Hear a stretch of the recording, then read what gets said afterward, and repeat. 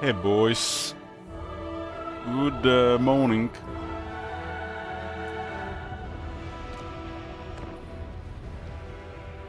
We got some Warhammer 3 today. Who knows, maybe something else later. Some horror game. Or Zelensky. Got the Astragot in the queue, huh? Okay. Chaos Dwarfs to begin the day. This one is so easily sabotaged, and that Snake top manager all the queue the sabotage.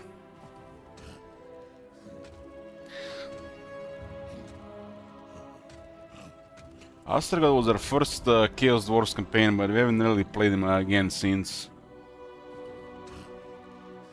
This guy has a better research, better control, and more influence. And his army can be really nasty at Bulkento renders.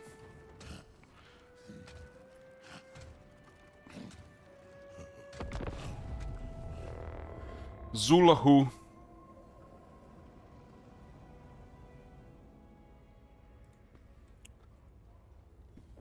Just today and tomorrow, and we are done with back and forth campaign 7. Whoever is two highest in turn will continue. The one will be deleted. Eltron.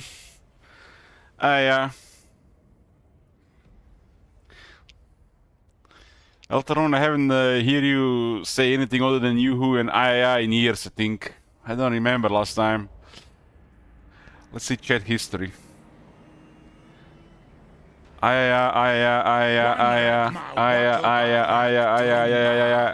It's just some yeah, just all You're making a lurker. Well, lurk away. Lurk away. Turn 1, let's go. Who's sabotaging the campaign? This one is easy to sabotage. This one is easy to sabotage. I'm surprised Matthew not getting any request tokens this time. Literally, they're currently +3, if not +4 request tokens for just one request token value. Or should I say cost? How do you get that such weird name in the Paint Nuclear Waste? Looks some pay-to-win shop to me.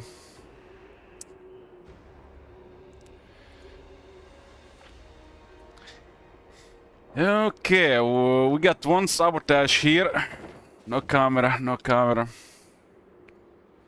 One sabotage here. So far we had Isabella, Tretch, and Techlist sabotaged. So that's +3 request tokens to anybody getting one this month. And we have currently still 3 campaigns left. Durtu on turn 72. We got Vorzak on turn 31. And Astragot is going turn 31 plus. Top manager has queued a sabotage, guys. Top manager has used his own shekels to queue a sabotage. Then you know that how easy this one is to sabotage. Okay, let's roll.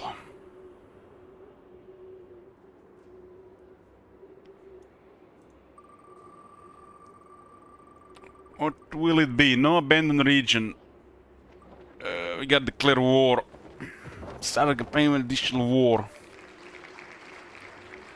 Okay. Does anybody else want to sabotage Astragot? On turn 1, go ahead.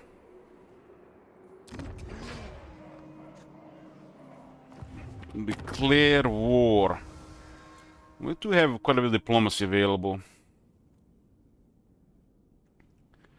This is at plus 200% potential major faction, plus 150% potential minor factions. We are already at war with greenskins at the start. There are some ogres, there's some vampire counts, and there's Norska.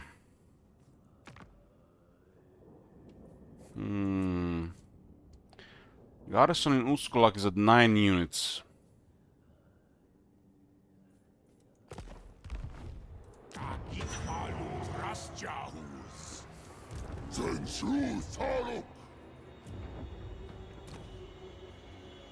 We have to destroy Lamian Sisterhood and Masters of Innovation and 3 settlements for short victory. But this short victory is pretty straightforward. We just need to get a strong army going.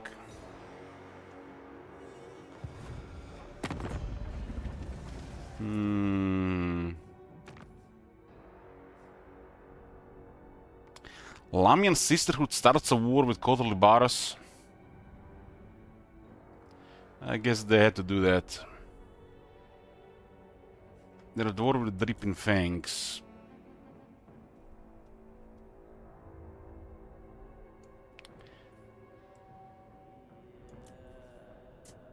So we gotta destroy these guys and the other guys. I guess I'll just declare war on the Lamian Sisterhood.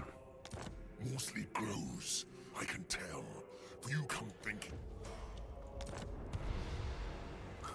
If anybody wants to still do turn 1 sabotage, now is the time before I start the turn.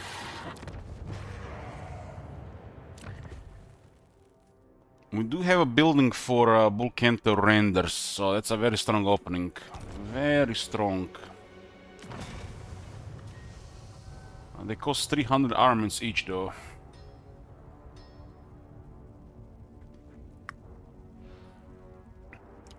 This is basically a mix of a Minotaur and a Dragon Ogre unit. It's a very strong unit.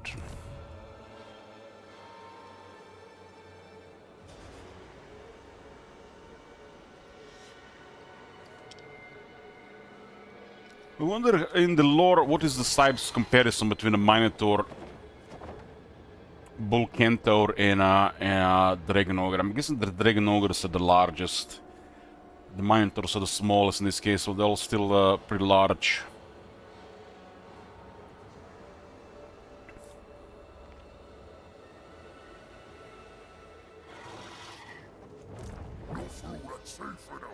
This guy started with a unit of Black Orcs. We got a Temperamental. What did he do with this one? 10% speed, 8 attack, 60 base weapon damage. This guy started with a 520 weapon strength. And has a Blood Greed. What? Blood Greed?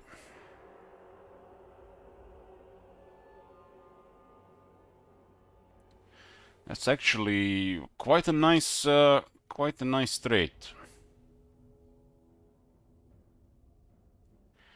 But why the fuck are they buffing damage within the damage? Why not just buff weapon strength? I didn't get this.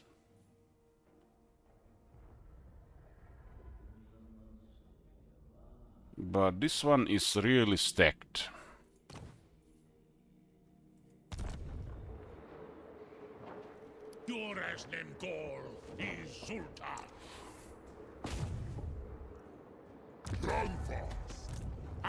So it's called Zorak.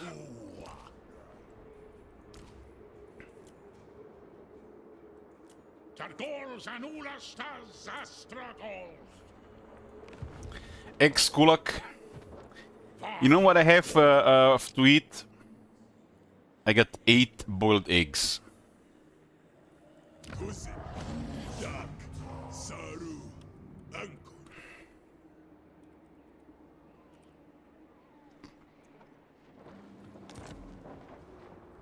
Oh my god! Have you seen that shit? Holy shit!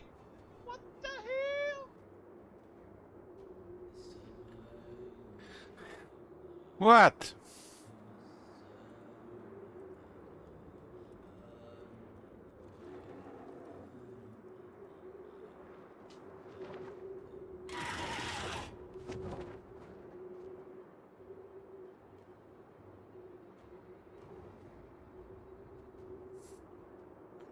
What am I supposed to eat? Twinkies?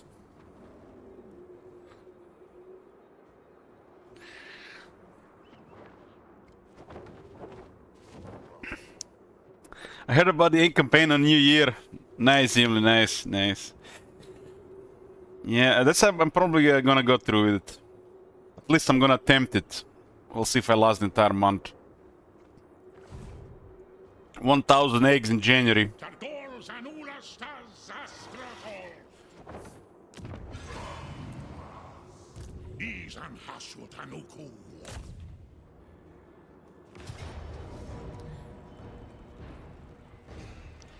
Eggs are excellent.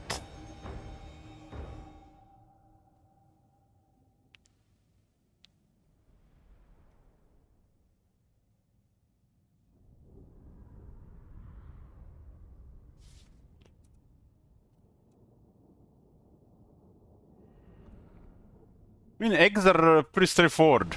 You don't have to do anything really, just get eggs and that's it. It's obvious why eggs top manager, just don't see how you don't get it.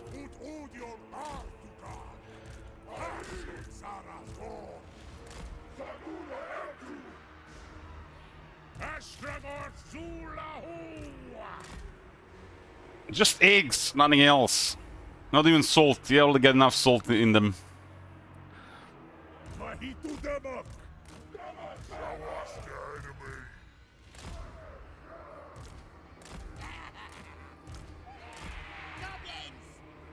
Start with 2 blunderbusses. That's a pretty nice balance of power with these things.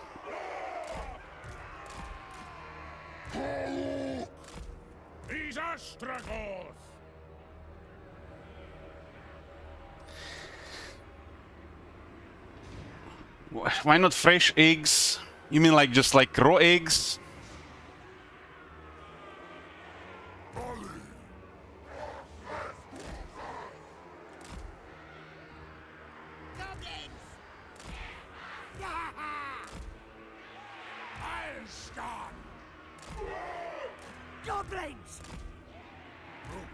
I haven't really ever tried raw eggs.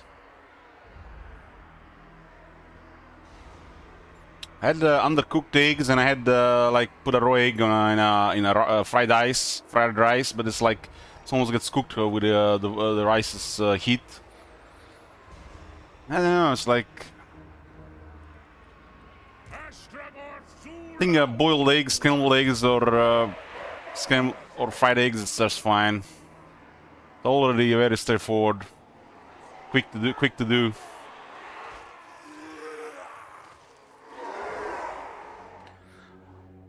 I think the boiled eggs are the most convenient. Tastes like nothing. Don't eat for a couple of days and then try some boiled eggs and tell me that they taste like nothing.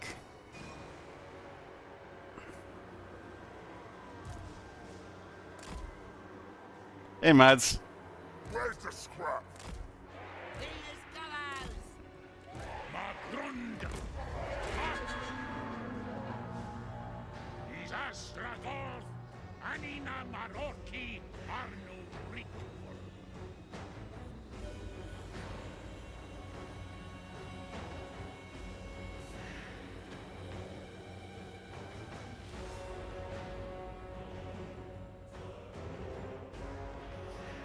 I used to bother with salting and spicing eggs, but nowadays, you know, they're fine without.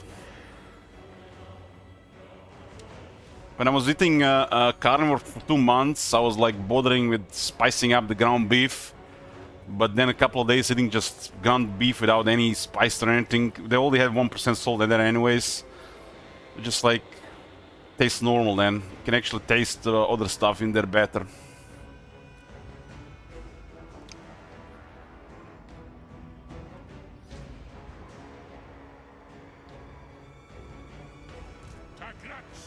Gets more satiating when the food is boring. Or, you know, so-called boring when, you know, food is just thing to eat to survive. And not, you know, indulging in luxury.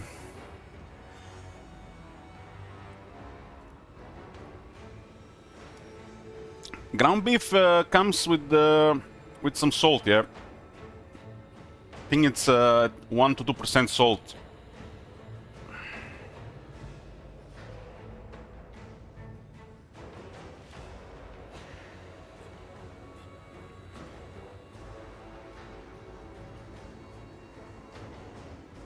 I do love the taste of eggs. Fried eggs, boiled eggs, scrambled eggs. So I can never get sick of it. Yeah, if you like, look at the ground beef. Ground. Maybe it's a natural amount, but I think they add. This is like the most standard one.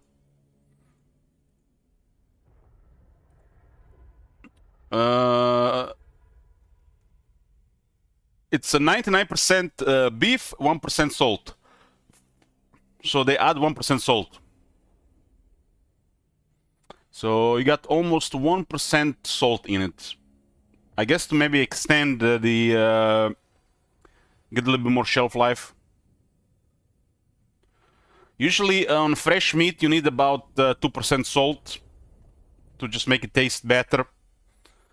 But it's the only thing they need. The fresh meat needs is just some salt.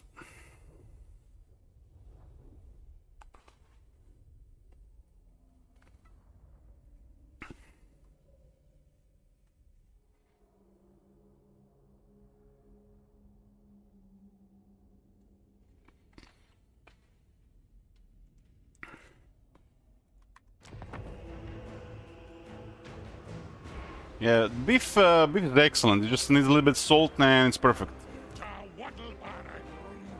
You don't need to add anything else. The eggs, for example, they already have enough salt in them without you salting it. You will notice the taste if you stop adding salt to it. Eggs only have exactly enough how much you need in them. Meat does need some.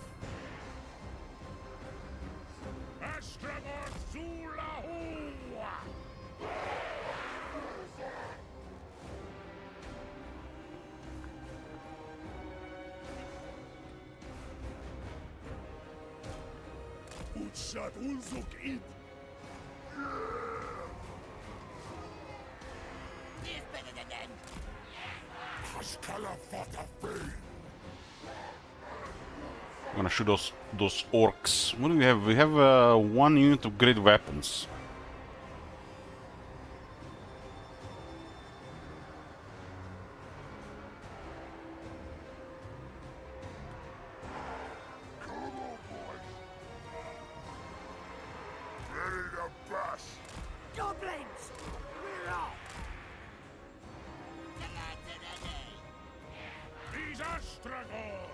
Burning red. Burning my winds of magic, you mean?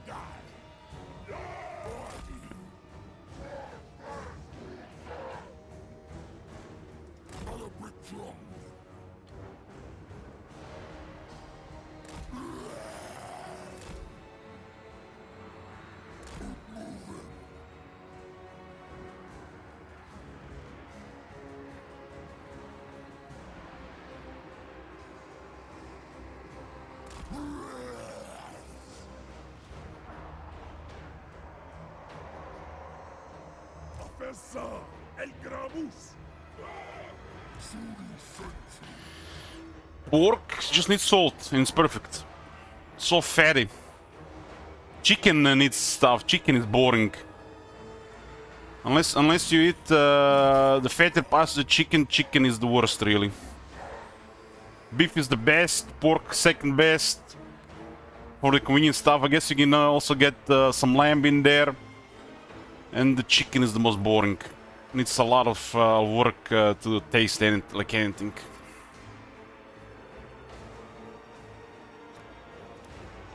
Chicken thighs and wings, because they are fat, pretty good, just salt.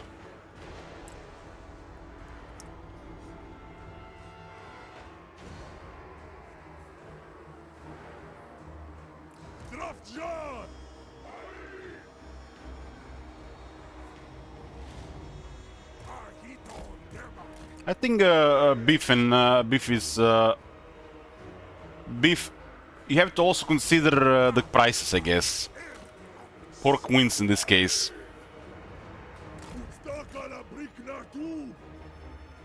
Beef is almost twice as expensive.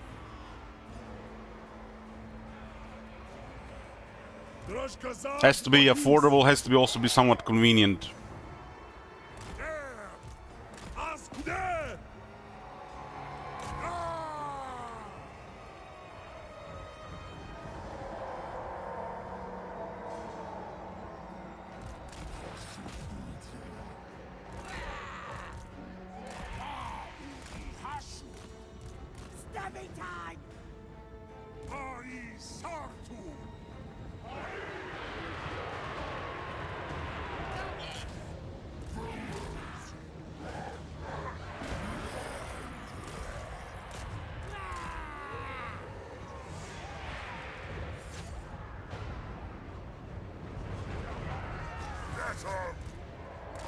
I'm not that big fan of a lamb, but I could eat it.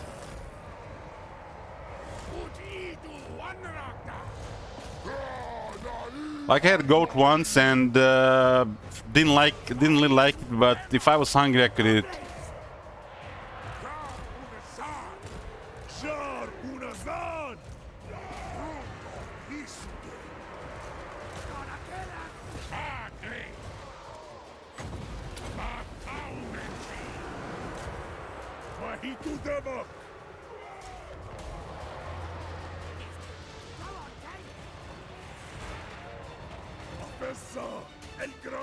I don't fuck what the fuck even happened here on the right side.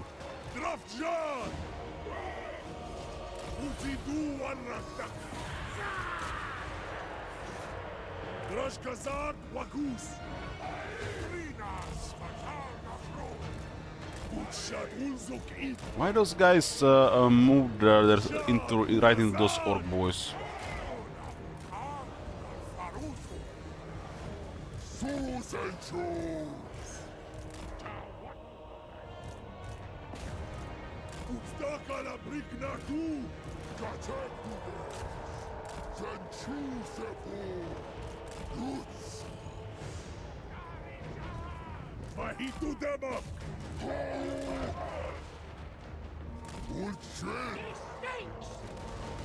This stinks! Guys, the only person that sabotaged this campaign was Top Manager. Why is Top Manager trying to sabotage this campaign? I thought his shekels were precious.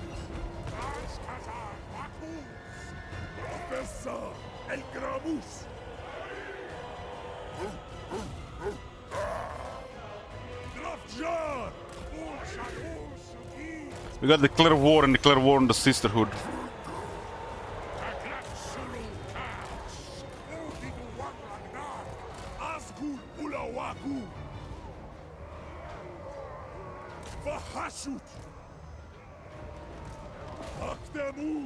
Like I got a bunch of sauerkraut in the fridge. I seasoned it with some red pepper, chili, garlic, and I'm not sure what's the herb called in English, but it's like a leaf.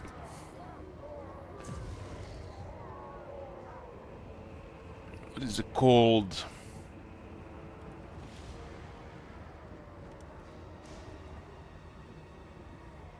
Laurel's leaf, maybe. I think it's laurel's leaf. And I basically got like a big head of cabbage. Now for like 6 times, and then I get some fatty pork, and then I cook the sauerkraut and the pork with some onions.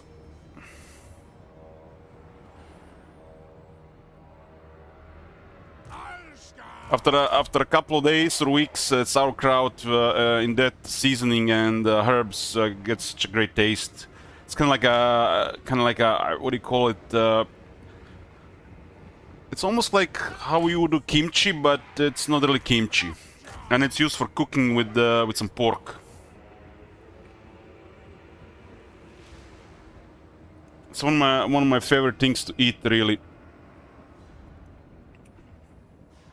You can eat it with some bread or with potatoes, for example.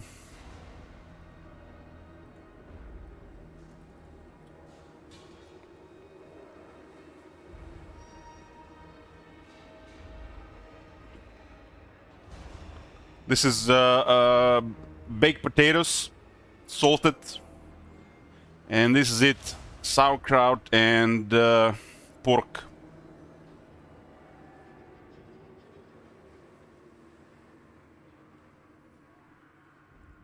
It's all cooked. It's so savory, so savory. You don't even have to eat it with potatoes or bread. You can just eat it like this, just sauerkraut and pork. It's my favorite way to eat pork. I usually eat it like this, or I just make a pork tenderloin in the pan. half a kilo or a kilo and eat it on its own.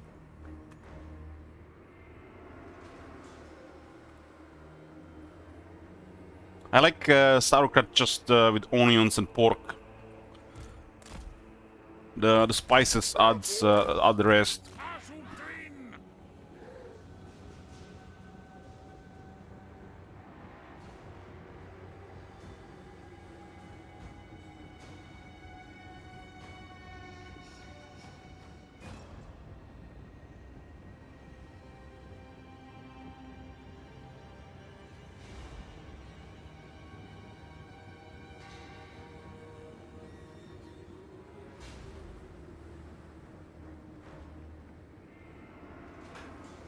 So you guys see that I wasn't joking.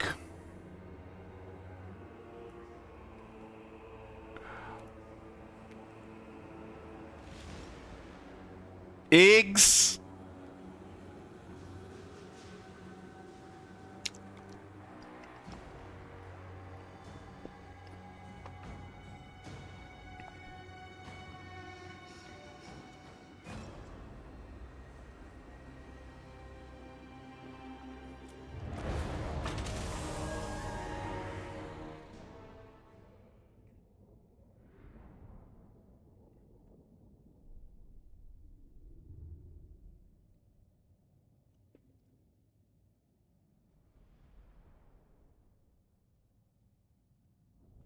Yeah, the laurel leaf adds good taste to the sauerkraut when it's cooked.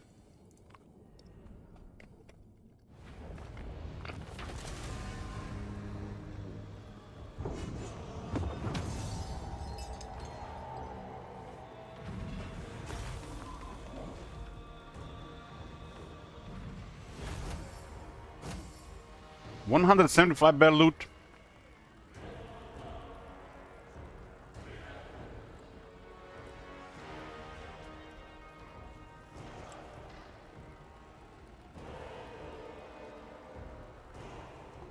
Those guys were holding well.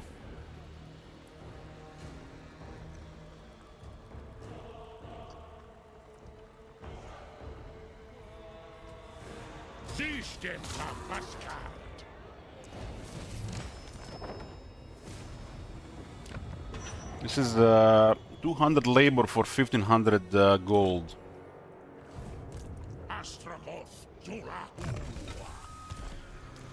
Zulahu. Zulahu Iron Hand. Zulahu means Iron Hand. Why is the first skill only 5% hit points?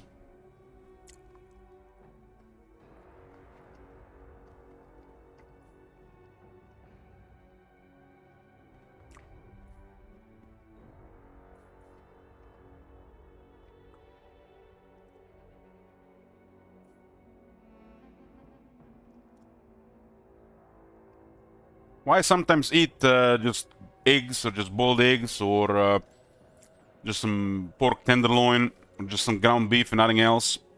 It's just very simple. If you spice every meal, gourmet meal, it's like it's becomes so basic. Becomes like a normal thing. Mix sometimes with very simple and then cook something occasionally. Make it special. I prefer that way. If every meal is a gourmet meal, it's easy to get fat or and overeat.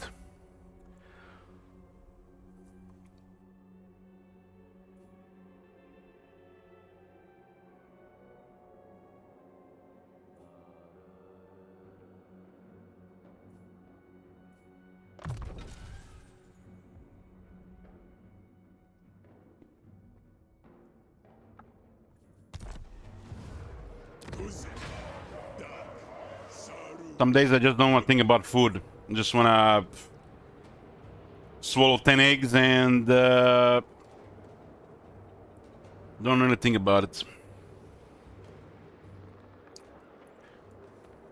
You know, eat like a snake. Just swallow whatever has nutrients so you get to the next day.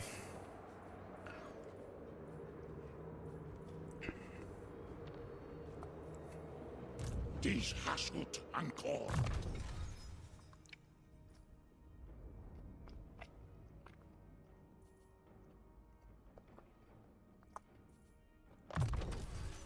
Runeless.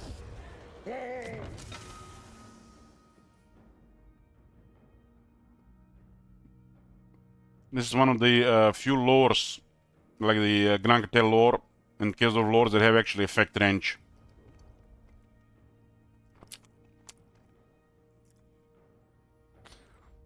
Well, this is just the thing, to manage that I'm single, so I can do whatever fuck I want. If I want to start drinking in the morning, I will start drinking in the morning. If we just want to eat eggs all week, I'm gonna eat eggs all week. That's the beauty of being single.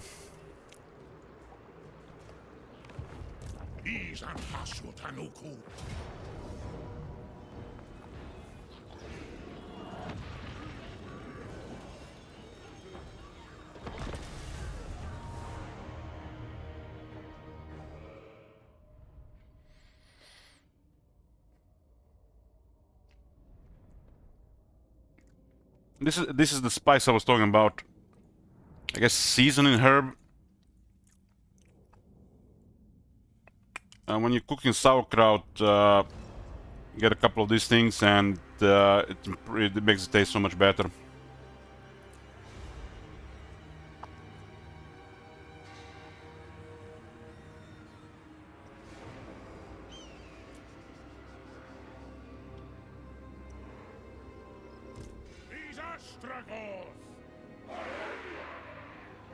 Man, this thing had taken so much damage in that fight. It's 70 armor. Like, what the hell?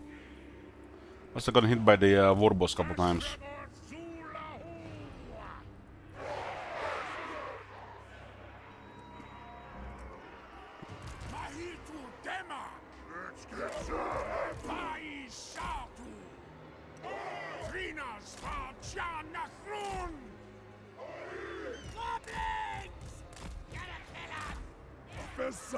El Gramus. Well, let's go cry with this. Burning Rat. Who the hell made this ability?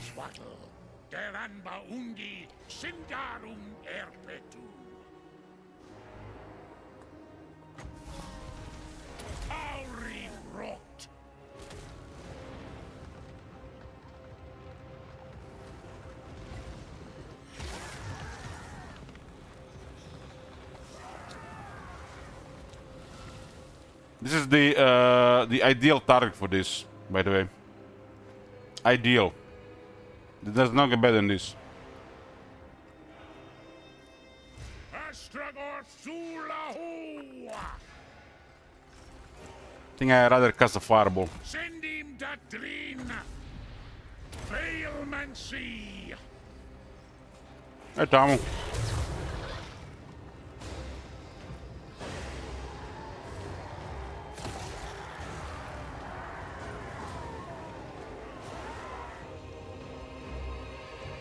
Grund.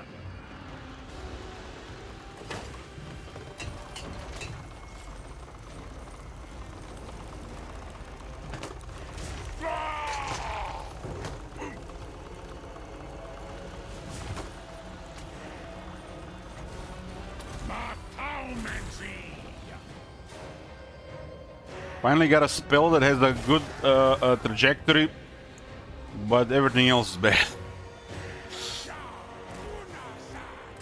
I guess you can have it good.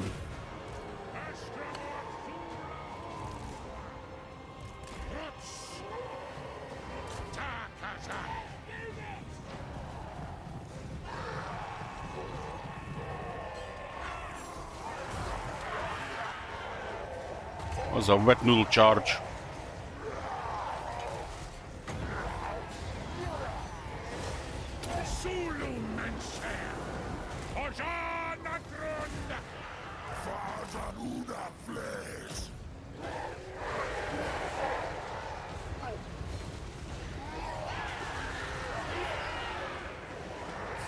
Our unit just dead stopped on.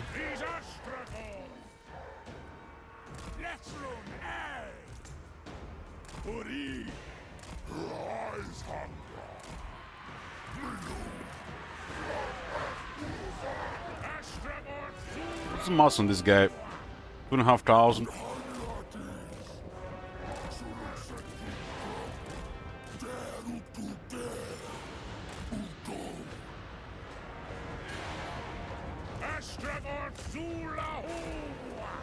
Zulahu! I bet Zulaski has requested this campaign just so he can hear Zulahu every 5 minutes.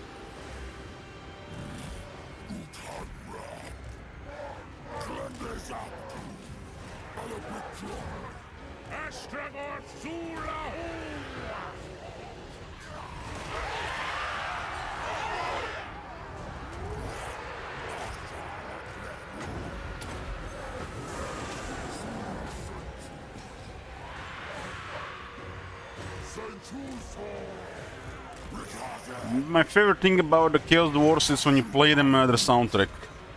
It's just amazing, amazing. It's a reason alone just to play the Chaos Dwarfs.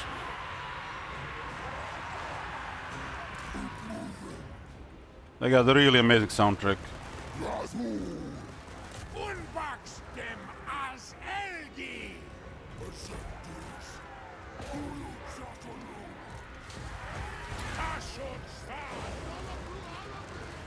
Audi Hasu! Ustakala Brikna tu! Alskan!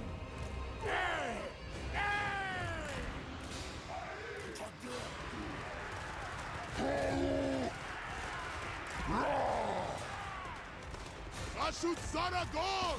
Eyes on ground.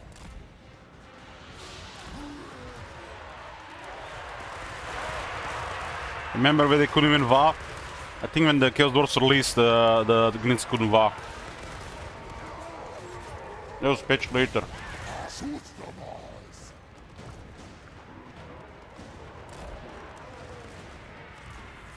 Bahasut! Traxal Dangi! Ashut Sarasko! Askul Ulawaku! Sendin Dadrin! Kenudra! Ashtamon Zulahu!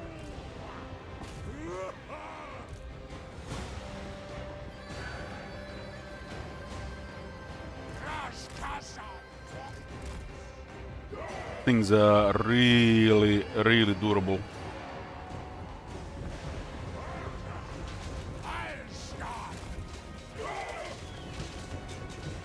Top manager is rolling the wheel. Remember, if you roll the wheel 5 times, you get an extra roll. Elgramus, sa Elgramus, Uchan Ulsog I. Shar, Unasa. Elgramus.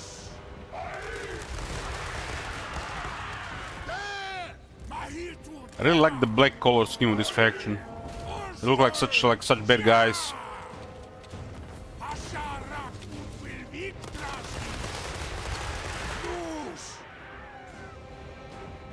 If you roll it 5 times at once, top manager.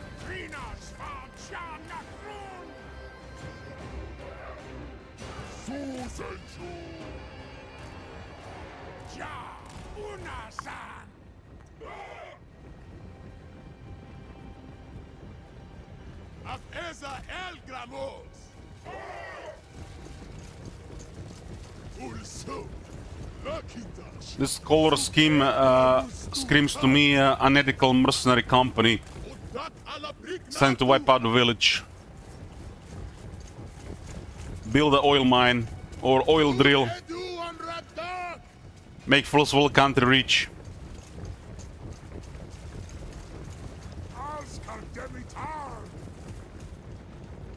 Asgul, Ulawaku.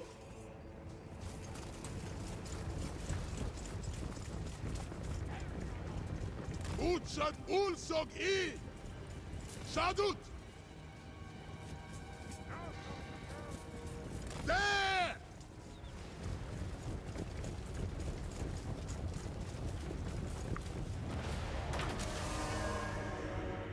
That's what it is.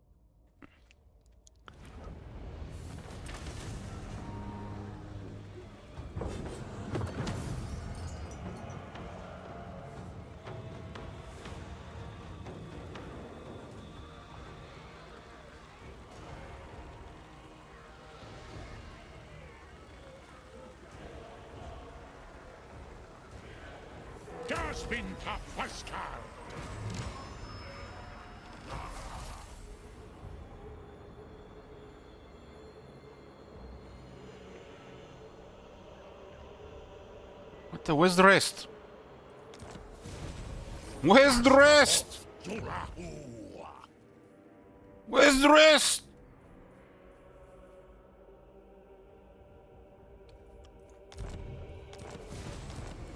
Okay. Wheel is being rolled.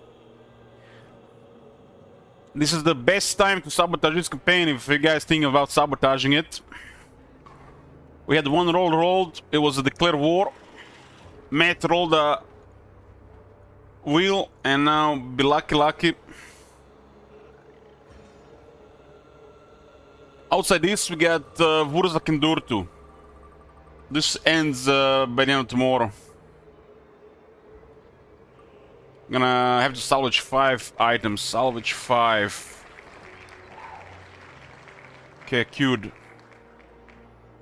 And be lucky. Gonna declare another war. I think we can find another war.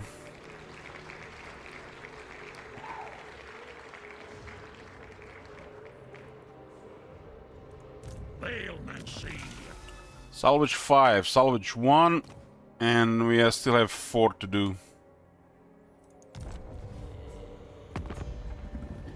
Declare war. Declare a war. Rock Skulls. This is the starting enemy of Azak. You're about to find out it. Okay, we still have room for wars.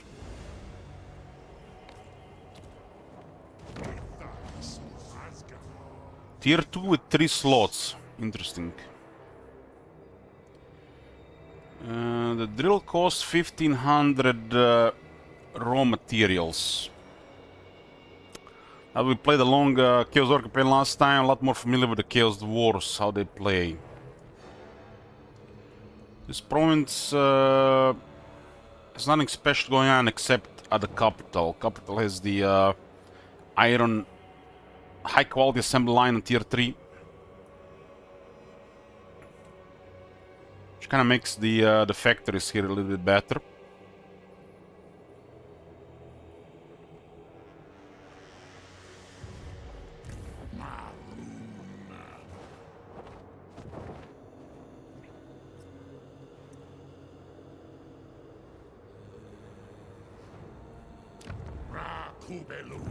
Short victory is pretty straightforward. Lamin, Sisterhood, Master of Innovation, and 30 Elements. Unlike Wurzak.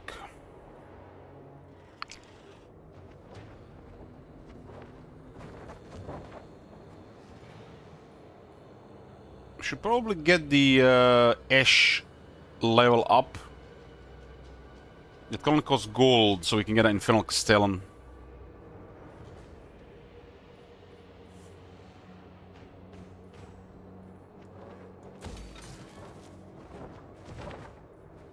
Recruitment wise, we can currently get still a regiment of these guys and a Great Taurus. Need armaments, but also need raw materials.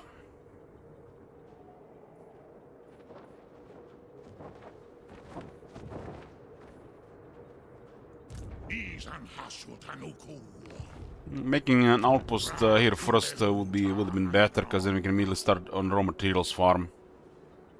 Oh my god! Have you seen that shit? Holy shit! What the hell?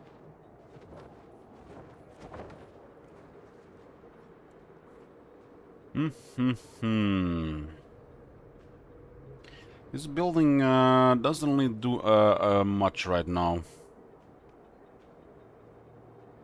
And this costs 2000 raw materials.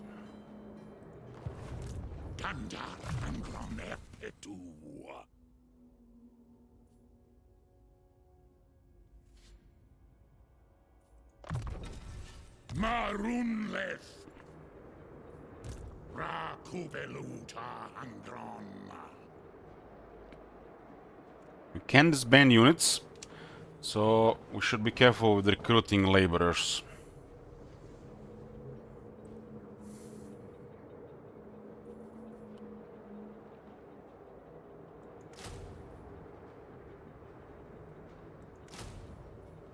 Do recruitment for the turn.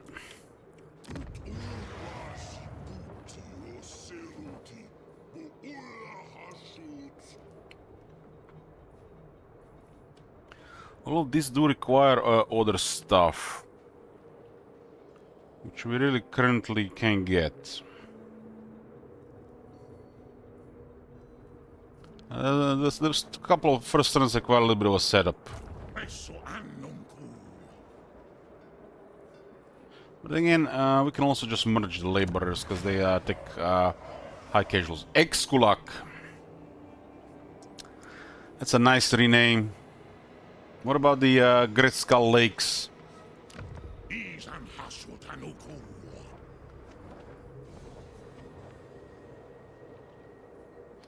Let's get the Hobgoblins building for now.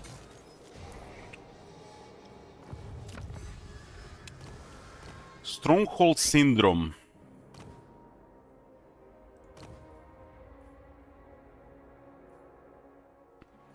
There's a tech here that increases magic item drop chance from battles by 15%. It's, I think, the best opening.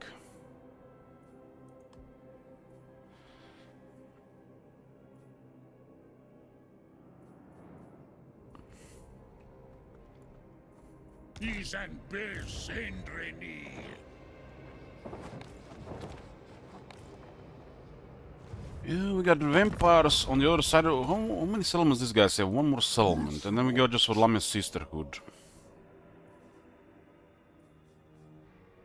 Might be a little bit close here if I declare more wars.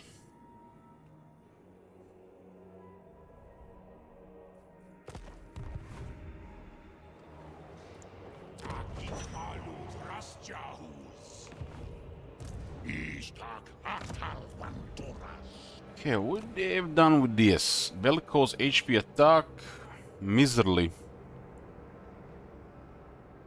Increase the chance to steal an eye. This used to be, I think, just... This guy used to just be recruitment cost minus 5% all units in army. Like what? A recruitment cost minus 5% all units in army. Just read this a couple of times and just like, what?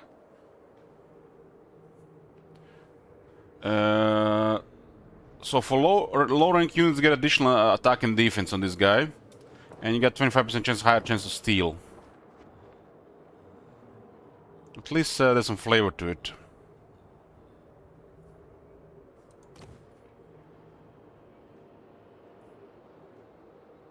Hubristic is 8% ward save. Needful still has 20% magic find.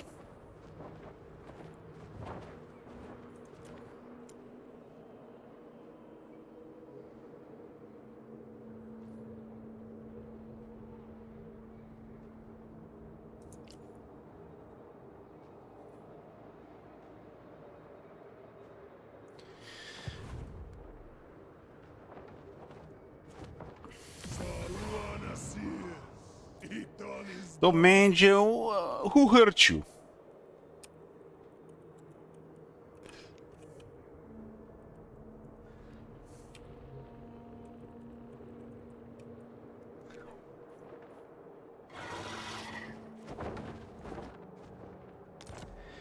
Elok Chicken Coop.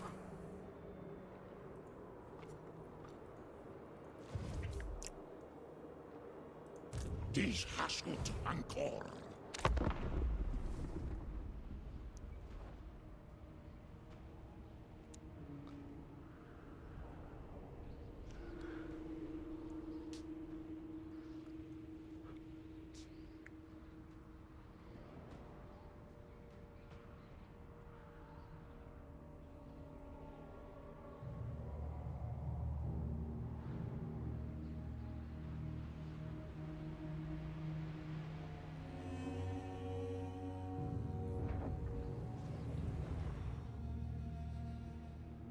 Aled on the move. That's have two enemies now. Atarnu Artugal.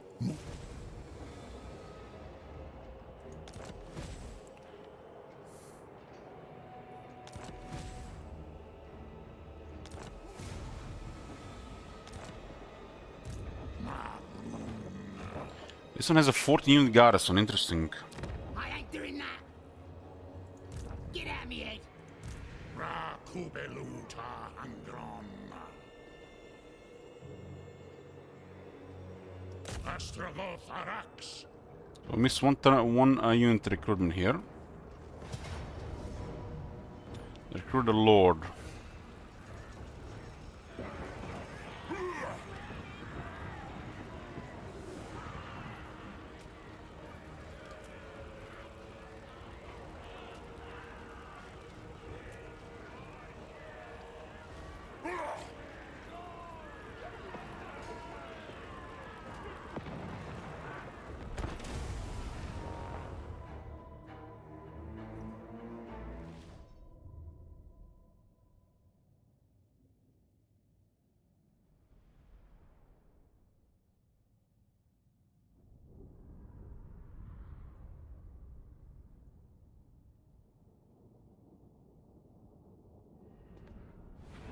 You know, top manager, that Lambe is singing that song yesterday, the karaoke song.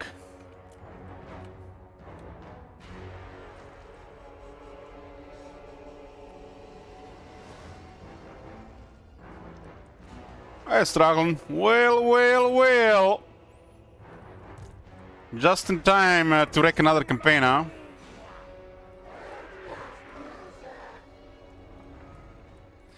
That song is copyrighted.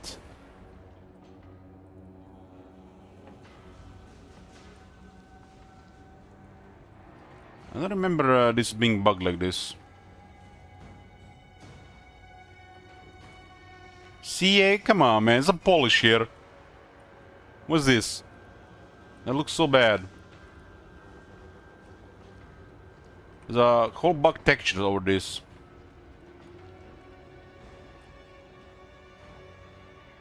How the hell does things this even happen? I don't even remember this being bugged.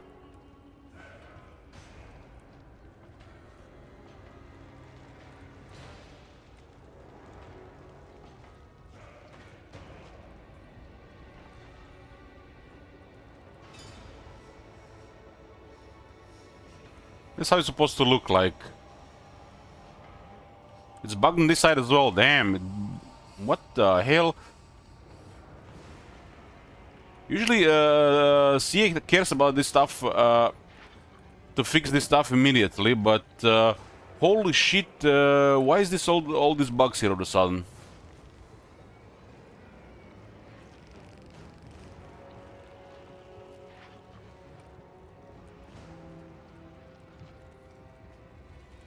Like, this side is fine, you see this?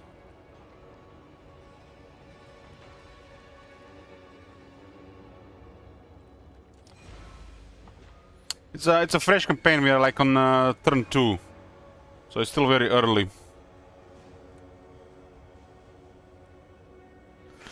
Sorcerer Princess, do you have the skip inter mode on?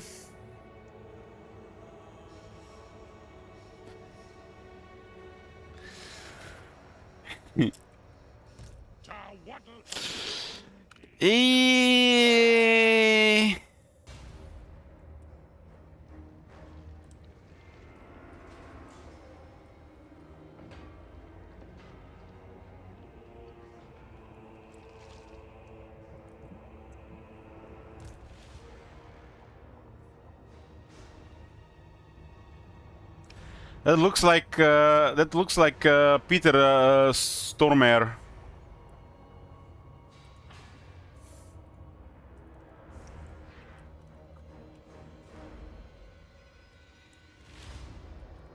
We got 2 blunder boosters. They're pretty good in a battle like this. Should have no Hobgoblin archers.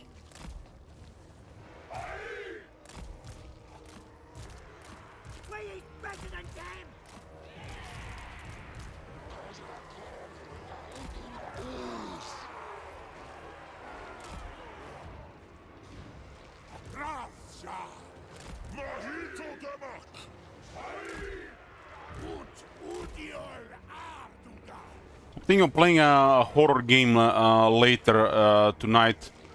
Definitely this campaign gets sabotaged. If not, we'll see. We'll see over the time.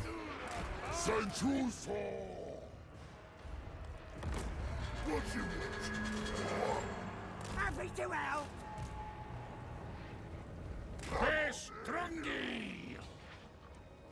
Okay, that's new.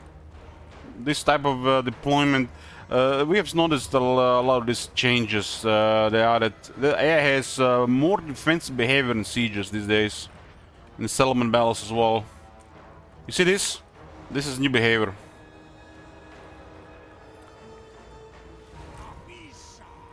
It was part of the last patch.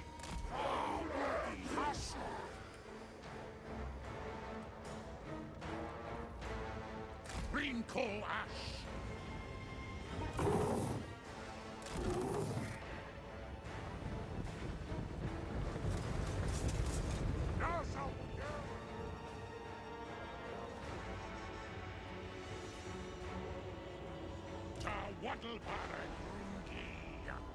I think this is okay change compared to the other stuff. I think this is okay. A little bit makes it a bit more defensive instead of indecisive regarding the strategy to defend the place. I wouldn't say it's better in every case, but it looks better. I still rather have the AI go all in on a strategy to prevent the invaders to get any ground in a place instead of just trying to hold ground. The problem with the holding ground, you need to have enough troops to do it, and the garrisons do not have enough troops to hold ground.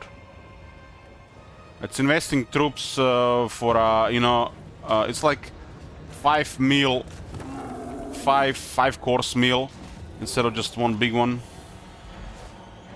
And sometimes it's better to just go all in on something instead of just go gradually.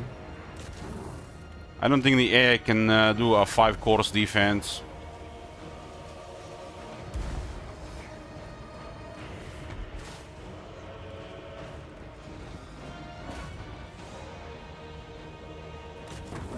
The hitbox is right above the tower.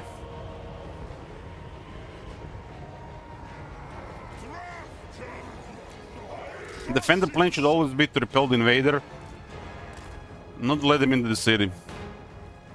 This is actually a really good positioning here, but the problem is what are these units in the back? It could be more presence here, like one more shooter, 2 more shooters, already shooting here.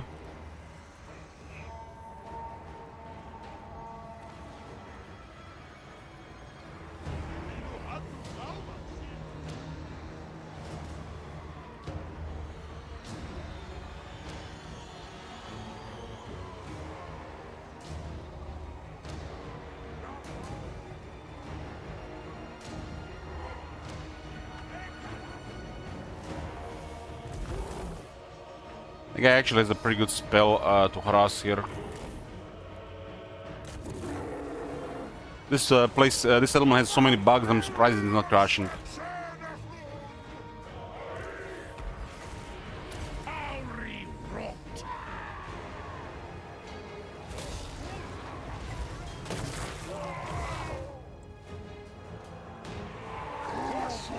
Saturday, Chaos Wars, this soundtrack, let's go.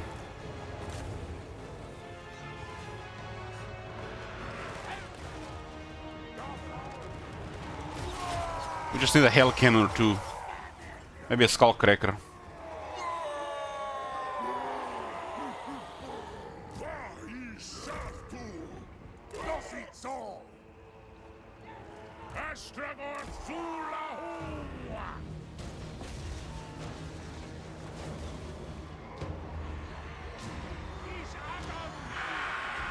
Goblins! Doing it!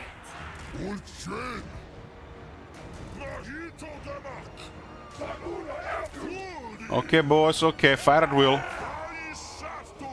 Fire at will. Fire at will.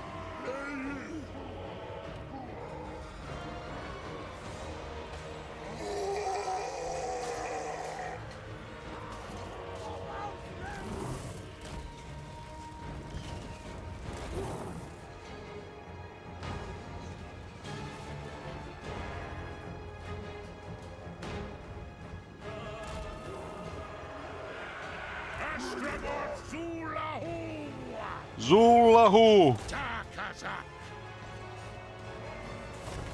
Bestrongi.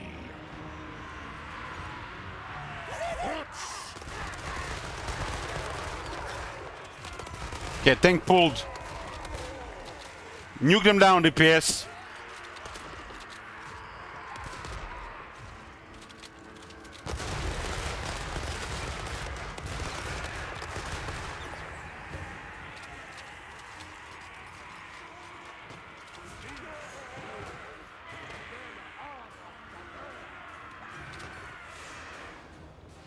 Arc and shot.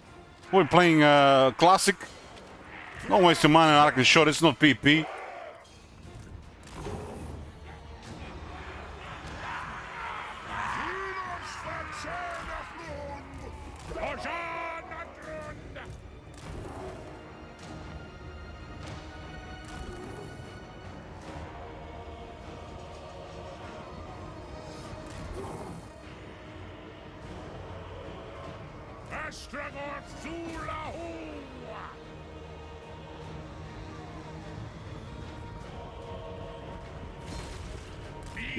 These boys are smart.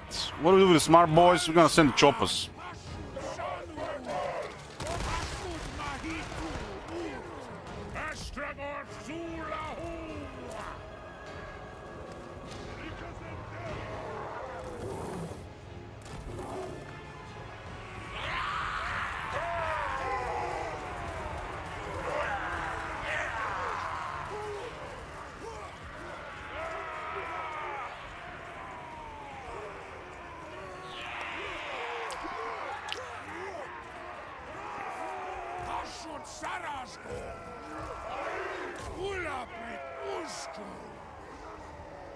Let's go, boys.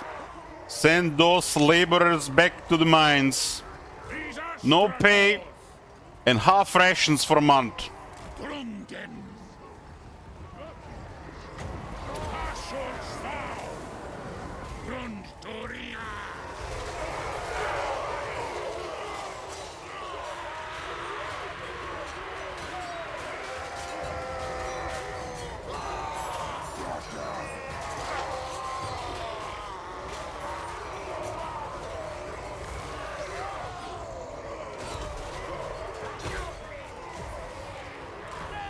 fast!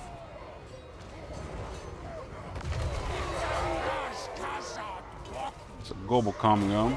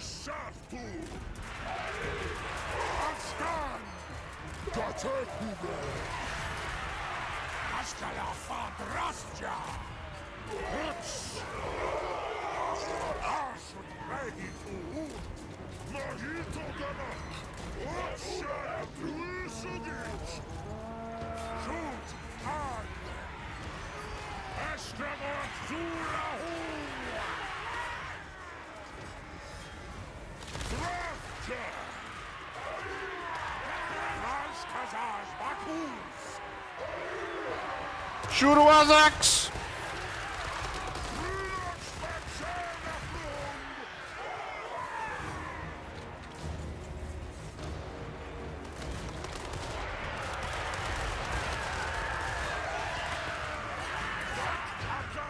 Then we cause more friendly fire to our unit than their all their units combined.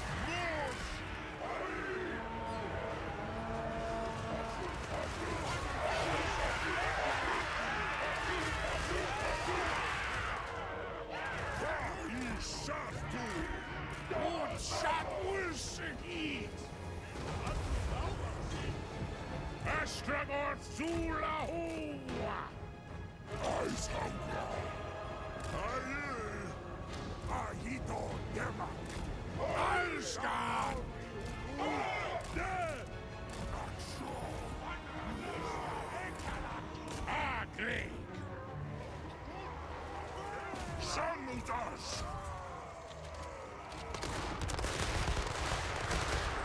Mahito Demak! Estragor Zulahua!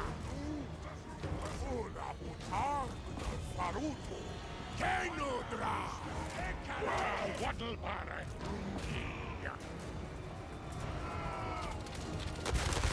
Otido Anrakta! Artasda Tarinashut Mahitut! Drafter! Dar Unazar!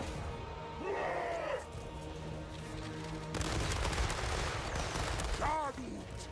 Drinking shot! Drafter! Kenudra! Ulawaki!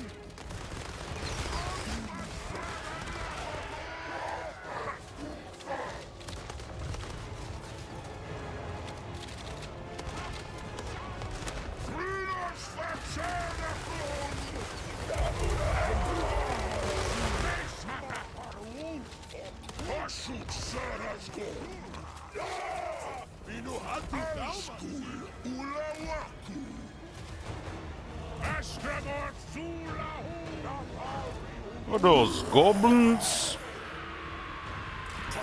Regular?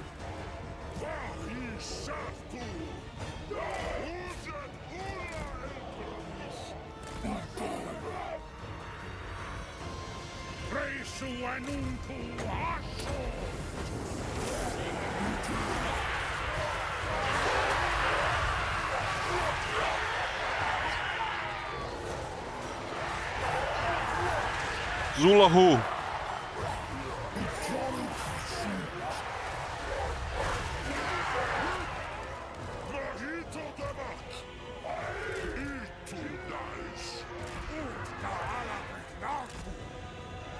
Magrunda! Domitash!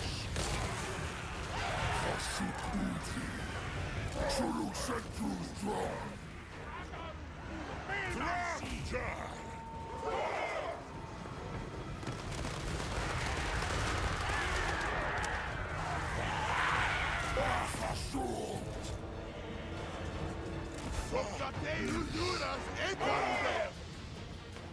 Kadari dum skar, sadu hut.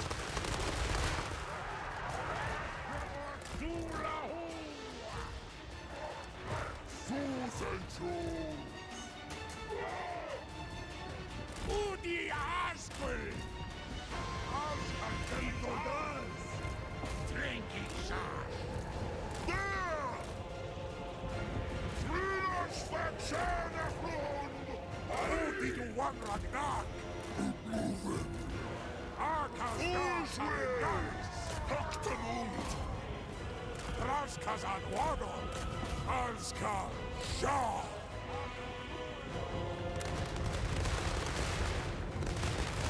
Ashut Sarasko! Ah!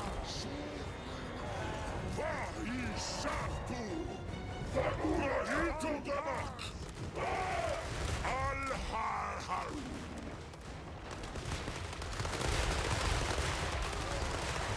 Transkazar Bakus!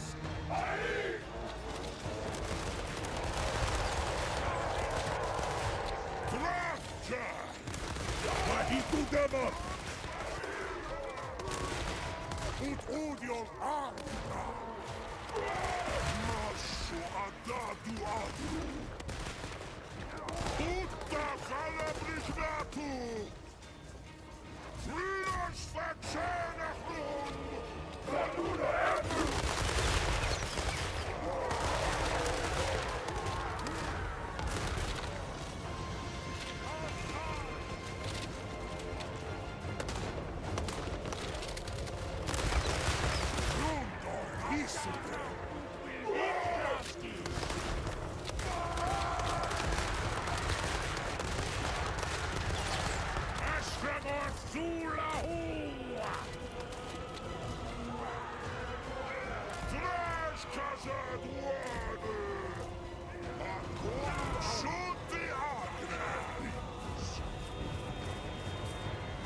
Suanunku Ashot! Ojana Grund!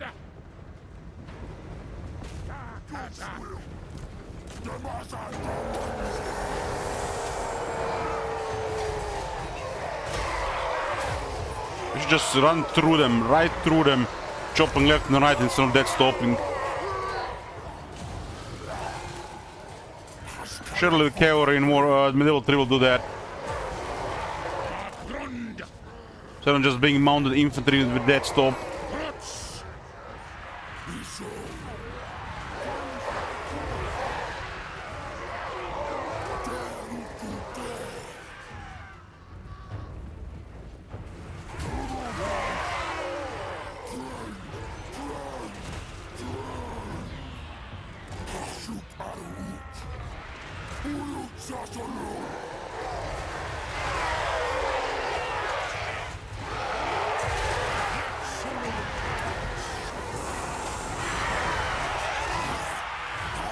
You're wondering why these guys are so tough.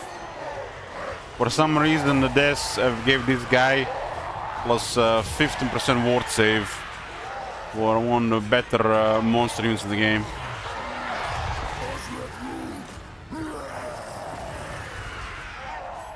$15 is a lot.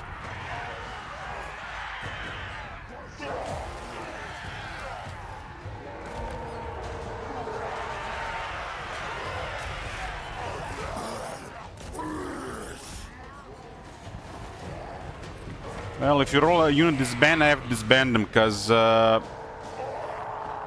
everything else is higher tier.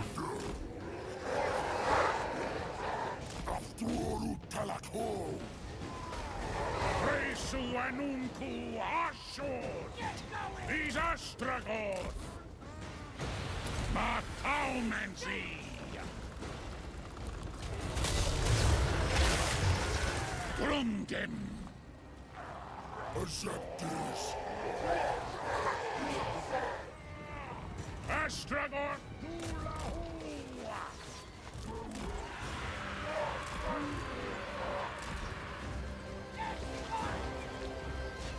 Party!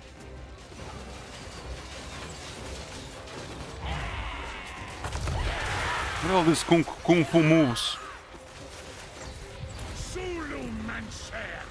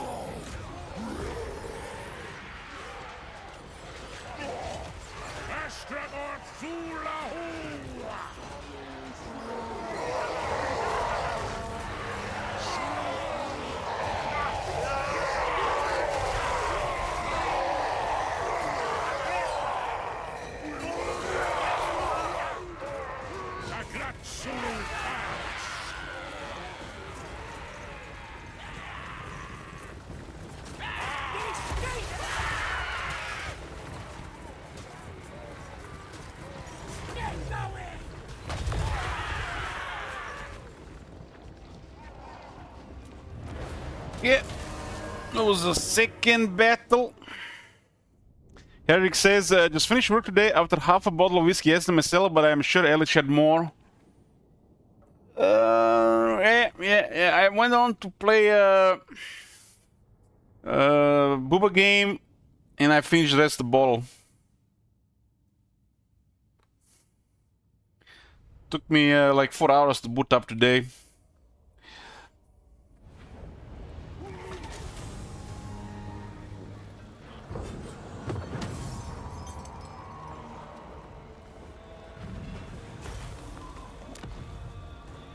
The outpost.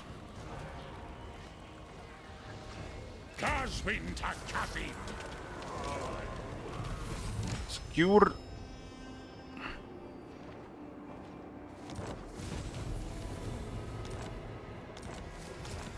I don't mind Heretic. I just work hangover.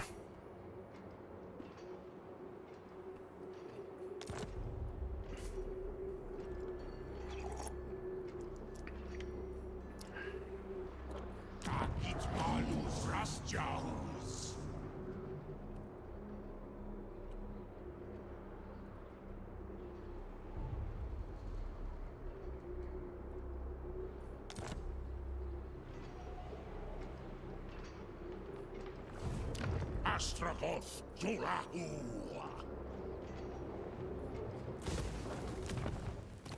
We need them mines. We need them mines.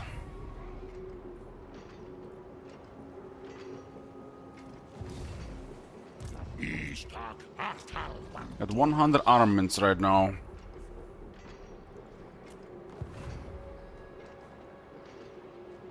And it's 75 Conklin influence for that one. Mines! I need mines! How many hobgoblins do we have to have? We got 8 hobgoblins for this one.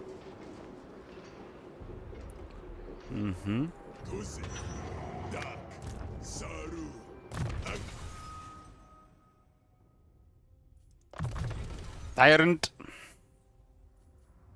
Ashutrun.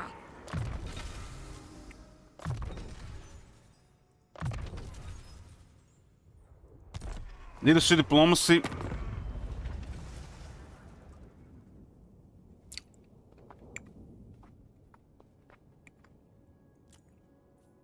We had to declare war on Lamian Sisterhood and Rock Skulls early. And the items are also gonna be salvaged. Will was rolled 3 times.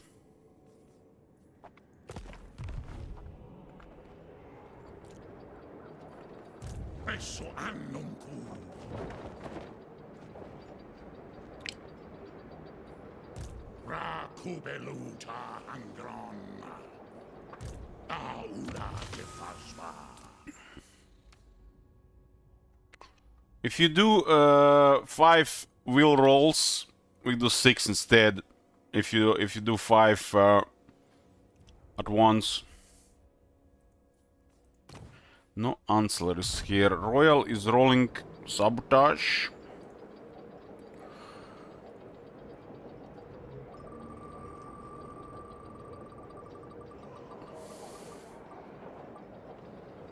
Salvage 5 more bye-bye items this game up. The Chaos Dwarves don't have really ancillaries, so it's gonna be just all magic items. So this cannot be rolled again. If we get salvage 5, it's currently off for this campaign. Because it's queued currently 8. If it's 6 or more, it's off. So this increases the chance of everything else. Ayaya, let's roll Ayaya. Thanks, Dragon! Strakon is doing 2 rolls, huh?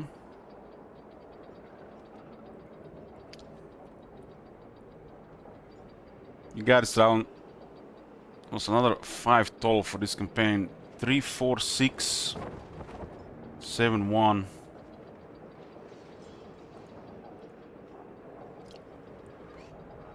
Okay, your first roll. Now is the best time to sabotage since everybody else is doing the sabotage. And there we go. first Strackle roll at this band highest tier unit. That is the... Oh, we can disband Taurus. Oh, beautiful cow. Thank God he survived. Taurus is tier 3. Okay, Matt, this is your second one. If you do 3 more, you get an extra one. We'll count for the session.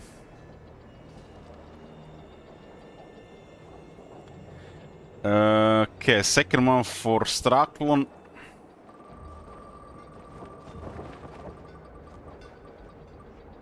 No more shekels. We get the end the next turn.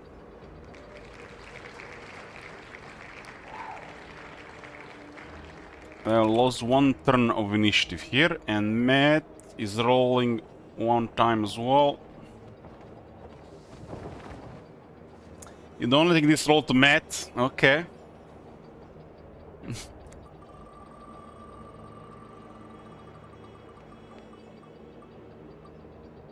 And the next turn again. We have to end the next 2 turns. This is only spooky if campaign is in a mess. Deviant Dora gave another one for Matt.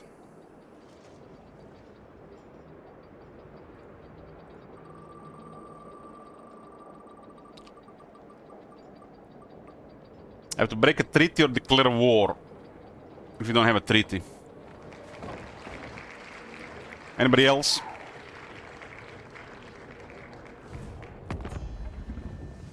I do have treaty with these guys. Kals, Gorog Utpolg. That's high treachery, damn. Damn! Ardugala Dur.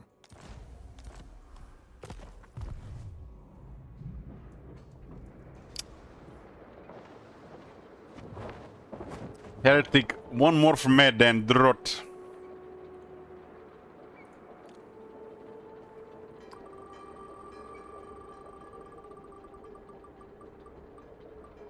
Oh boy, there goes the rebuild trading.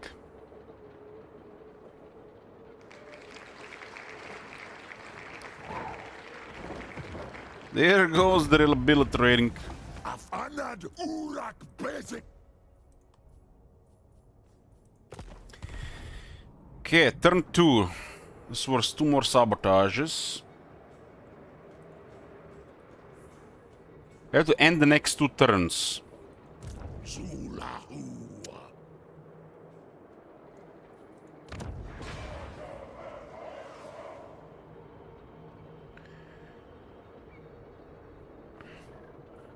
Tandar Angron Epitu.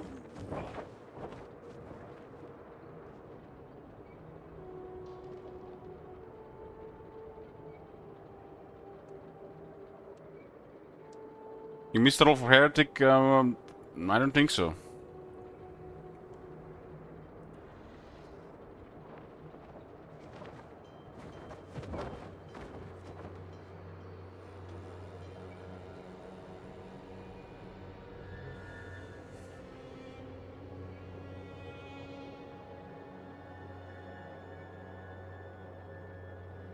We roll all of them.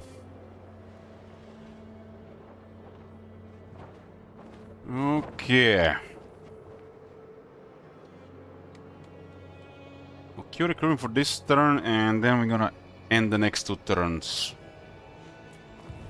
It's a shame we can queue a mine.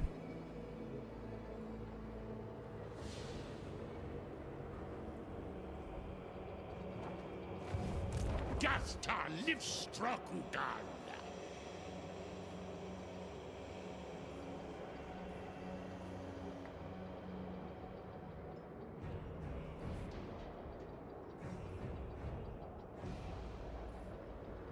This guy's a tier 2 unit, wow.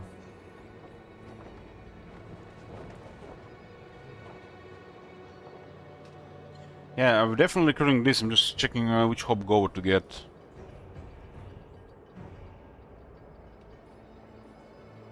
I kinda like the idea of adding poison to the army.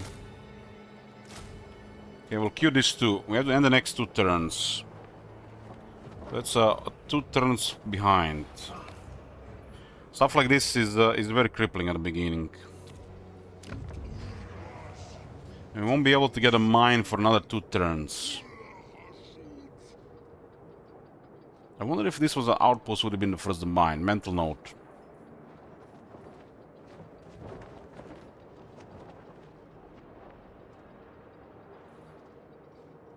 I'm going to do sacrifices for Tsar Nagron for Conclave influence.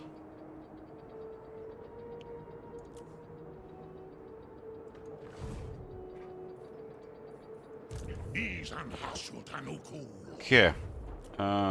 Next turn.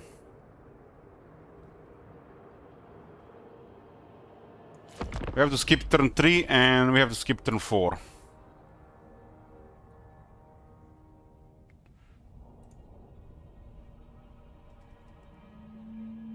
And that was how many sabotages?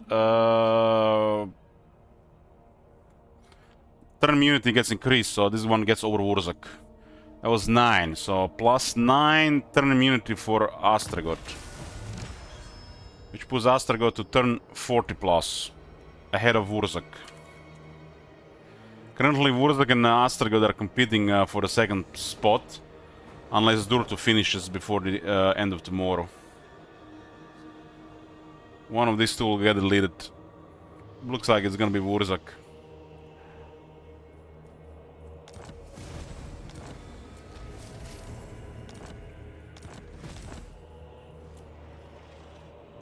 Skipping turn 3.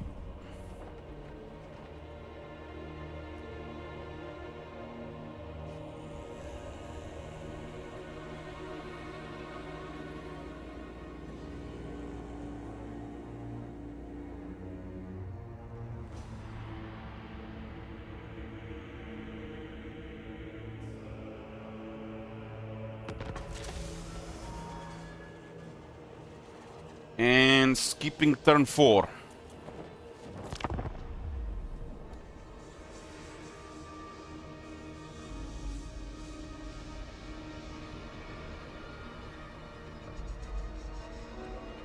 I have to salvage 8 items. Well, that is on. It's also not available on the wheel.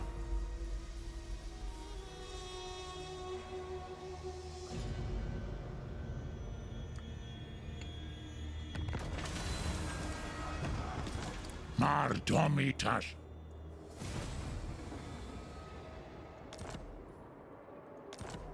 Okay.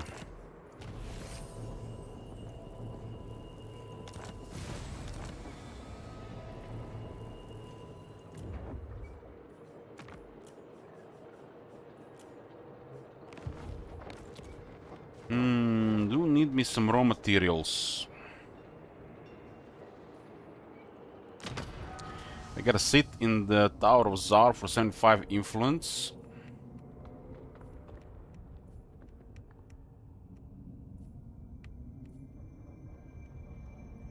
Well, the blacksmith and the machinator are pretty good.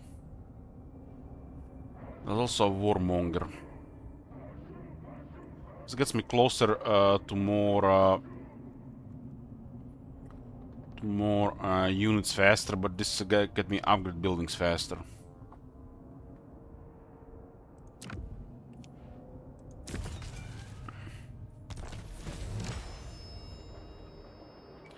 By doing that, we actually get 25 influence back. If I recruit 8 hobgoblins, I get 500 labor.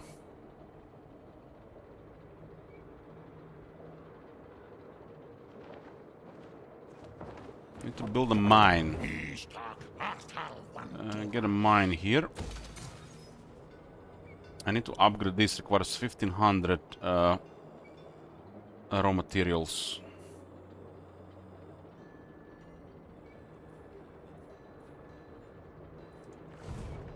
Okay.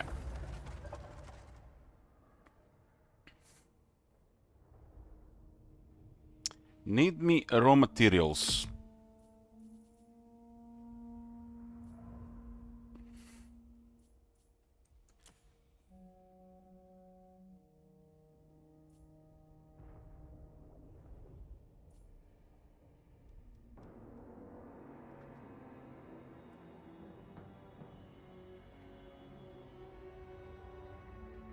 This guy starts with 2 man-eaters, huh?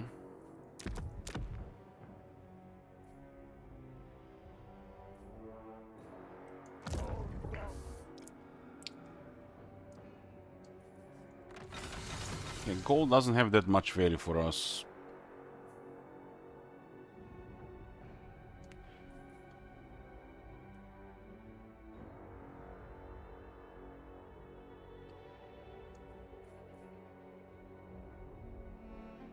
You can get the labor from Grungzint since controlled by the Greenskins. We get raw materials from the Wallery. It's 500 labor and Black Krag.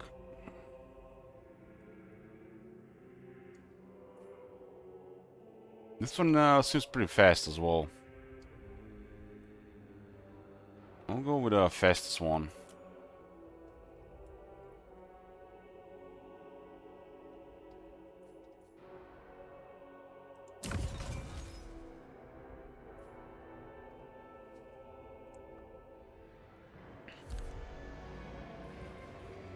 Afidu afrimas.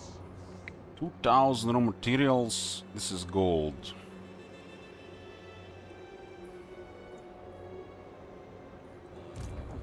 I gotta go deal with the undead there. They do have to go down for the objective as well. Dis hasut ancor. I feel like the worst thing that happened this campaign these days is war with corn.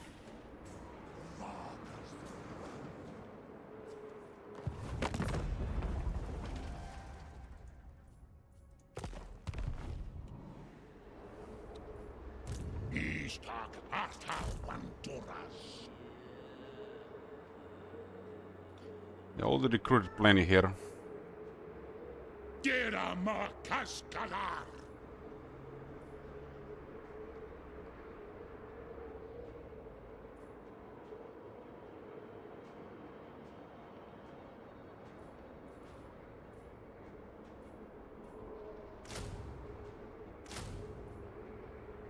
This will be the recruiting for return. Saruana sir. Itonis dos. Well, labor is looking good for the moment. Let's get more tower influence. And upgrade the mine.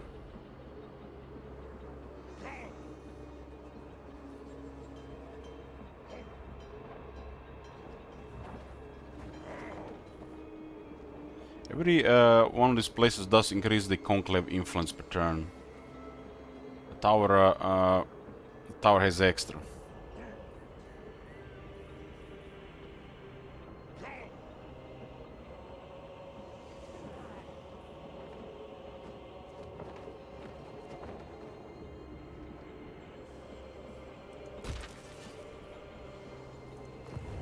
Isan hasut anuku.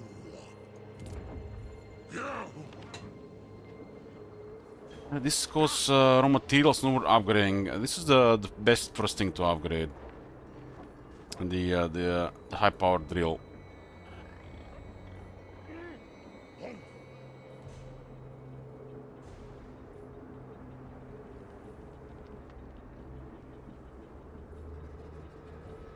High powered Grommel Tips drill assembly line. So in this game, 200 per turn, round number, plus 5% gives you 9. If we see the decimal number, it's probably would say like some 9.51 for some reason.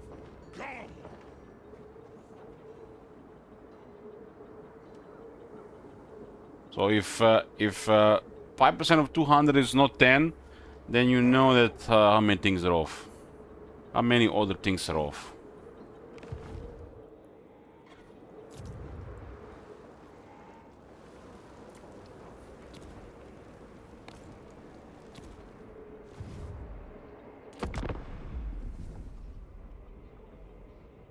We do need to pretty much build up, getting the army going. The Chaos Dwarves do have a setup for the beginning for this.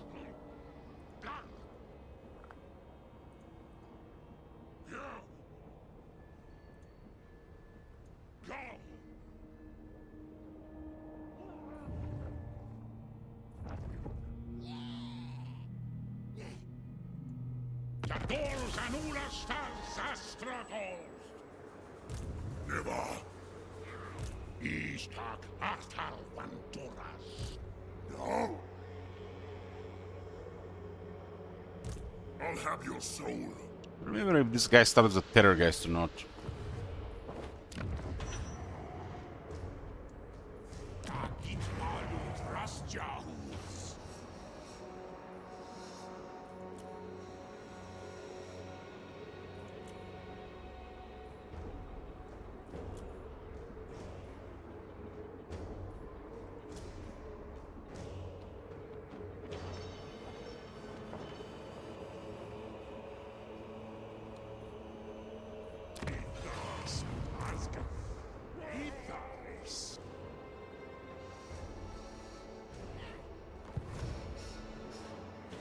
You're overruled.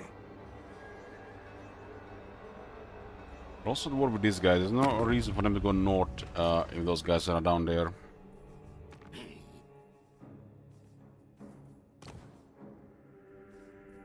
So many factions already in sights and our build rating is low. Asumor Angas Lock.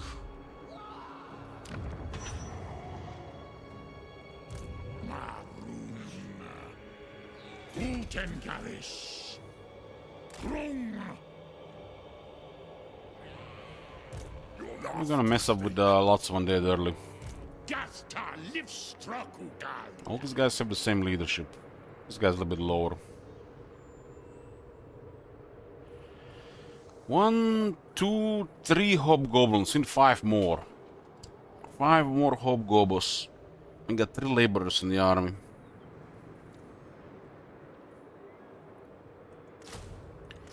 Two added for this turn. We can actually get an Infernal Castellan as well. Vindictive. No. Unethical. And there is Resentful. Resentful has plus 20 armor, enemy hero action succession is minus 20%, and armor piercing weapon damage plus 60. It looks like they added 20 armor and 60 AP to this one. This is already a very strong start.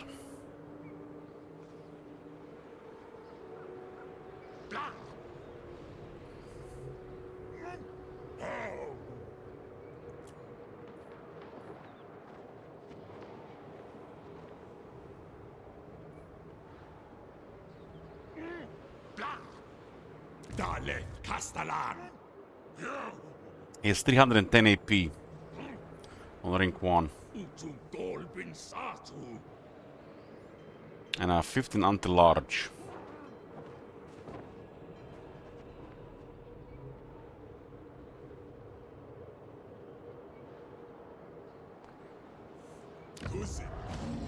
It says here they are the captains of the Infernal Guard, Infernal Castellans.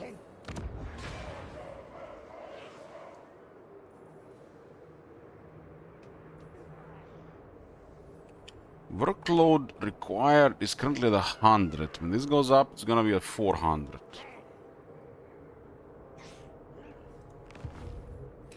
$140 armaments right now. Can get us another dwarf. Chaos Dwarf Warrior. Or we can save a little bit longer and get one of these bookend to render us at 50% ward save. Another blunderbuss at 150.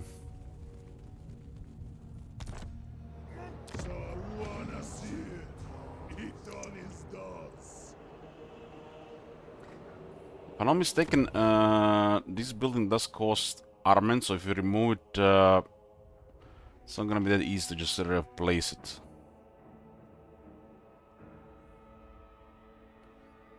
And this is 250 armaments for the ironworks. We get access to some of this stuff as well. We can get 2 war machines. Could be probably the best use of the early armaments along the war machines, because we already have some capacity available.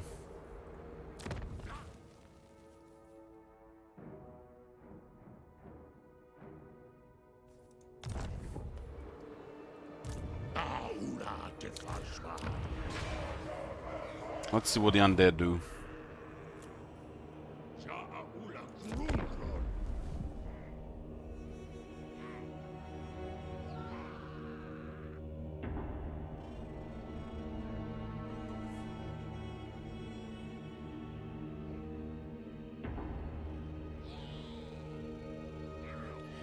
Man, I need to get me coffee.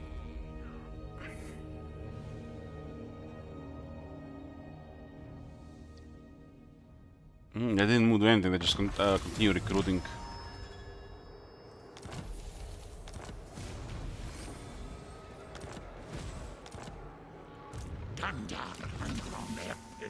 Okay, 1, 2. 2 more items salvaged. We have to salvage 6 more.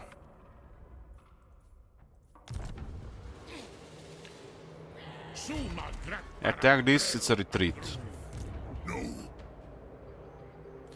So the collective war on these guys probably was horrible, because then we paused them attacking here, and there's no way to surprise attack. We're gonna get me coffee, boys. Be right back. We're here, boys. If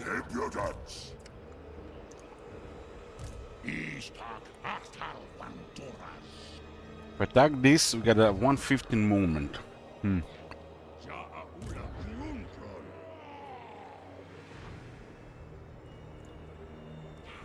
Cease. Never.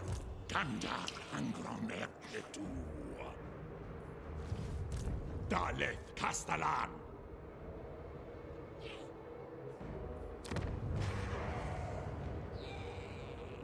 Nice, chill Chaos Dwarf campaign.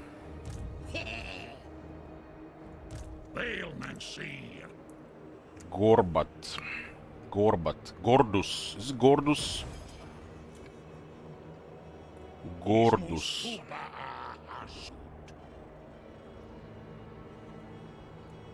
We get 500 labor as well. We need 3 more.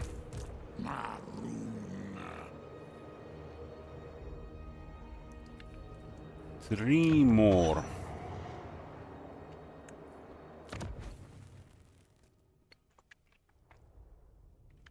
This is kind of big as well, but it's 3,500 armaments.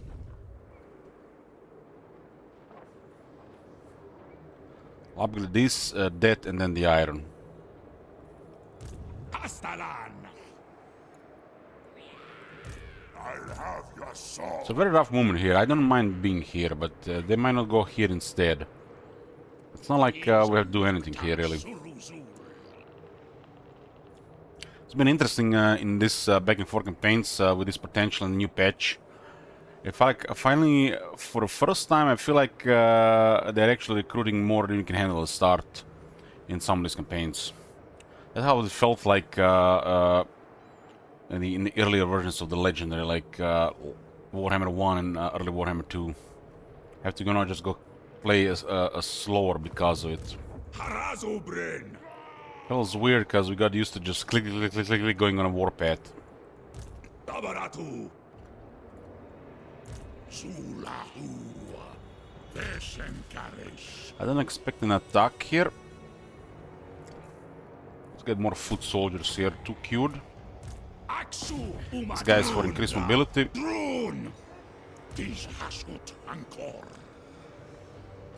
We have 1, 2, 3, 4, 5, 6, 7.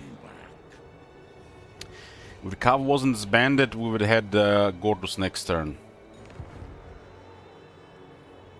Ashatsan and Baut.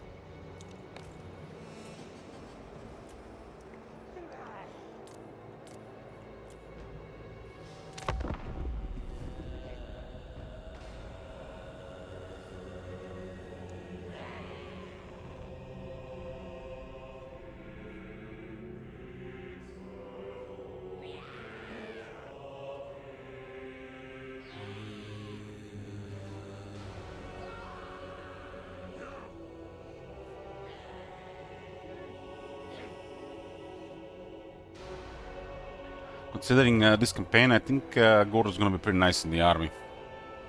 I don't bother with Gordos in a regular Chaos War campaign.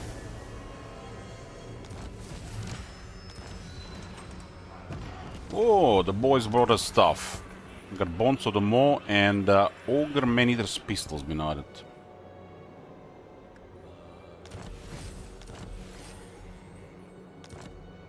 And this cannot be salvaged, okay.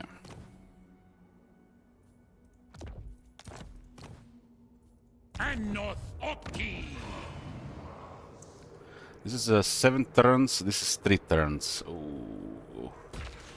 I'm gonna queue this one first since we have over 2000 already.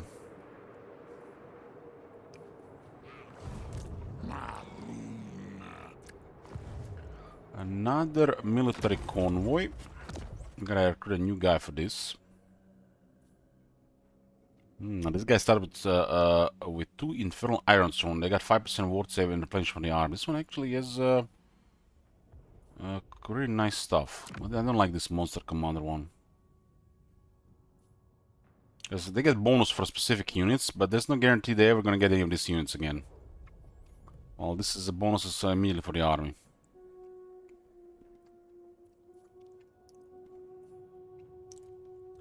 The regarding the balance of power and out resolve, the caravans and convoys are considered as garrisons.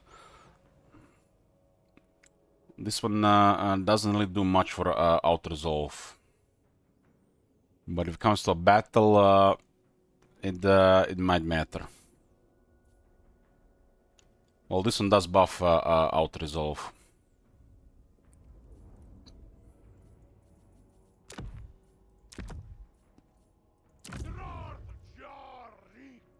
Raw materials or labor? Wanna buy some. This is 10 turns. I don't care about 10 turns. So if you go there again, it's gonna be weaker and actually it's more dangerous now. Let's go to the Wolverine.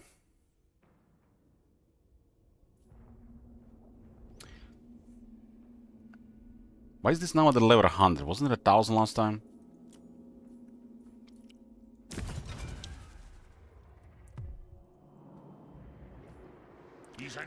We got more cargo. There's a bonus event. It says maximum convoy cargo capacity plus 10%. That's why. They are kind of spooked by our army here. That's why they haven't moved. This is impudence.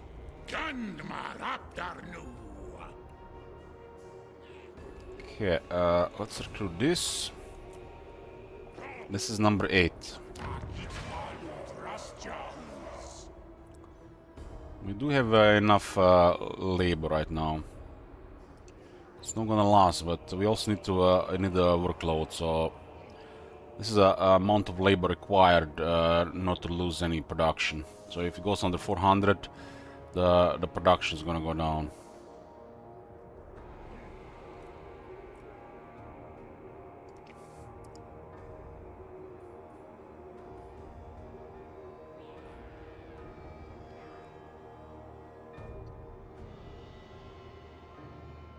We're gonna set 200 raw materials there. This is a magic item drop.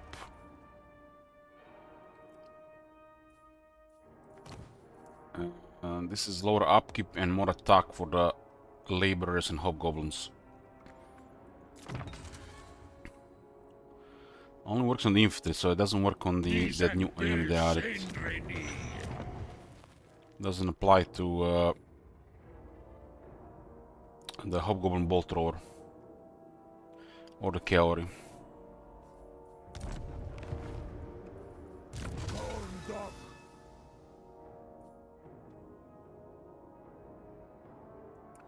I think this is important because being ambushed is horrible, just like death. Just one point here is just a no-brain. If it works, it works. Works in my head.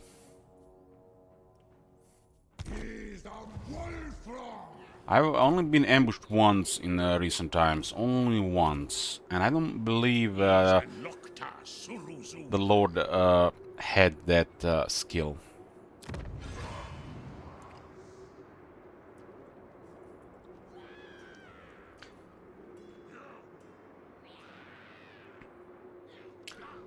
Something tells me we might not get a slot here with tier 3.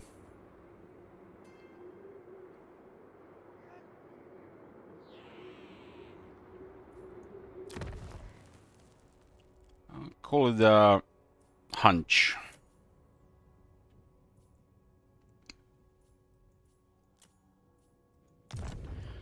We don't really have to worry about the enemies in the area. Nobody really that dangerous that can threaten the capital.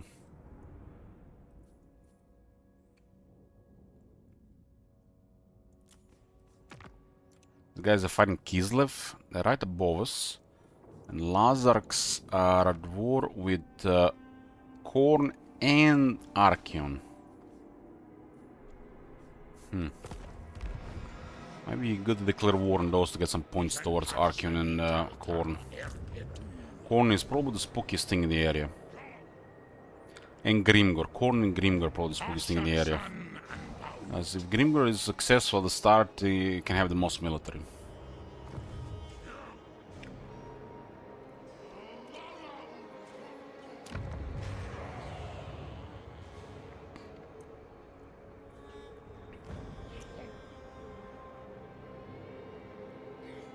Didn't I pay 4,000 for this building? 2,500, never mind, it was 2,500. 4,000 was this one. Get 6% back when demolish.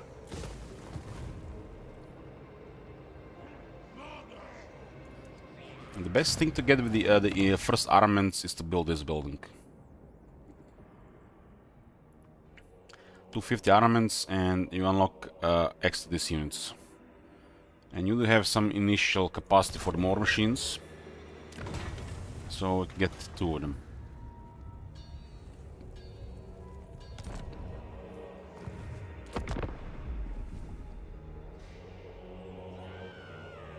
We don't care about the no laborers or even hobgoblins, so we want to get the good stuff ahead.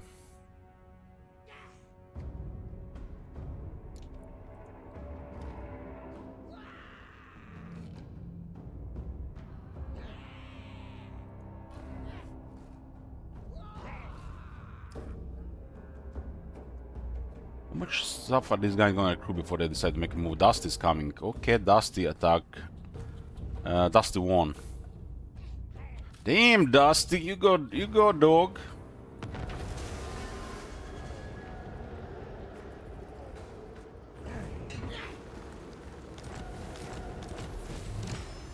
We got a Gordus Backstabber is the legendary hero. Damn, Dusty has 2 black orcs.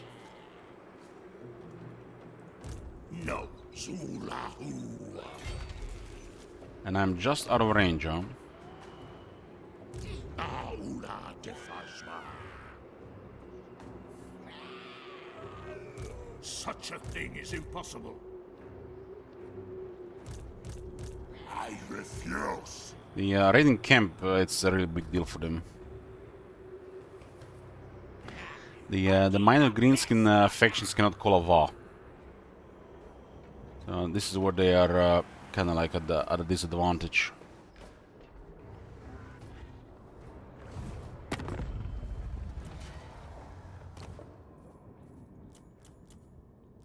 I hunt. It'll take some time for this to recover.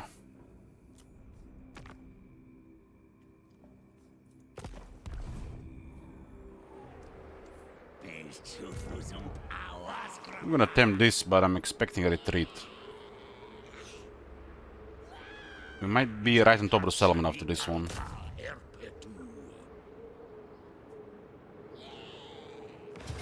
Ooh, no retreat! Ah, they can't retreat, they got defeated. They got retreat, they got defeated, right? So the first action after defeat cannot be a retreat. Would have been a retreat though, for sure. Any more for this campaign? This is still a back and forth 7 Juka, so you can see the information in the exclamation mark campaign, but basically we are limited to 2 units recruitment per turn, so we can recruit 2 units. I cannot disband non-character units personally. These are the rules. There are some house rules on top of that. Exclamation mark house rules. What usually we have going on. There are several added to diminish some of the AI faults and issues, and giving a chance the AI to be more decisive on top of sabotage. There's a sabotage available, and there's plus 200% potential for major factions, and plus 150 potential for minor factions.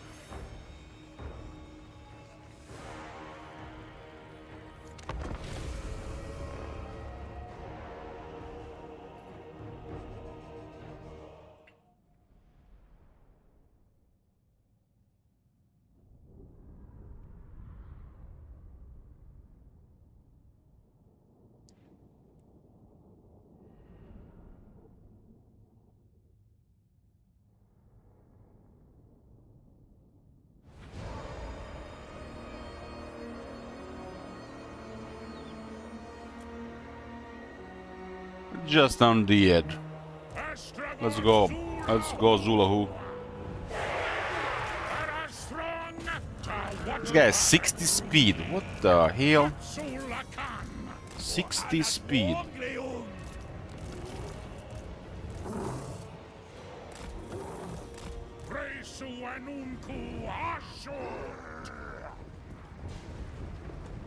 It's a magic missile.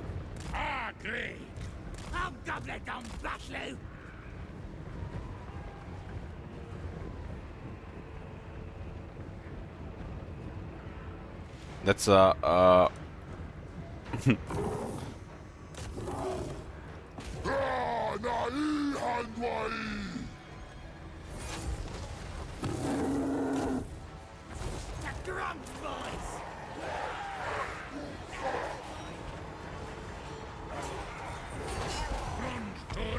Rebel Rouser.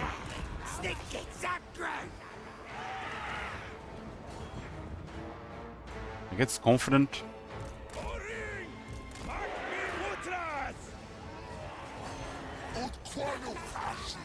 How many times are you gonna miss with that 80 charge?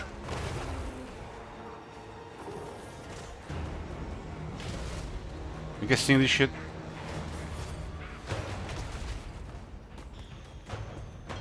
It's like me playing Dark Souls 3 the shield. Learning the opponent's moves.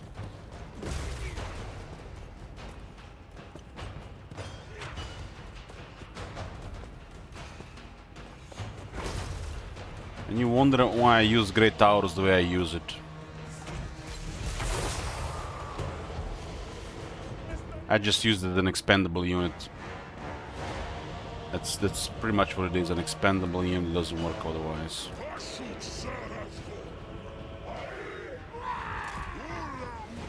That thing is getting bitten by a necromancer. I can click and reset the attack order, but just kill it, I don't care.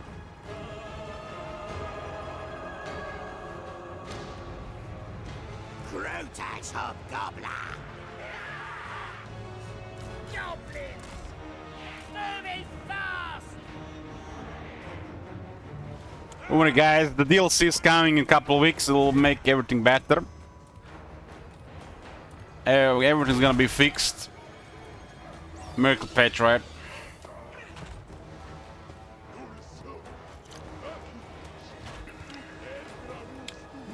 Next time I play Chaos Dwarf, someone's gonna say, Elich, why don't you use your Great Taurus?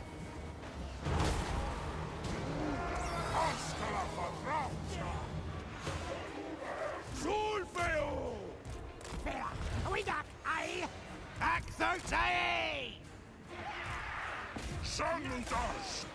Itoldas! Freelance faction! Got him.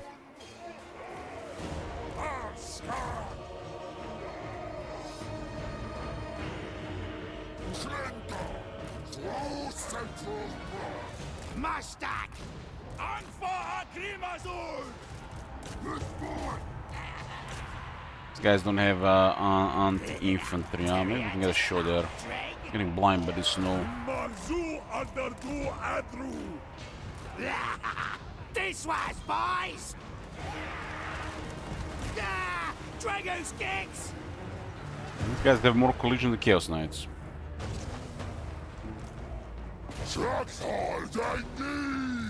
If that thing was working, the Gretaurus would have killed all the 3 necromancers. Oskan! Drafter! Hey! Mosh! Sturkas! Yeah! Boys on it! Tradulda! Uchad ul sugit! Drinking shot. Parliamentary. Aí! As leftover! Estragor Sulahu. Aí, certo! Grimasgror!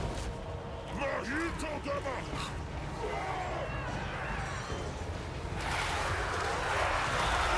Still like a third of a second there. Boss! At least the music is good. Music never bugs. When it stops playing, you just need to turn it on and off. Turn it off and on. Estragor Sulahu. Bailmancy.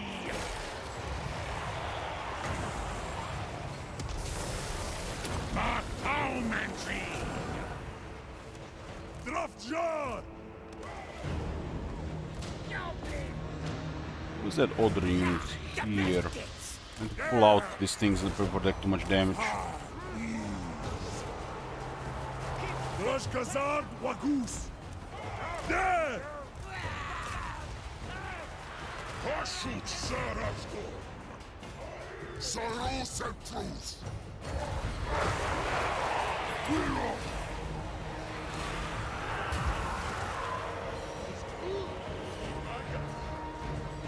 We're off! Get out, boys! Zulu Manser. This is at least interesting. You could use it at a very close range.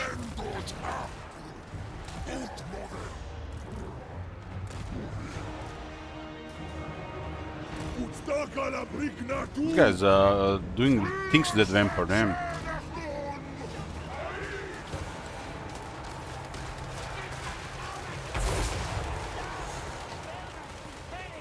Don't eat the yellow snow Elich. You can't stop me. I can do whatever I want. Better than them! Dalet Castellan! Uzat Ula Elkramus! Aye!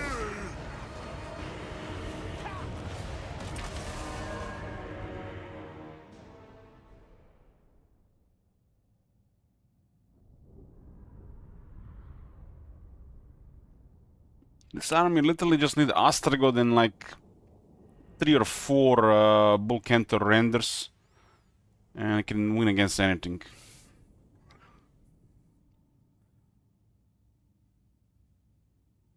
At least 1 versus 1 fight. The rest of the army don't really matter that much.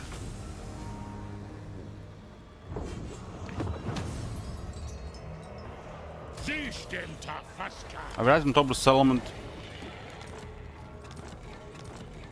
Potion of healing. How many items we still have to salvage? 6.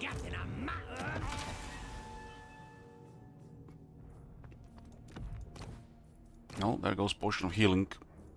Now we have to salvage 5 more. 5 more. This one is big on.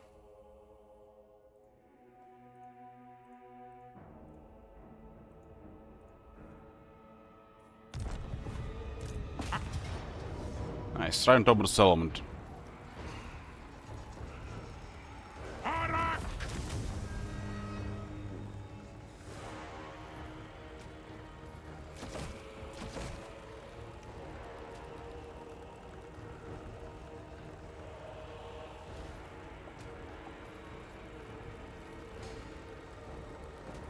Razi.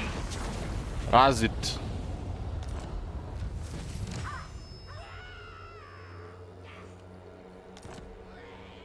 Dies Hasut Ankor.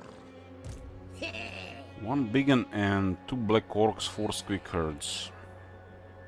This then Lord is nothing special. Although Nitty Glare these days is pretty cool.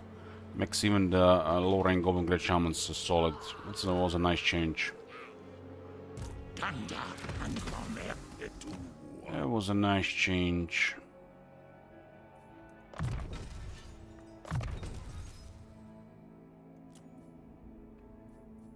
Marunles.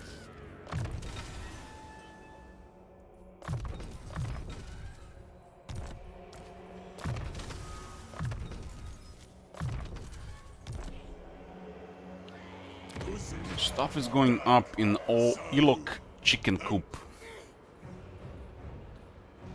Gotta get the this and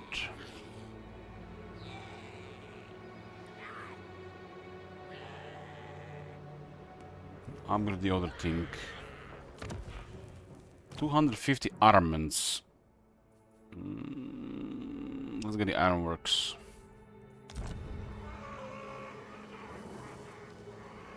Construction cost minus 10% for all buildings. I guess it doesn't work on the armaments. Oh, it does work. It's 225. This is probably the best thing you can do with your starting armaments. Because some of the capacity is already available here, so you can immediately recruit 2 war machines.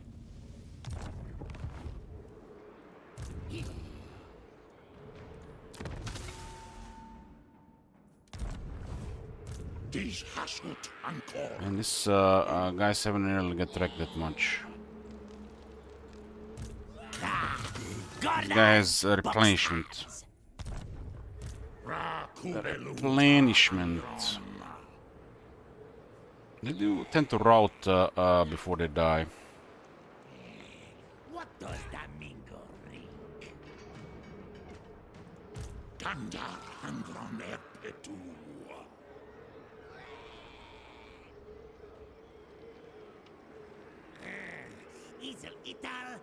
Looks like we can't put him in the army. I can merge, yeah, but no, we can't get rid of one of the units right now. Who's listens? Skedaddle! He's actually pretty useful for this campaign. Don't bother with him in the army usually.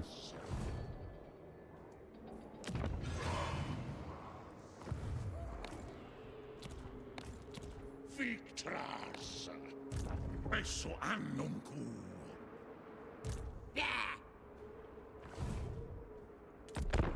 Next turn!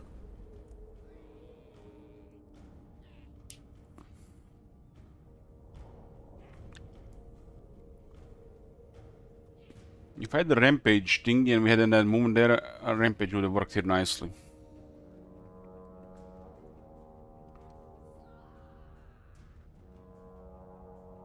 Look at all these caravans. They're moving through Silver Pinnacle.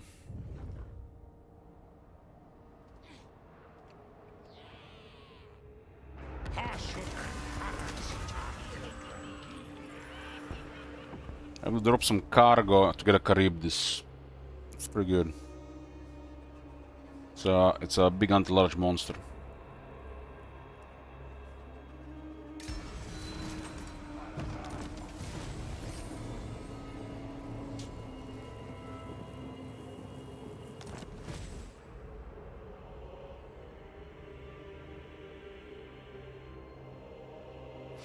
Look at this, there's literally a tutorial mission here.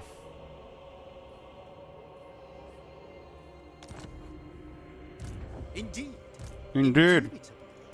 Most wise. This guy is trying to go after them and merging troops instead of just taking Silver Pinnacle and building full replenish. That's one of those things I mentioned, that the AI is not instructed how replenishment works.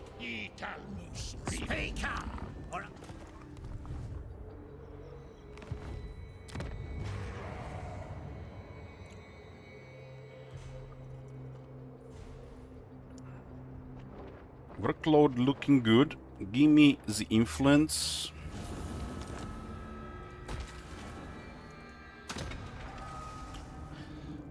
My body screams to get rampage, but this is easy mode if we pick these two.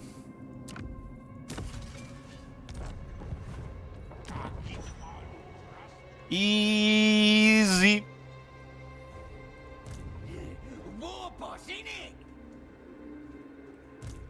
I will. Indeed. Eastern River Lords and Rebel Lords of Nanyang. A bunch of nobodies. Perfect. Because when we kill them, nobody's gonna miss them and nobody's gonna complain about it. These unhappy. Though you warrant it, I shall not stoop to blind hate. These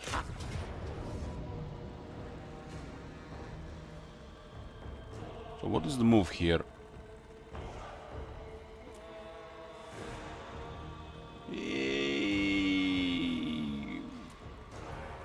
Outresolve kills everybody, so it's preferable with the caravans. Used to be crazy strong before they nerfed the caravans.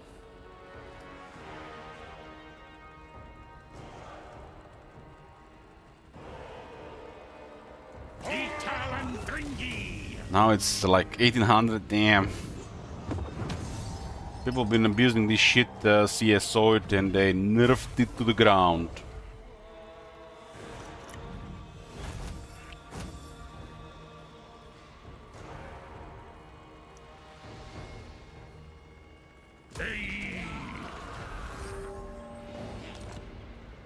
You are disorder, and I am all. Ooh, they got a Celestials. This is just nice experience. The caravans used to have a massive multiplier. And people started abusing this, and it spread out around, and they nerfed it to the ground. It's now a fraction of it. It's like 20% of what it used to be, if not lower. Still pretty good for some extra experience money, but it's not what it used to be. Basically, what I'm trying to say, the caravans used to have cargo. But people found out they used to have cargo, and everybody was just fighting the caravans to get advantage in resources. And the game was all the easy as fuck. And what the CIA did, they removed cargo from the AI caravans, so when you destroy them, they don't give anything special. CIA, they're smart like that. They make sure the AI caravans just travel around with no cargo.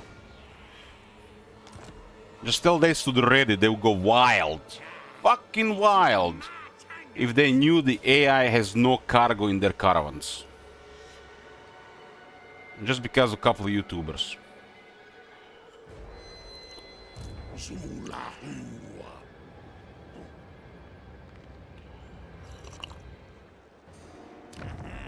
More Arduga.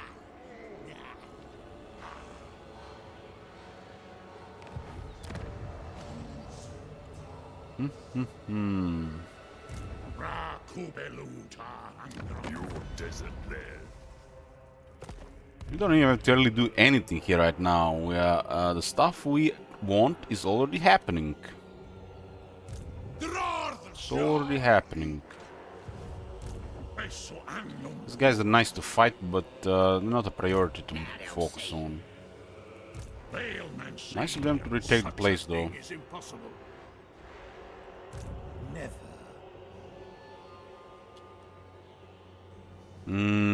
That's a pile. That's a pile. I guess thanks, Dusty. No.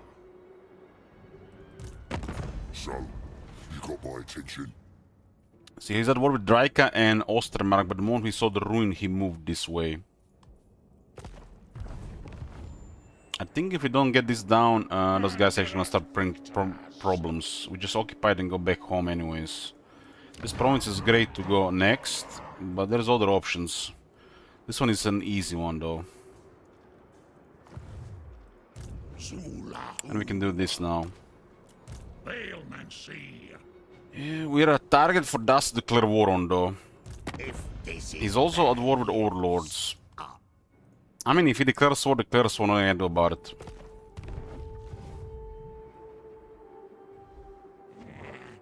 Toryon and Kazu over there.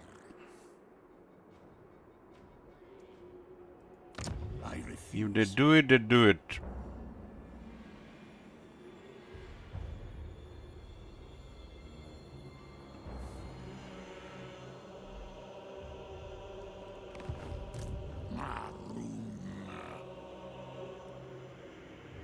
Anil too.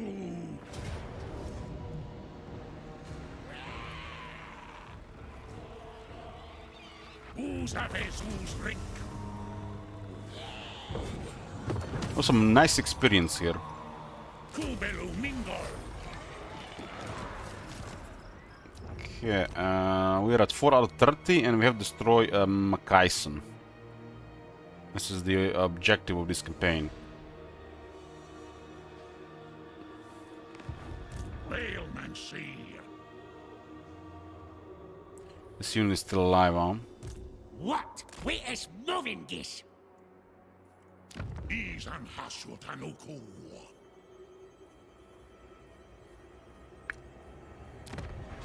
This place not really worth doing anything about right now.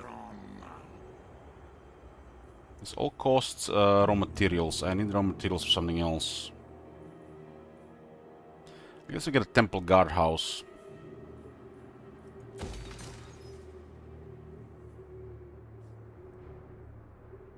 It's more that nobody else gets it. This is an option to follow up. I'm waiting for this first.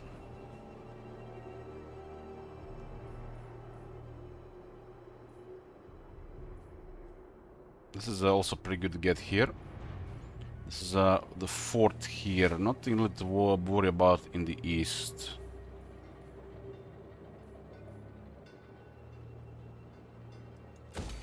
This does require raw materials, but I want to focus my raw materials currently in the coop. This, and this. This is really strong stuff. This the iron mines are one of the best things to get. Then it's the marble quarries. So these guys already have one of the best provinces in Darklands, and the northern expansion is also one of the best as well. But north is not safe.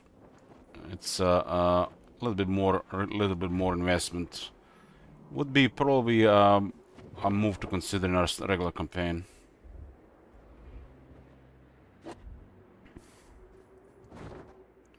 This is probably one of the best provinces for the Chaos Dwarfs in the game. You got marble in Karak Vlag, and you got iron in Temple of Heimkel. But it's not easy to hold like some of the provinces in Darklands. This is a war zone.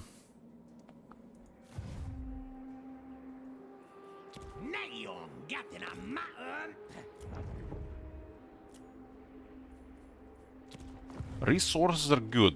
Resources are very good. That extra gold is a really big deal.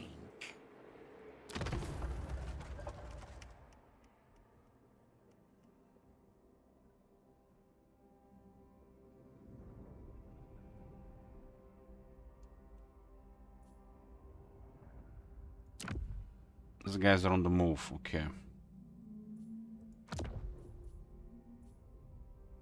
Ooh.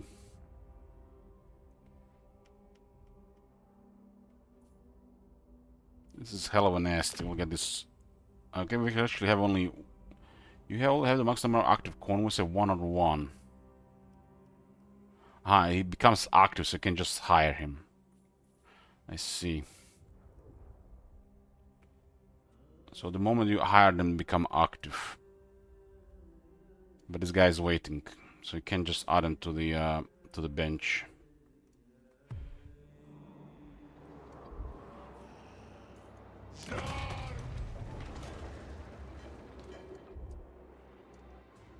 Rick!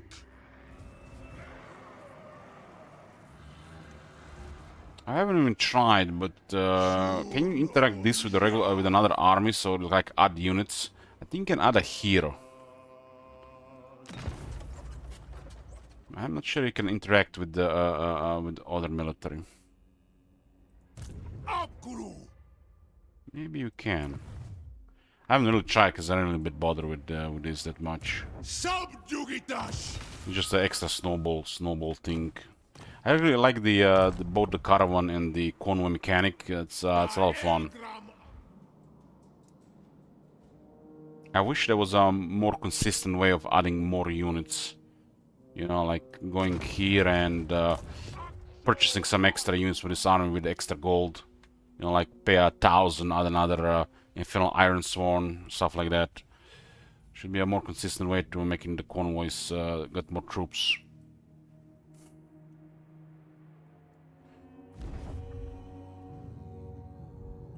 So convoys are it's unpredictable. It is a thing that gives you an advantage, but considering that you can't give them stuff like you decide you're gonna give them stuff instead of it being a chance. That's a little bit lacking.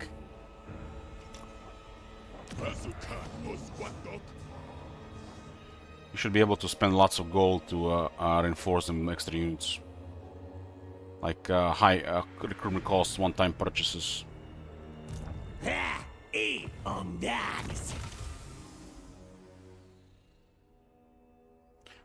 Maybe there should be a skill that increases the chance of adding units through via the events. Some of these convoys can get really lucky. They get very strong early, level up the Lord faster, and never be bothered. But some of them is just like dead, dead, dead, dead, never any units. So there's some RNG to it for sure.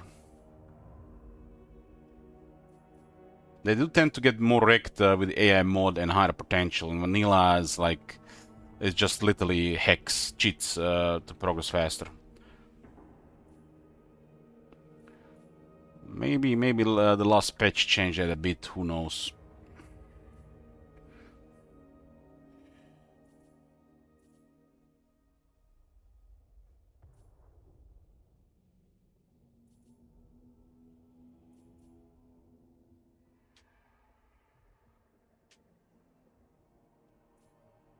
Why did I go Iron Will on this guy? I don't even like this area here. I guess it gives us an option for later.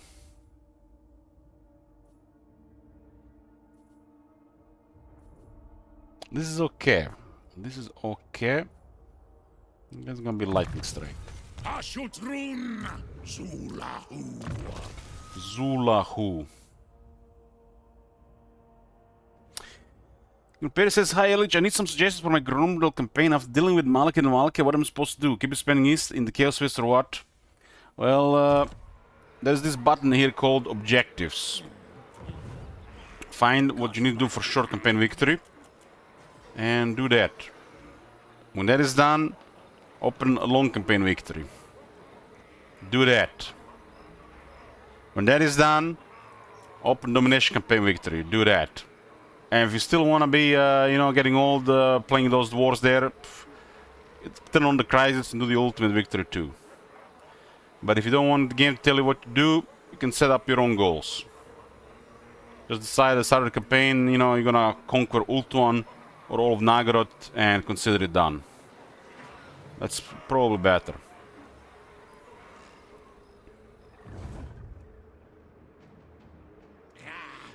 As dwarves, if you want to play a real long campaign, I would just trouble the troublemakers. Target the troublemakers. So anybody hostile causing trouble in the world, just get rid of them.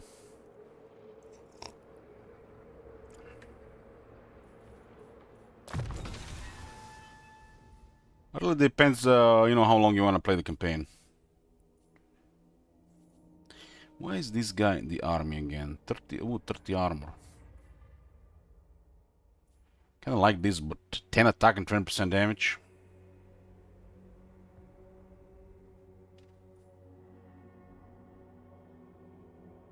These guys are all temperamental, so they're pretty good for fighting.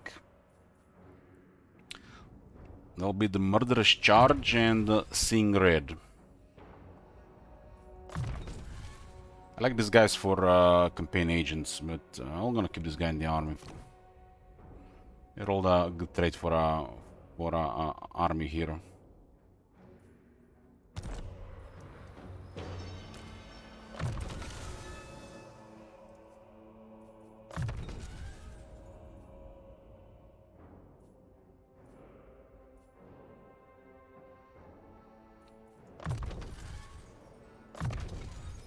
Flash bomb. You see flash bomb, you take the flash bomb. You don't even ask any questions. You just take this ability, you learn how to use it, and thank me later.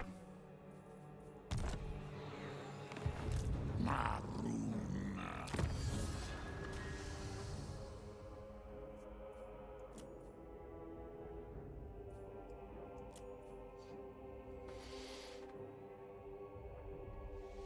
4 defense and 6 leadership for the Chaos Dwarf melee units.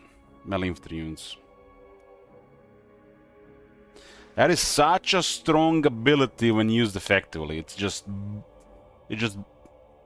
one of those things like when you're very skilled at something and you can just show off, you know, to noobs.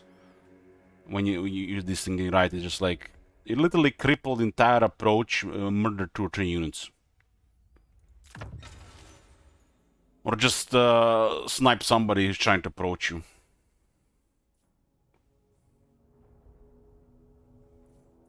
Girsunai Gratrunleth.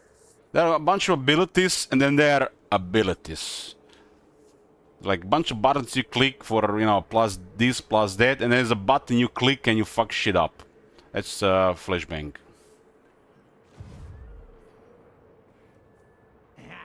Orkita Bestoka. Sulahu.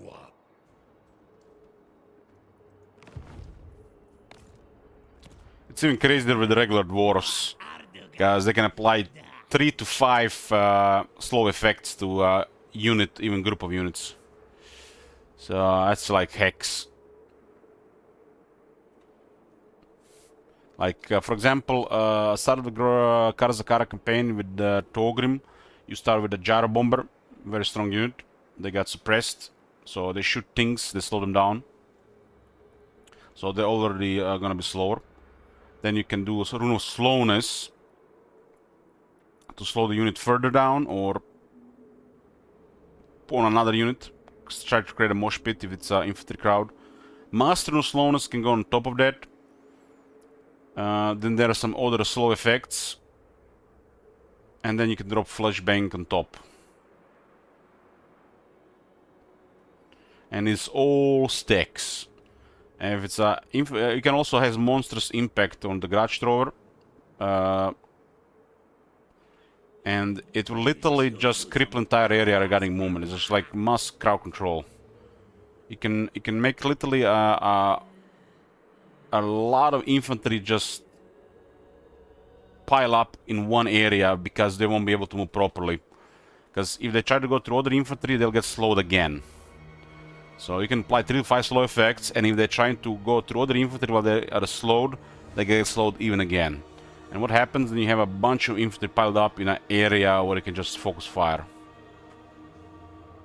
And it's best done with using this unit effectively. This unit here. Because this unit can start directing this from a very long range. And if anything gets through, you just destroy the range. And you just make sure that the crowd around the impact area is getting slowed on top. And the perfect unit for this job would be the Gyro Bombers, because they're in the air. And they apply another slow effect. And they're literally just gonna pile up and just gonna get obliterated by the rest of your stuff. Anything gets through, they're gonna get singled out by the Thunderers, Quarrelers, or Hammerers, Slayers, but whatever. And if they have something strong, I don't know, like Tamarkan or something, well, focus all the slow effects and he will never get close.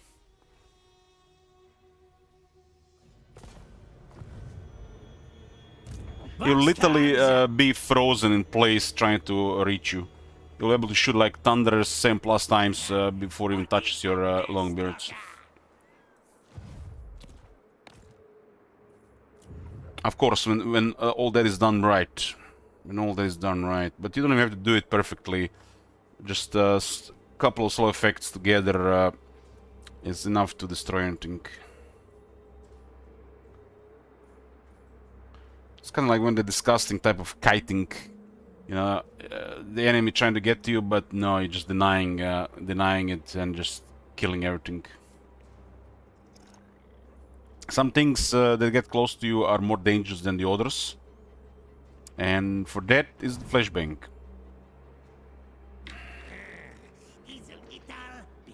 Doesn't matter if trash reaches your shield wall, as long as the anything that can do any problem that can to your shield wall gets killed, like Arachnarok Spider, for example, or a Rock Idol.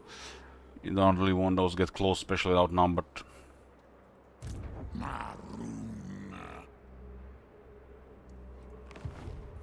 Okay. Torian, that cancel over there.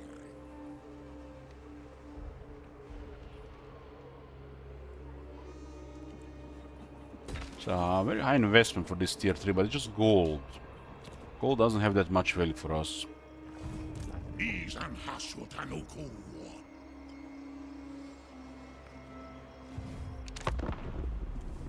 Edivex! My god. Have you seen that shit? Holy shit. What the hell?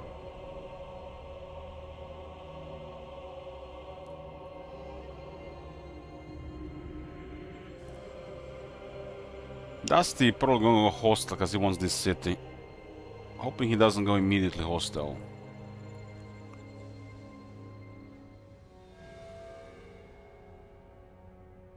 Okay, he doesn't.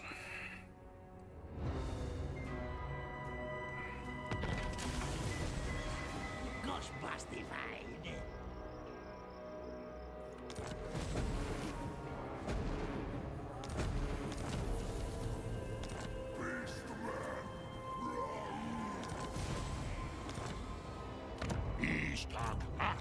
This guy has 2 black orcs.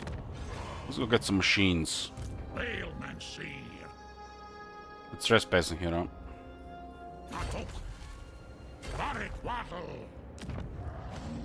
Gizai. Call him. Not much room here. Let's get some of the cannon fodder.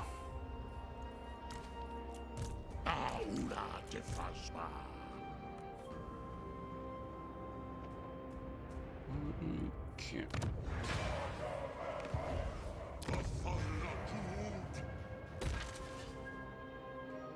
I'm not sure we're gonna get a slot here. Something can be removed.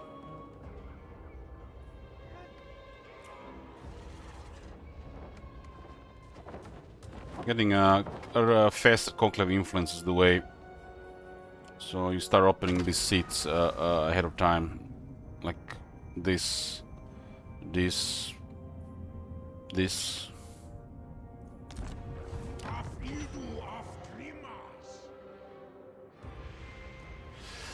RuneScape is renaming Silver Pinnacle to a Black Rock Mountain.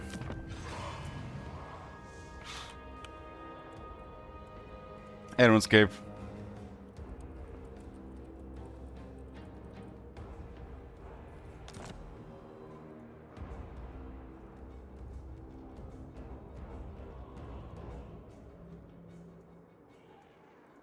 What you want?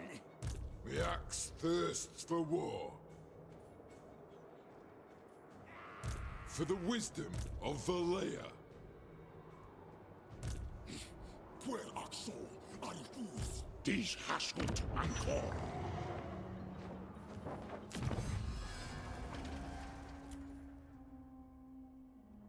Like them hollow rounds. This is nice as well.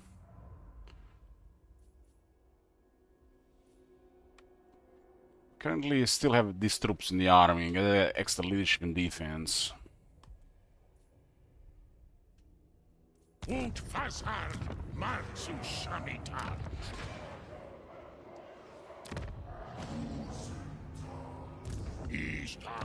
This is up next turn. The army has only 1 slot available.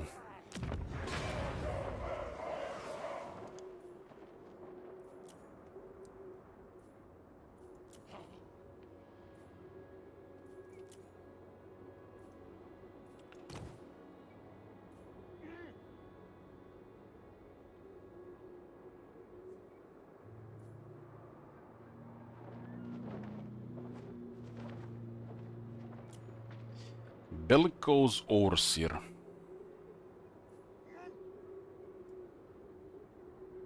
Corn dog, he's a great. Corn Dog.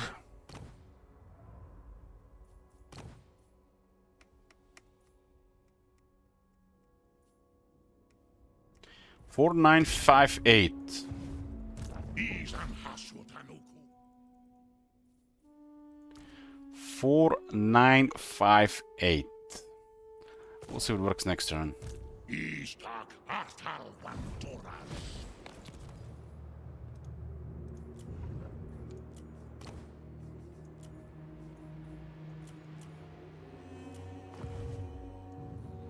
Corn dog, Vaga Gorl.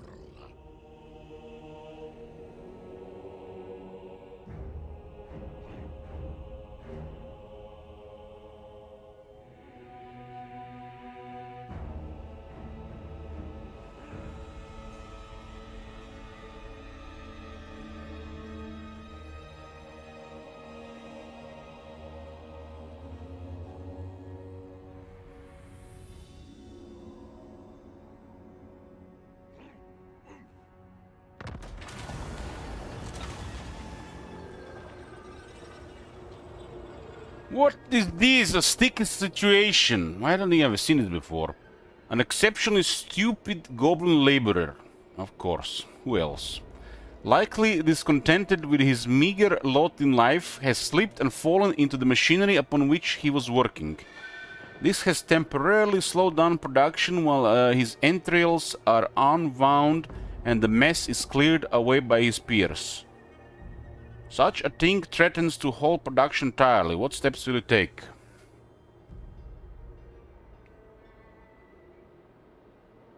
That's negative 40 control, huh?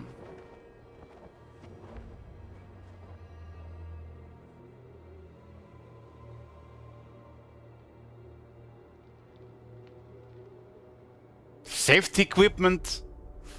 Safety equipment? Chaos Dwarves and safety equipment, man, it's 500 raw materials. Fuck it, man. Bring the rebels. Throw more bodies in the problem.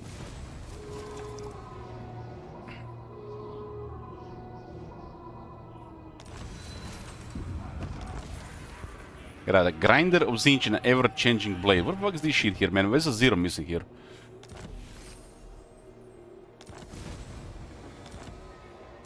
Hashut Zibartu.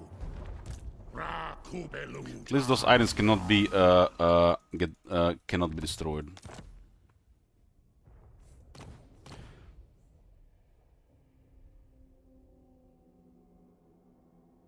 This should be a zero at the end here, right?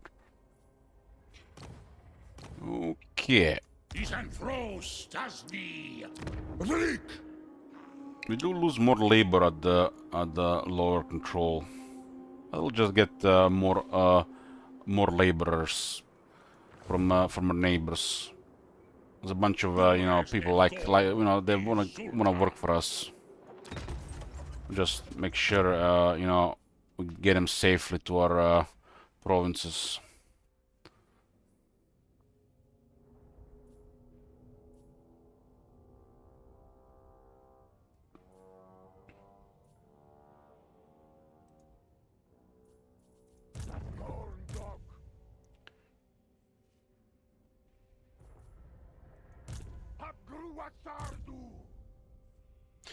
He's large, but they consider him a small entity. So that's the highest small entity in the game, I think.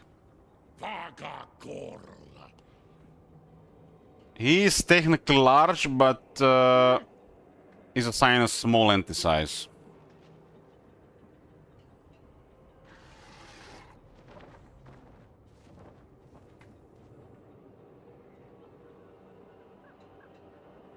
He's basically like some kind of power armor on, right? This guy used to have much higher mass for some reason. 2500 is all the crazy.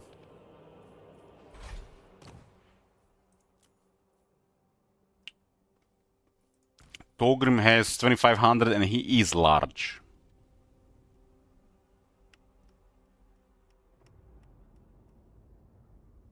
So I don't know how why they decide these things.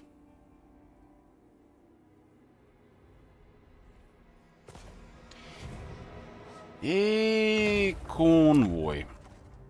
Let me get this guy. Mulla Gunni Kromson.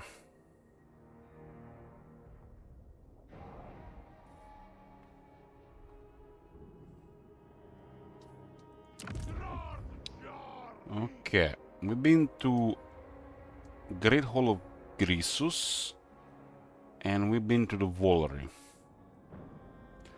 Let's go to the Haunted... Oh, no, Haunted Forest. We don't want to sell armaments. We want to buy stuff. We don't want to sell stuff.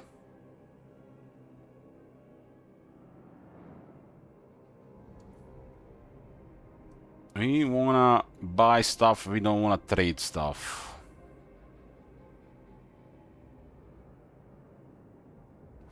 So Bay of Blades is held by is controlled by Kislev.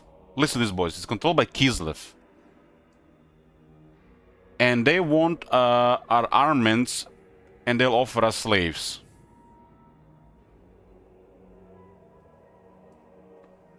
How does this mechanic work? Basically, you click this button here. You click this area to create a convoy. These are the available convoys, and these are the ones you can hire. When you hire, they become active. You can only have one active here. You can check their army. When they complete their route, they go back home. So there's a cooldown before you can use them again.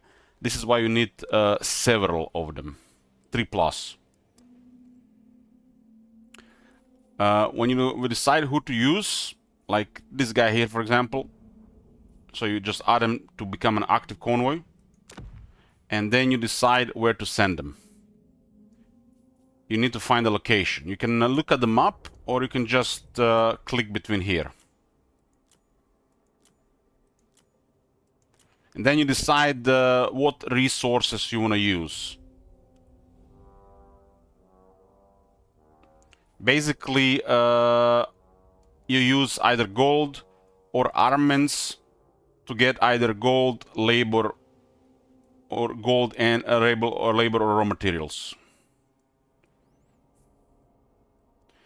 Each one of these locations also, most of these locations also give you a unique item, a unique reward when you complete them once.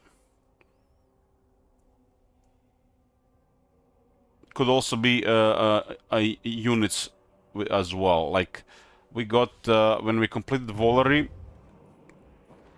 we got 2 things. We got the ever-changing blade, and we got the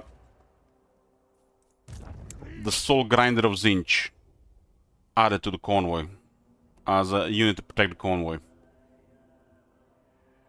On top of what we did there with the deal, we were buying raw materials.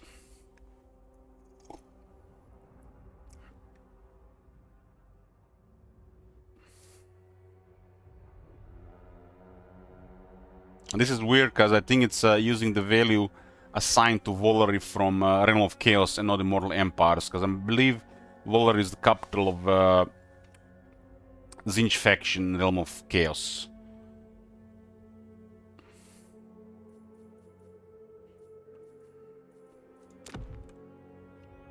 Ideally, we want to use gold at the start and nothing else, because we have gold and we lack everything else.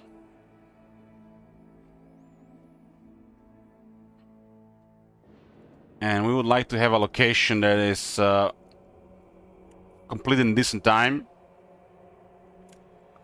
And it's somewhat safe, but it's not going to be safe for very long, because as the campaign goes on, a lot of these places will have enemies.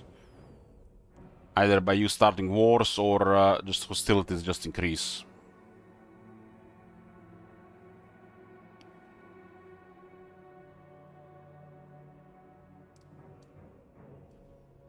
It's not only just wars, it tells you here it's the relations as well. So if you have bad relations, the bandit threats can be high. But if your caravan or convoy is strong enough, it's just good for you. You want them to attack you. Chaos Dwarves, so when they get strong convoy, yeah, you want them to attack you. The bandits at least.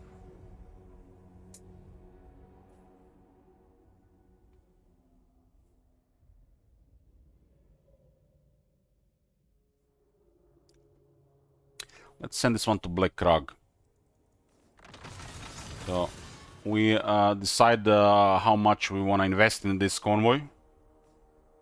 1000 max by their modifiers. So we're gonna be buying, trading gold for raw materials.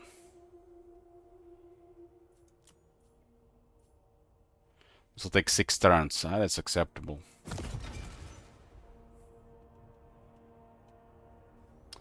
Anything can attack convoys, but the most common thing will be the bandits, because the convoys do move a lot per turn.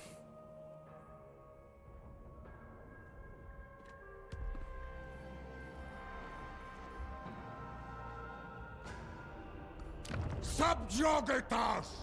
Ardugaltak!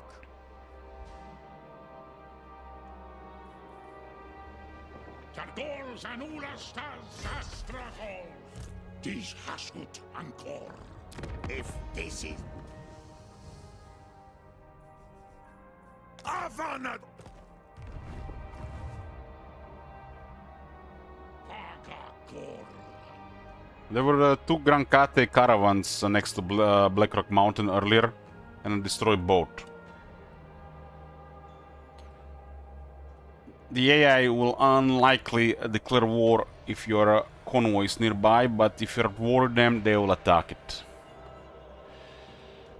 That's how they usually get killed. Rakubeluta Angron! Move him! Sumasta Ardugal! 2 Iron Demons. Magma Cannon, huh? It's Skullcracker time. We'll get 2 Skullcrackers.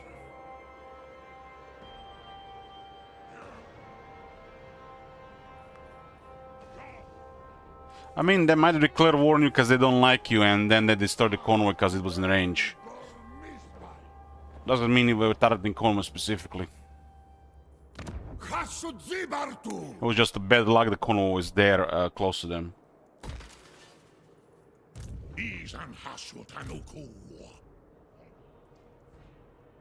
Gandork! Suferayu! So we got 1063 labor here. We'll rush more of this.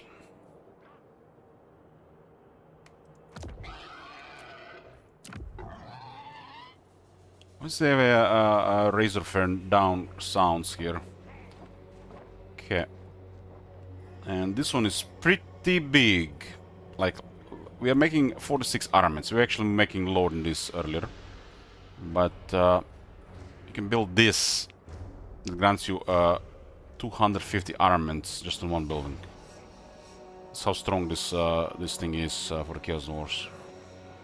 We're lacking a little bit raw materials though. So it's gonna have to wait another turn. Kinda interesting, it's a tier 3 building and it has a one slot from tier 4. Garrison is here ultra bad for tier 3. Ultra bad.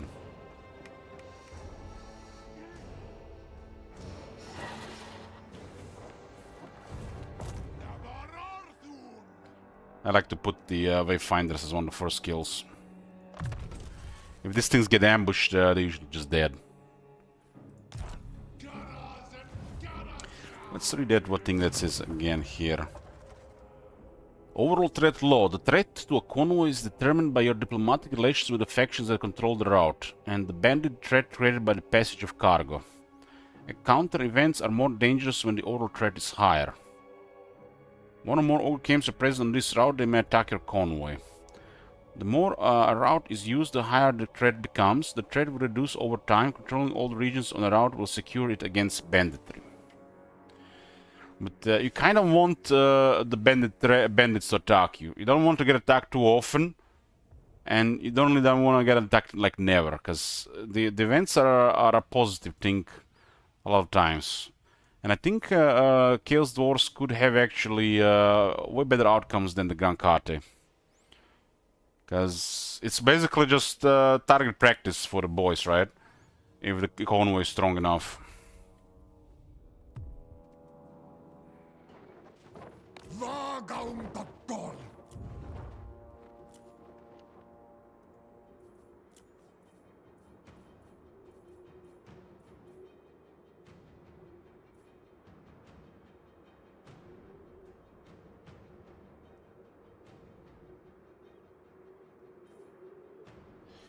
Yeah, let's get this. Why not? Why not?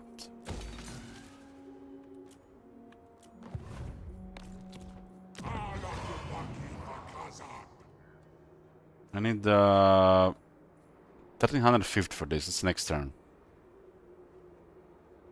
High quality assembly line. We need a much higher workload now, so we'll keep this. This is gonna actually increase the workload quite a bit.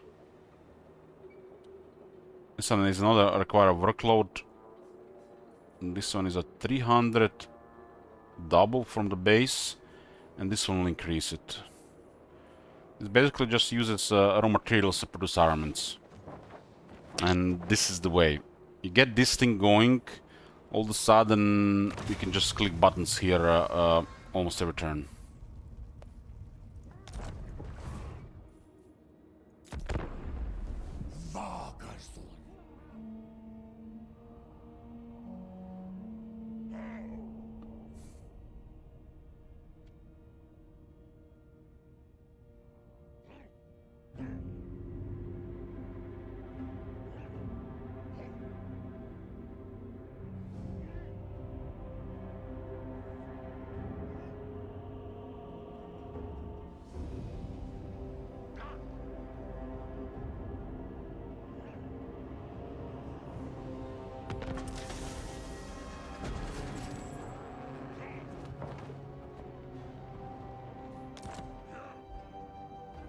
I'm adding Skullcrackers. Skullcrackers are very strong units against a lot of enemies. It's a super oppressive unit against a lot of types of infantry. Indeed. So you're gonna attack these guys. Surprise them. The Zone Muscle is kinda safe for the moment. This is a really big deal.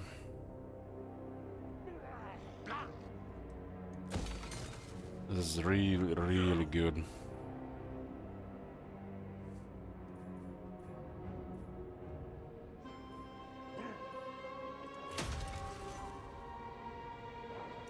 It's not really worth investing here when the capital is so good. So investing into the capital first is better, since you're very limited with the raw materials first. The outpost to produce raw materials requires gold, and factory to produce armaments and further income requires raw materials. So, in a way, now that you look at it, both of these places would have been better as outposts, since the capital is already hungry for raw materials. And then you can just get factories elsewhere. This does give you a little bit more armaments in the province, which is gonna buff this thing, but it could also buff other factories. Places that have iron or have more factories than outposts because of the buffs. So the entire province produces even more armaments. Habru! Rik! So we cannot interact with this. Aksuardugal! They don't really move on the map, they just teleport from a checkpoint to a checkpoint. And every time they move, there's a bandit roll, right? Tumlet! Ardugal tak! Counter Crooked Moon. Currently have no enemies, but I'm gonna be surprising Dusty.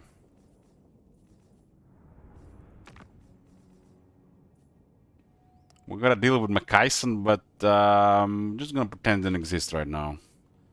That's a war zone in Norska that we should stay away for a bit. With this potential, it's a suicide to go there early.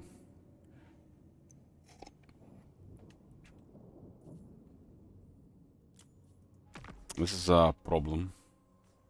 Those guys could go west, but I'm hoping they stay north and south.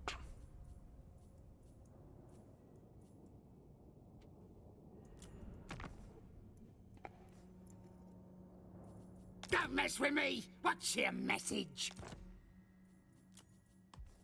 Can we join any wars for money? Any wars for monies? Lazareks are almost dead,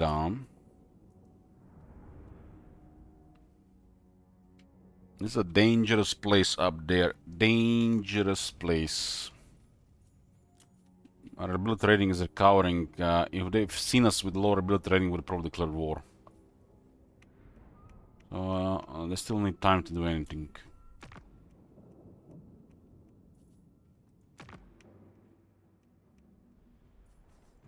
Nothing really special going on.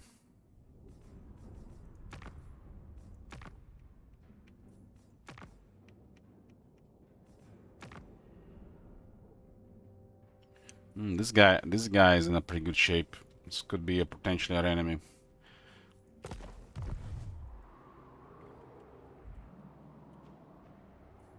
Kind of interesting that you don't have to deal with Ungrim, but instead you have to deal with Makaisen. These guys just tend to go this direction as AI. Going this direction is probably the richest path for him into Norska. But there's a lot of conflict there.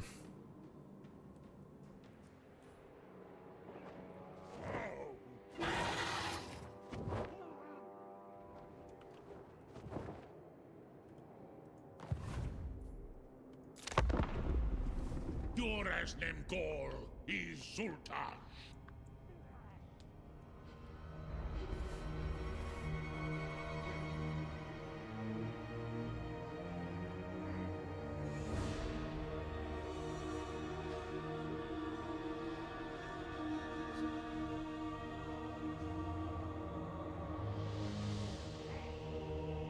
Shadus Kubelu Atimarks Iskand. Saberskin, what you want? Want a war? You got it. All the targets are outposts. Are we getting some skull crackers? Not you two, Dust. Now we gotta deal with those guys first. I think that guy might be dead.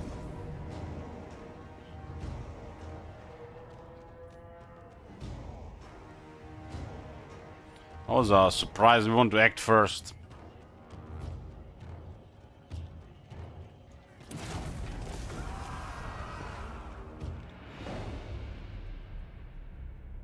Well, from chill to zero chill. From chill to zero chill.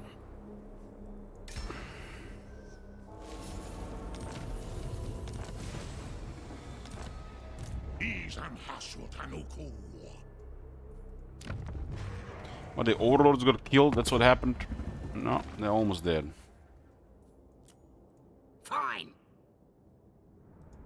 Most chosen.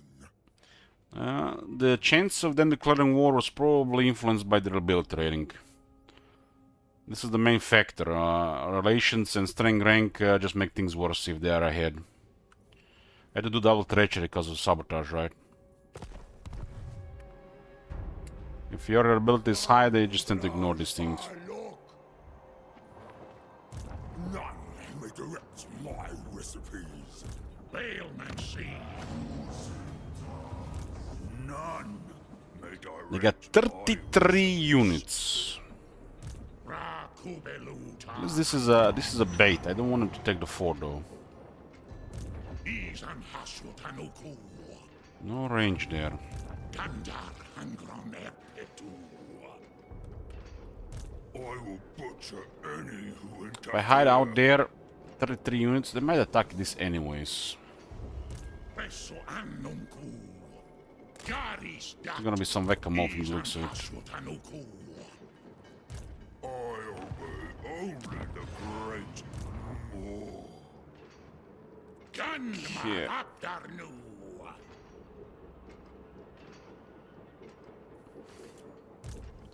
The Ogre Bulls get wrecked by the Hobgoblin Archers. So 120 shooters, these guys don't have very good health, and they gonna get good armor. They're easy to hit by range. But if you don't shoot them right and they charge in open field, you get trampled too.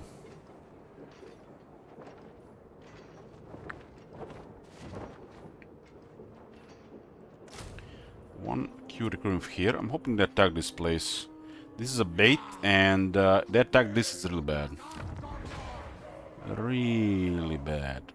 This thing is definitely a magnet right now for the attack until it gets some better garrison. The garrison here is horrible. Horrible. Terrible, terrible garrison.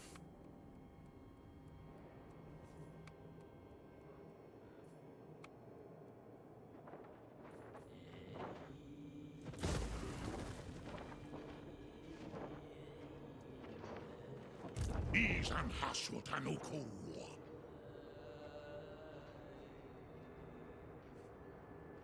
Smakat Zebudrek.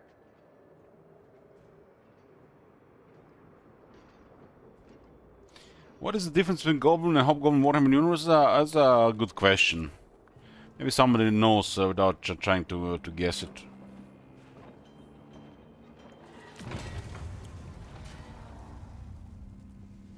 Some Infernal Guard would be nice.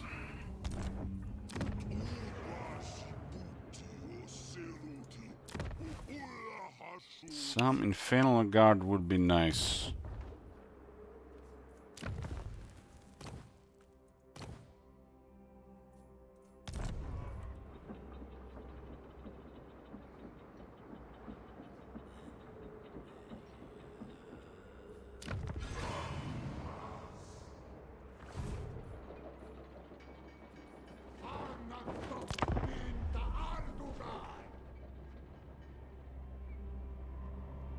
Well, we're gonna be busy fighting these two.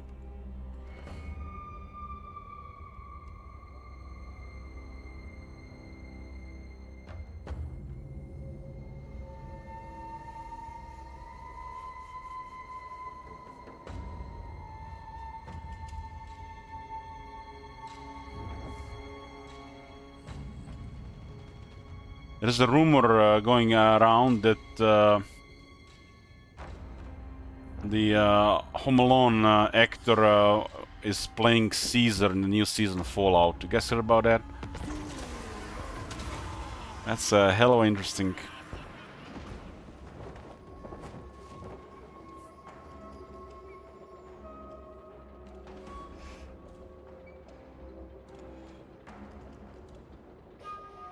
Yeah, man, the Culkin guy.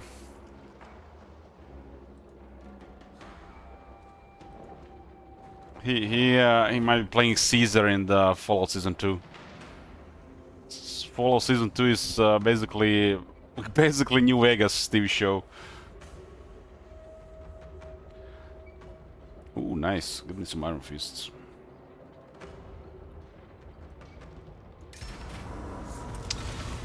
What is this? The Boon of Ashuta. 25 influence, please.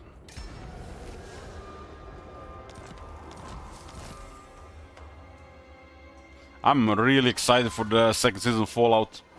I think it's gonna be awesome. But I'm really a big fan of Fallout New Vegas, so it looks like it should be a big treat for me. They changed their minds. None regrets my recipe.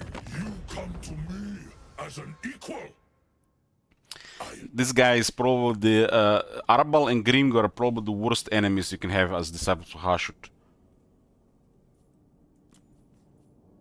I loved season 1. It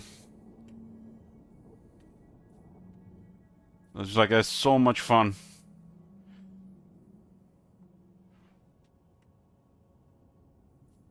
They created such good three characters. That the girl played her character so well.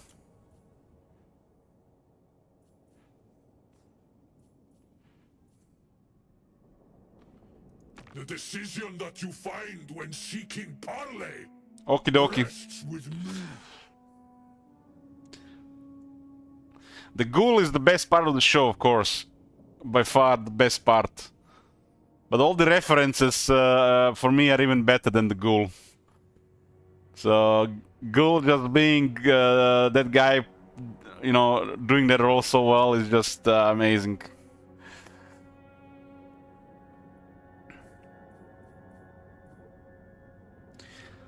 In the trailer of the season 2, we can hear one of the super mutants talking. And it might be voiced by Ron Perlman. It feels like they're kind of like a distorted voice. It could be like Marcus, Frank Horrigan, or Ron Perlman combination of voices. It's almost like they're teasing.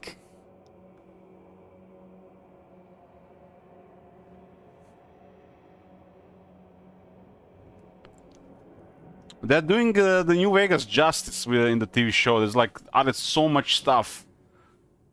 It's canon now. It's gonna be Marcus, right? Because Marcus is in New Vegas.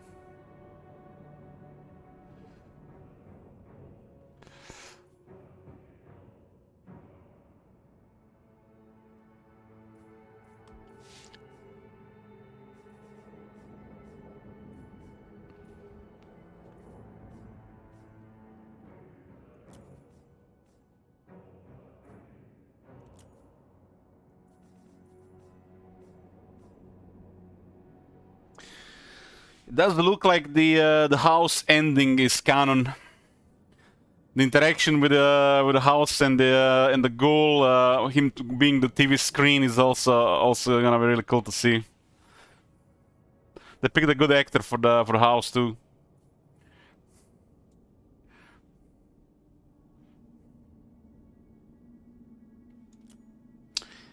Chill, Arbal, chill. Don't attack me.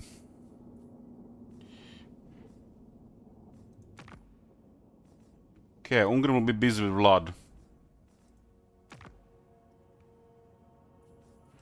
It's pretty good chance he attacks, but I don't know how strong are these guys. Decision that you find when seeking parley rests with me.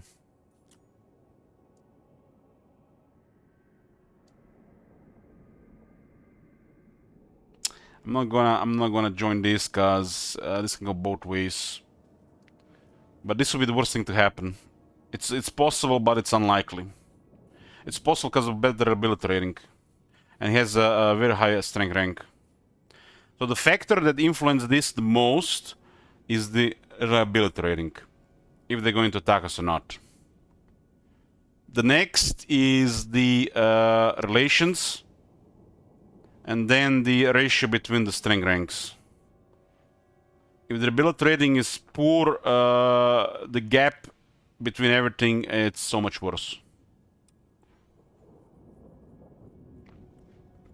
What did you do to get your ability down?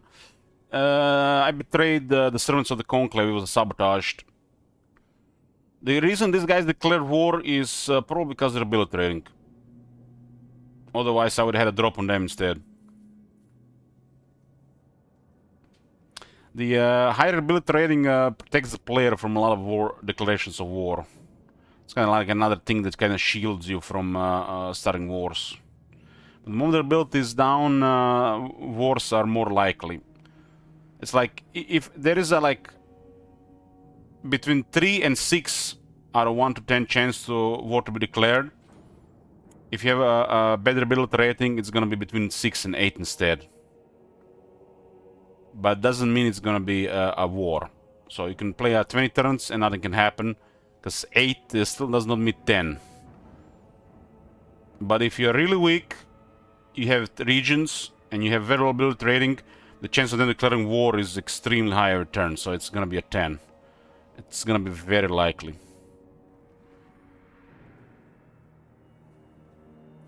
It's a combination of these modifiers what makes the war start in the game.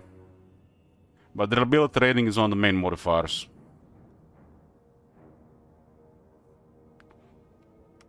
And the funny thing is the game doesn't even mention this.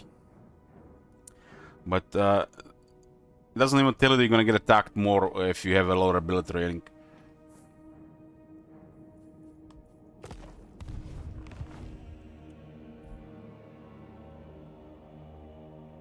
I guess they just consider less reliable factions more common to attack. They don't want to fight our army, but they do want to go after our settlements, which creates a whack-a-mole situation. Our army is pretty weak compared to our army. I ain't doing that. And we have to deal with 2 of them. The moment I go after one of them, the other one will be bothering us. And I don't want them to attack this place, so I don't care about this place. Hey, we do need more labor.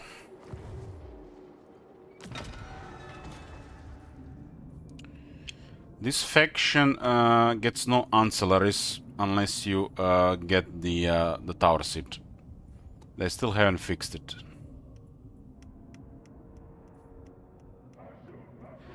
Still haven't fixed it, and considering it's one every 6 turns, it's useless. It's horrible. So ignore.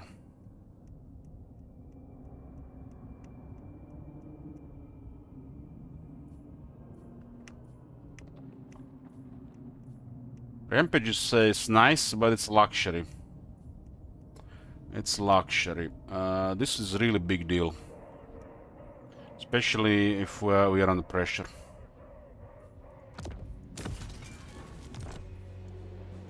It grants us army ability. It's a very strong one. Massive radius, massive toughness buff. And has a good duration for such an effect.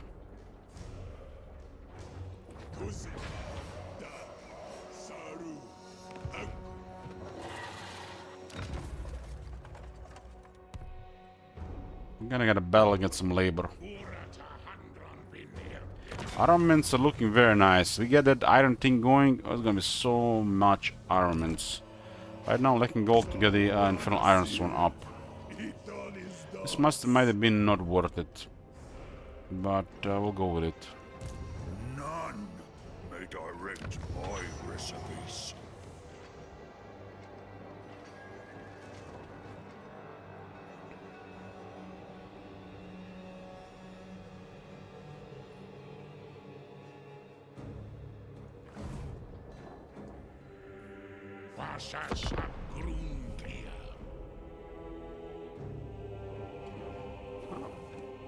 Sabotage needs to be focused, otherwise it's just random if you just one or two rolls. With like 4 or 5 people rolling wheels, the campaign might be dead. It's you know how it is. Nothing I can do about it, it's unpredictable.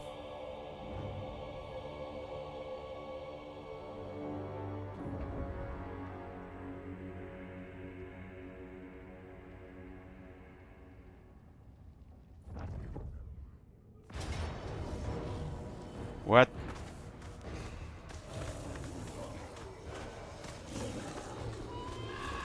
How the fuck army with 2 black orcs loses against this?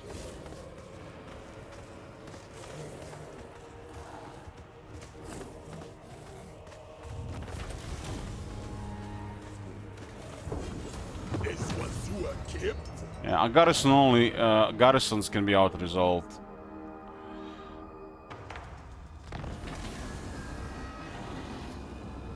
It's just for the convenience. Oh, they're gonna attack again and they're gonna capture it anyways.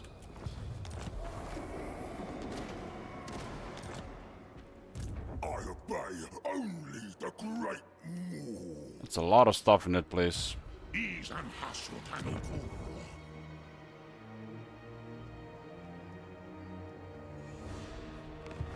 I will butcher any who interfere.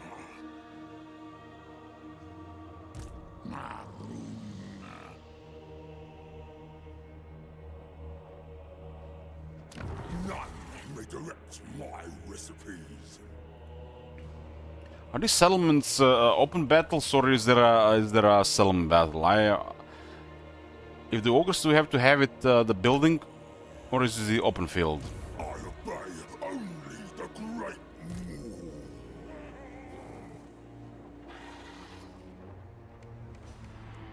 Ismos Kuba Ashit. Zulahua. This guy's going around.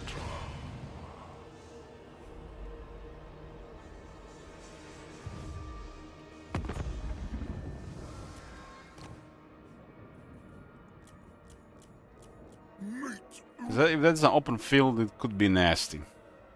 We don't have any infernal guards.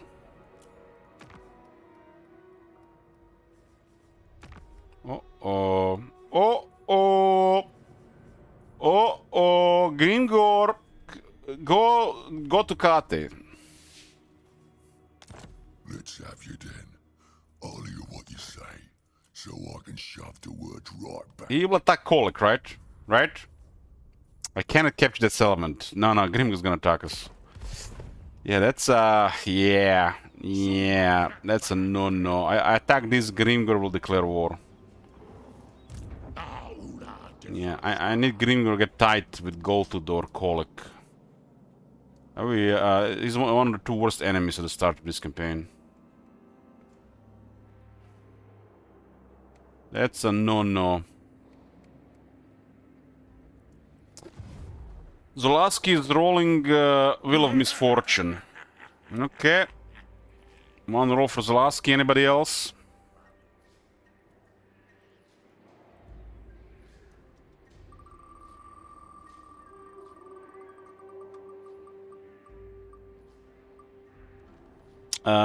He's rolling again. We have to out-resolve the next battle.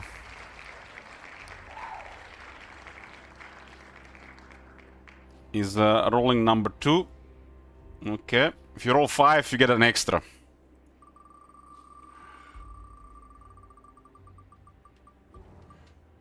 We have to break, disband, high tier unit. Okay, that's pretty bad.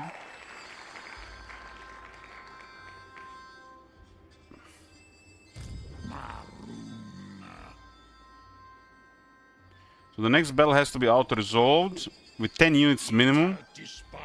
And auto-resolve the next battle. We also have to salvage 5 more items. Nothing to salvage though. And we disband the high tier unit. Oh, Gretaurus. Again. Why is this shit tier 3? Finally some use for this crap. Okay. Anybody else sabotaging? And that's also another 2 turns of immunity for Astragot.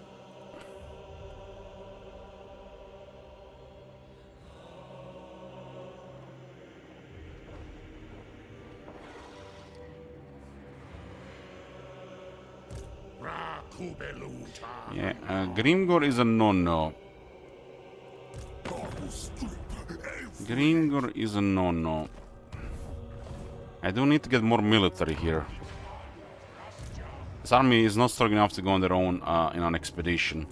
And we can play this campaign expedition style if the military is strong enough.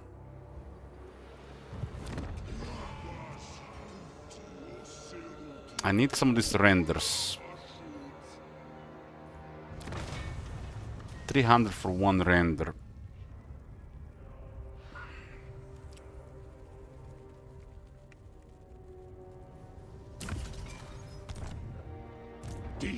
They do take 2 turns to recruit. In the same session, Zolaski, same session. So, as long as you're playing today, Astragot, and you do 5, you get 1 extra. I will butcher any who interfere.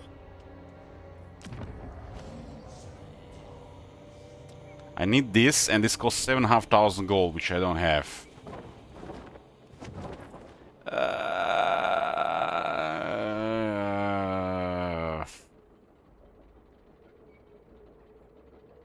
Oh man, I'm gonna cancel this something, I think, here.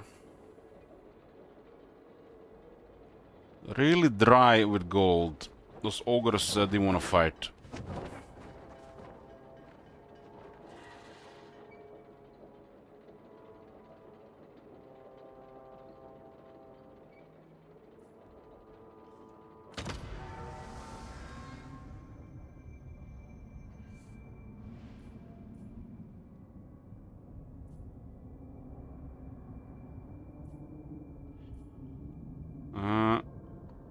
Satan the Black has taken a raw material seat.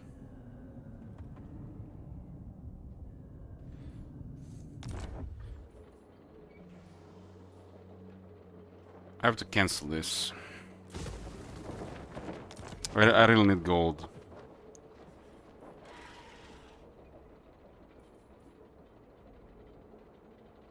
I get Infernal Guards will be safe in a lot of fights. We're about to get armaments for the guards. I was trying to get this building here, but money didn't come because this guy just fell back. Fall back. Well, I need to make sure this army can handle stuff. More armor. More armor. What we are doing here? You find it worthwhile? No.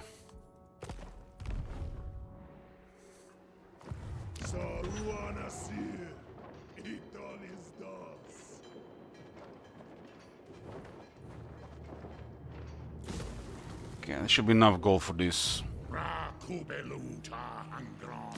If I do manufactory upgrade, I could also get me could also get me some reward there. We do have the armaments for this.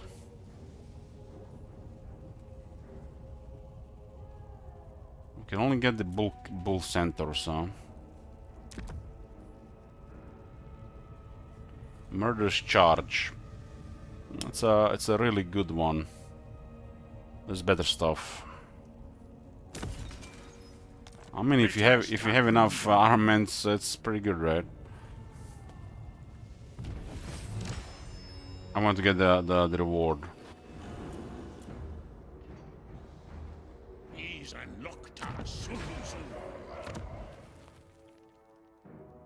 gonna take some time to get the Castellans going. By the time that thing gets built up, I can get probably 4 or 5 Infernal Guards.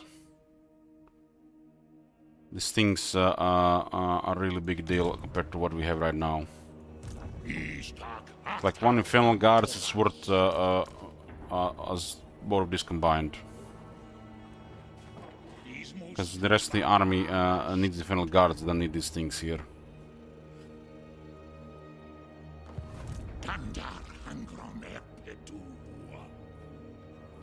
I can put 1 turn of recruitment. There's no sure thing they're gonna attack.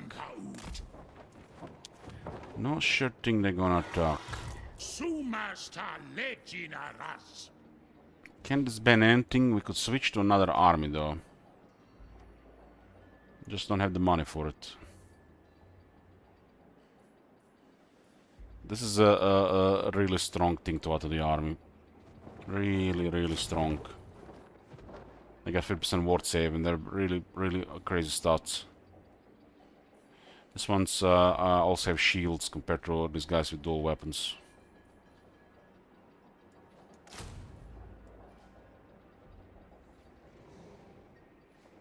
A solid tier 3 unit. I mean, tier 3 unit is already like, yeah, it's a tier 3 unit. This thing is tier 3, what the fuck? Which Muppet has put Great Towers to tier 3? This doesn't even respect the rules of the game. It has it's a tier 3, but it has one turn recruitment. Somebody really fucked it up. It's supposed to be 2 turns to recruit. I guess he has a special thing going for it. Ra Kubeluta Angron.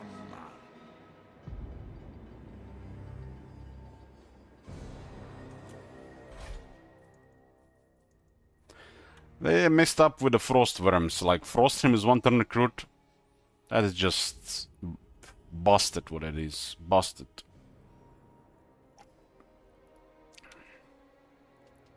Yeah, that's why it should be degraded to tier 2. That's why it should be degraded to tier 2. It's not a tier 3 unit. This unit is also has broken attack animations. Literally broken. I was shown it in a fight today.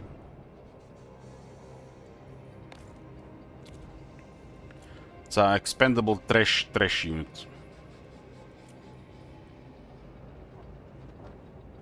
It's a Great Taurus. Hashur is crying.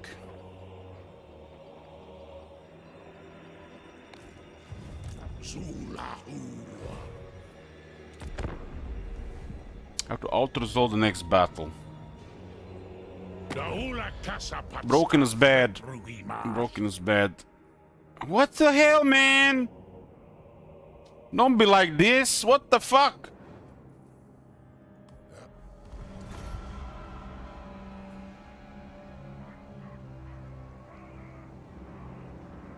At least he asked for 3,000, could have asked for 6. I really needed gold to get those guys up. Somebody come fight us.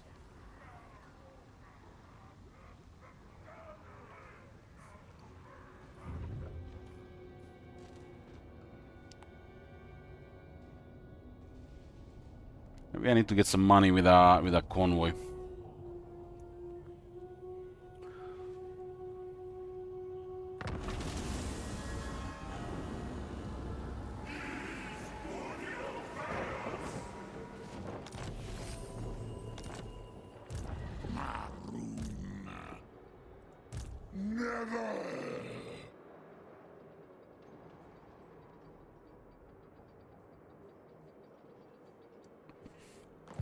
The issue is it doesn't connect with the attack animations and sometimes just pushes with the shoulder.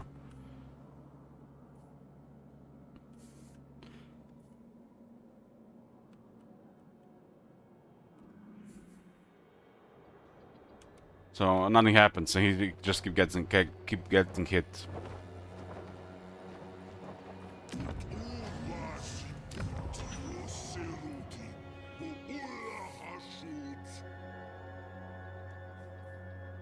This one is a big deal, but what are we gonna get out of it? We'll see. Let's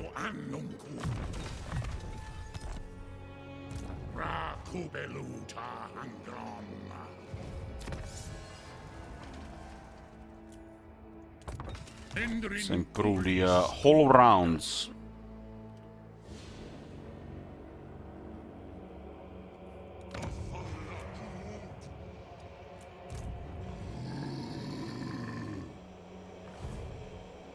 Grimgor started war. Oh. Grimgor, come on, man. What is this? Fight somebody.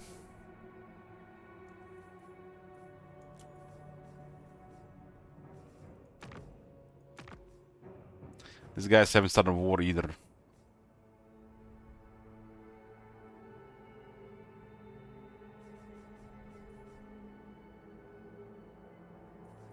If Grimgor moves our way, we're just gonna get the fuck out of here.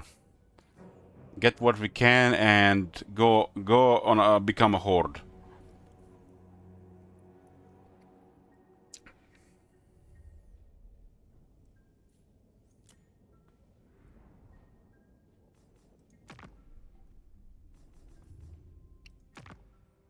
This is why I didn't want to join war against Boris, because you never know, he might win.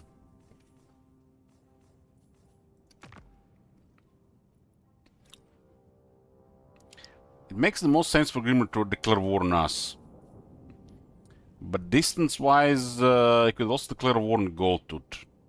They're not doing that great either.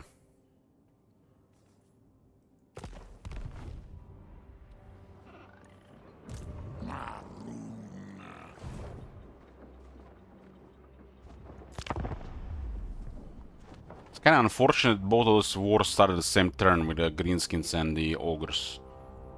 We kind of lost the ability to act on our own terms. Because this capital is too weak if we leave one of them to do whatever they want. So we gotta stay closer to keep those tier 3 units available. We have those tier 3 units and it should be pretty fine to do the rest, even if we lose all the settlements. Kaison is right above the capital.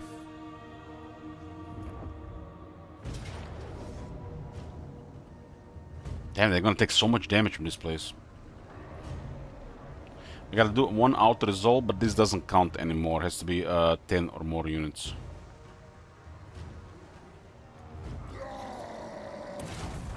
What the hell is this damage?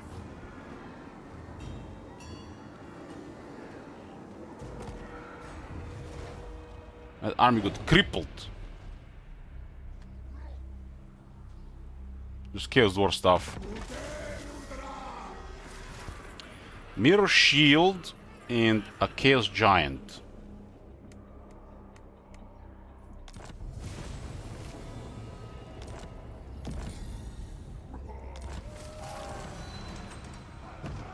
Okay, convoys, deliver me. Dies Hasut Angkor. Marunleth. Kinda love these guys to be in the north.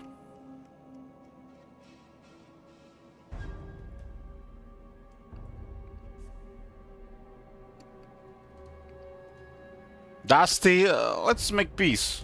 If this is bad. No peace, just war. Speak. Grimgor, what is Grimgor doing? Rank 1, no enemies. Oh. Go fight Satan the Black or Mama Ying.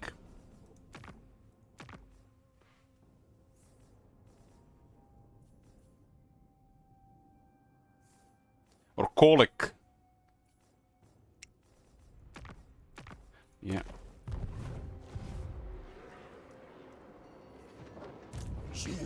This army did get reinforced a bit. Just out of range.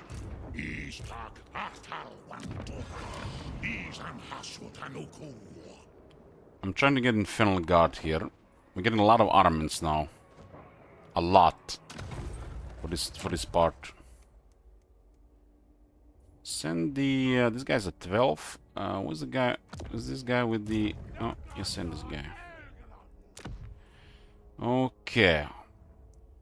Maybe we should secure money for this one. The ogres can hit it from this side.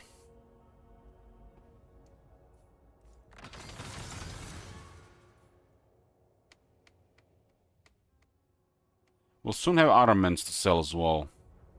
Not yet, though.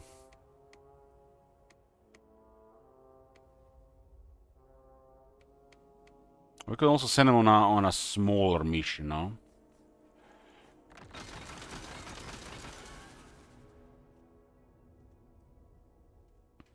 High elves have laborers for us.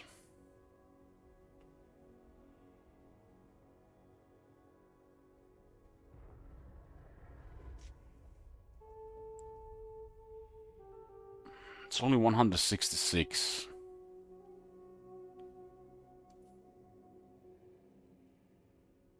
We're gonna get a Vargov down there. It's red and red. They don't like us down there.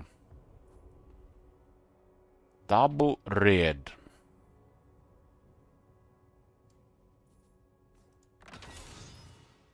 It seems like too much armaments for this. This might not even worth it.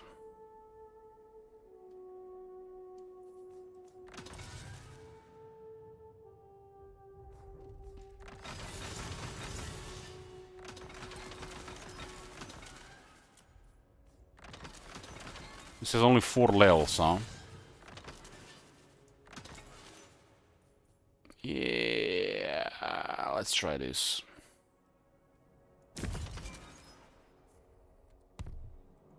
We're getting a lot of armaments now, just need some time. There's not enough workload here anymore. These guys are gonna be active.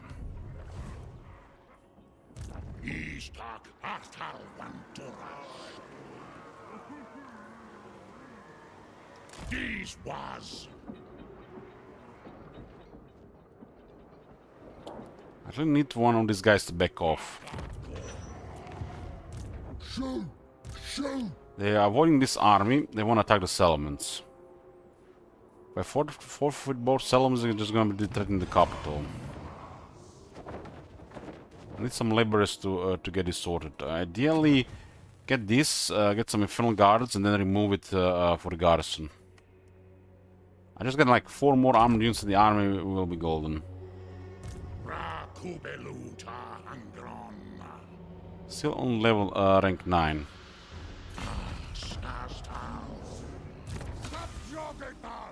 It's just really awkward they are border attacked.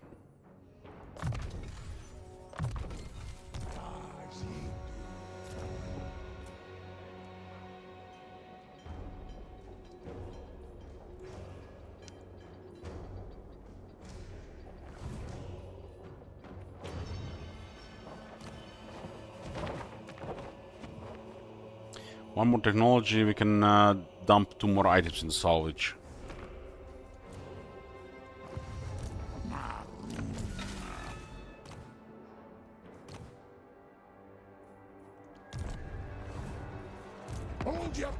These guys are rank 10 and they're one of the Legion of Chaos, but they're all the way on this side. Looks like they're doing really well. This faction is one of the factions I would destroy.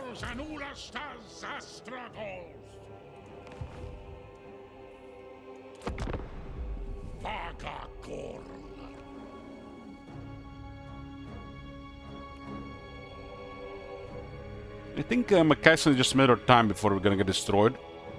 Unless it's gonna be like free RNG. We just need to get a strong army and target anybody weak in the area.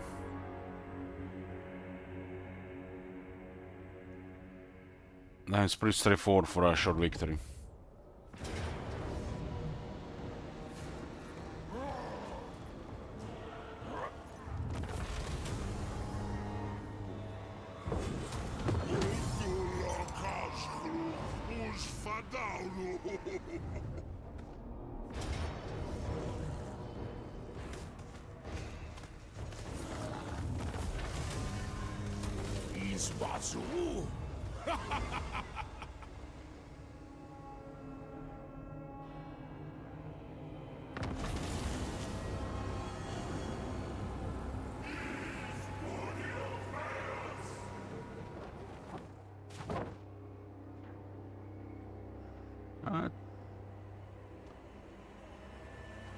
Do I ever consider multi-streaming? Sometimes. But what you want there is that feature is available now on Twitch. You can pause the stream and continue while you left off.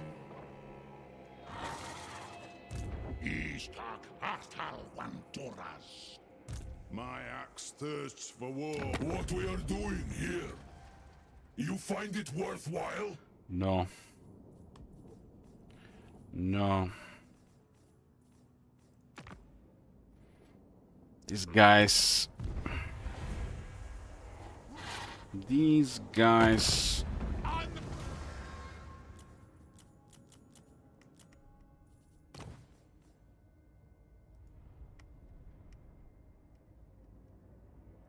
Me!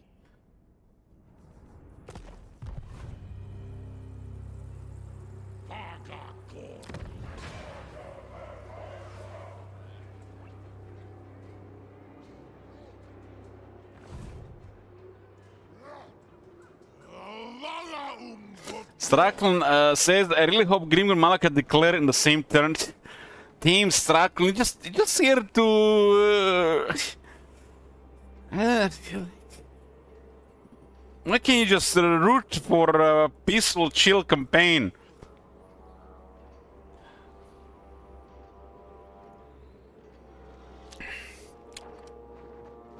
Over the east, Straklen, you're just hoping for disasters.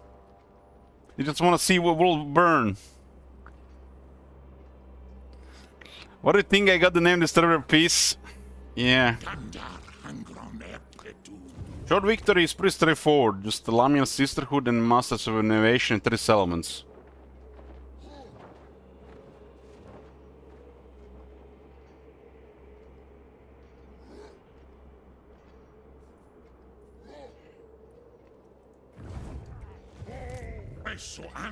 Straklen has become an agent of chaos.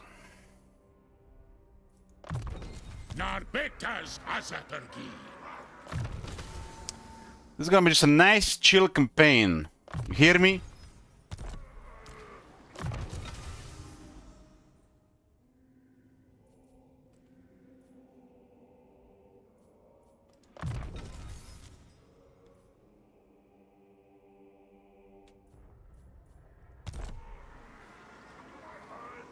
Targols and Urastas Astragols.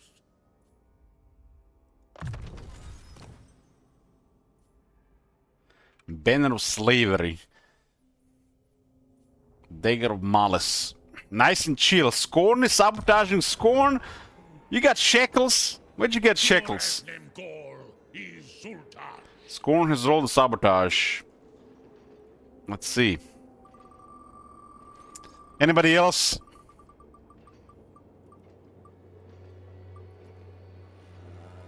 What do we get? Ooh, demolish high tier building. Almost got an Nessa there. Demolish high tier building. That should be a tier 3.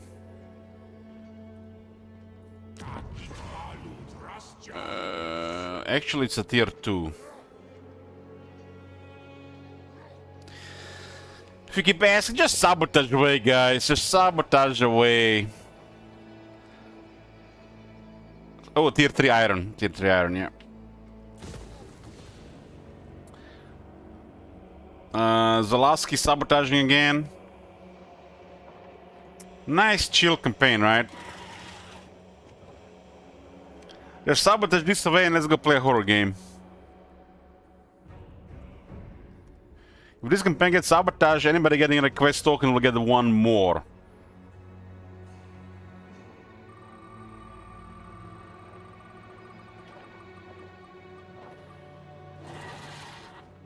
Demolish high tier building again.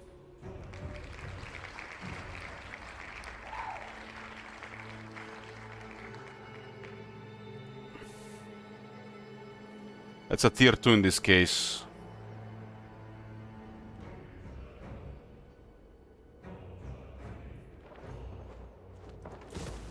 Income building. Victory sabotaging. Ah, no, this is fine. This is fine. I mean, we probably need another 5 sabotages before the shit hits the fan.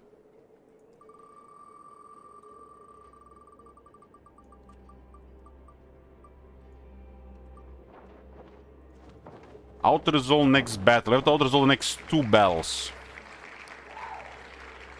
And Psycho Seal is sabotaging.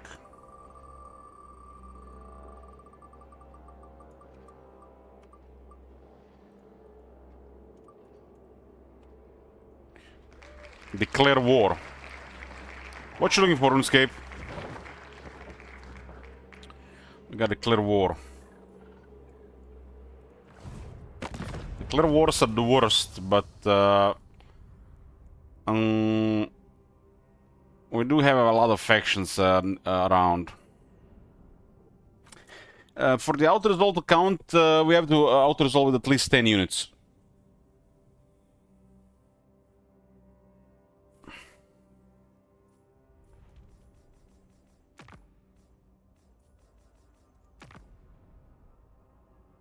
We'll declare war on Imperial Wardens.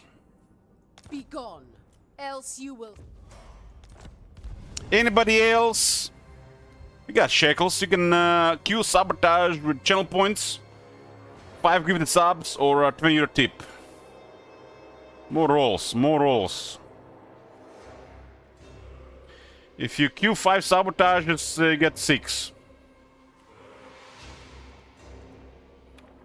RuneScape, you're also getting already 4 request tokens from this one, for your information. Since 3 campaigns have been sabotaged.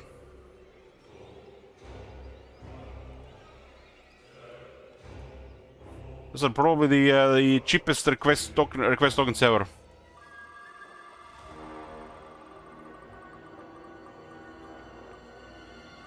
Disband highest tier unit.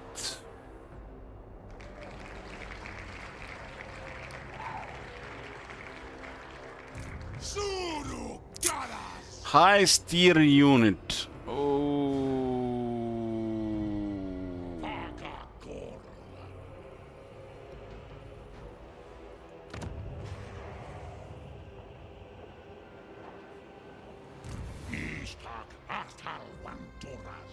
I don't want to disband any of these. I don't want to disband any of these. I guess we can queue recruitment.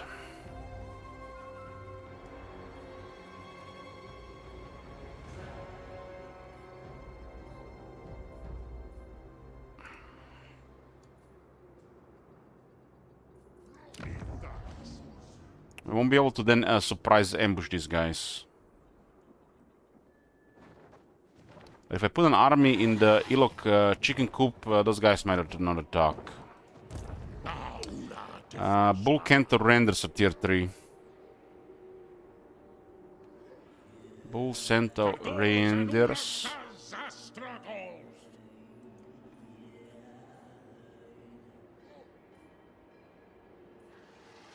Kinda like the ones with the shield and higher defense, but this guy's rank 5 already. It's a factor as well. I don't want to disband Skullcrackers since they are such high armor units, very hard to kill.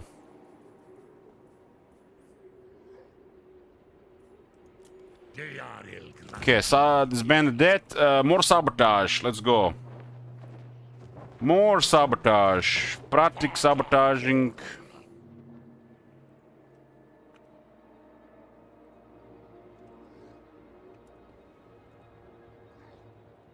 Let's roll. No double rolls today. We have to declare another war. Declare another war.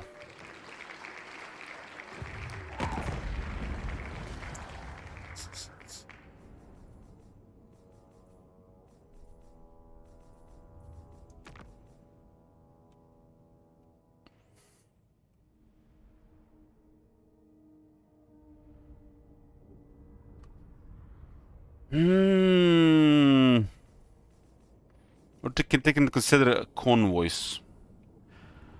Convoys into consideration. I'll declare war on Karak Azorn. Come then, messenger. Okay, that was Spartak sabotage. Lyrion is sabotaging as well.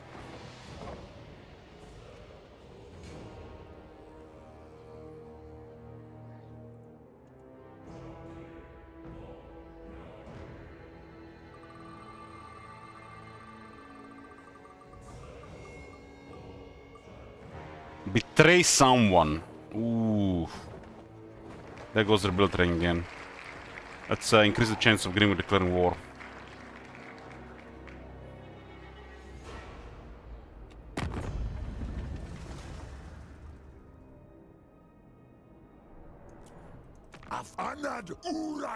Oh my god. This is bad.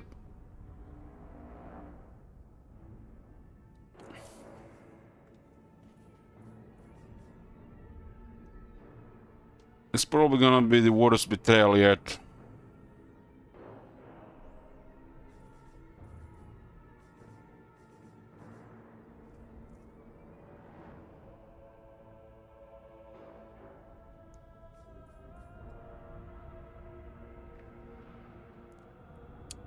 Betray someone means we have to commit treachery. How they have 87 counts gold? They have over 5,000 income. So, and they are not spending any money.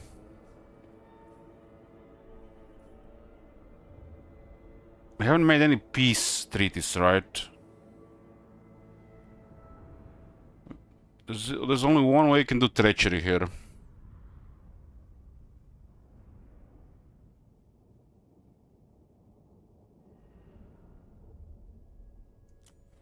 Damn. Tadradshar Ulari Sartur, Karburalabrin. That is bad.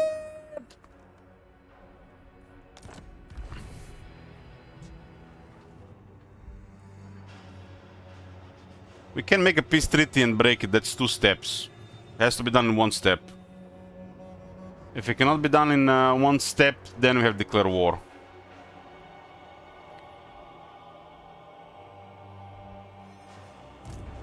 That was a real big sabotage. But there's some distance here.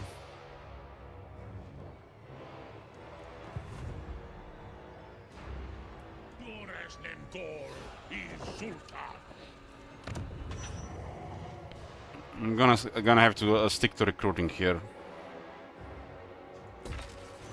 I get a lot of units on higher quality. We can become an expedition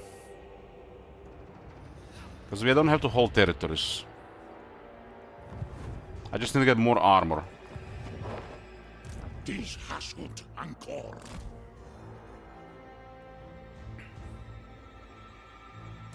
Bailmancy. I'm gonna have to recruit that unit back here, and then we can deal with this right now.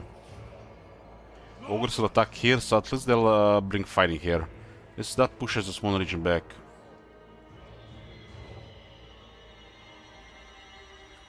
I mean, this is not vanilla Pratic, so we have restrictions and there are mods to mess up things.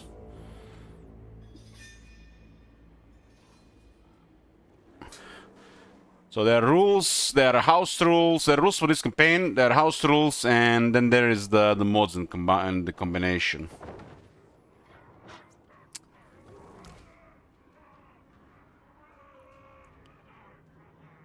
He would need stuff to become one-man army.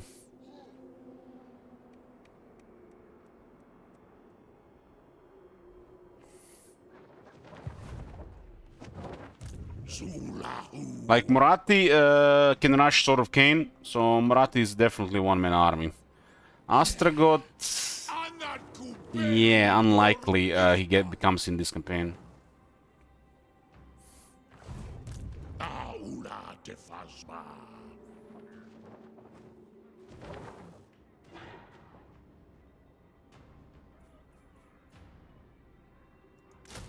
Two turns.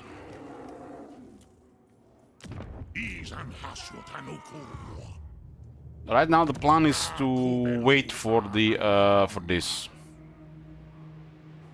We could rush it. We kind of don't even need a lot of this stuff here.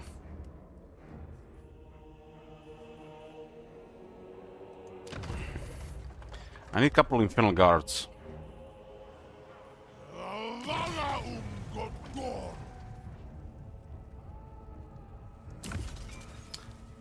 Just two, if not nothing else. Just 2 Infernal Guards, a game changer.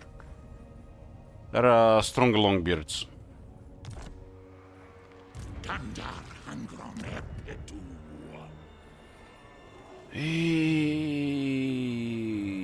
This is gonna be lost. This is gonna get harassed.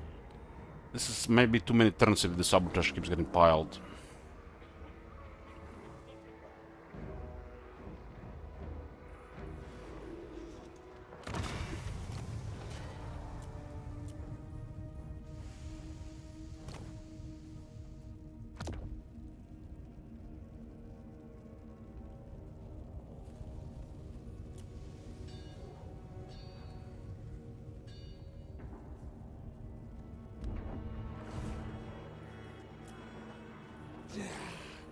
Anarkubelu Gormispa.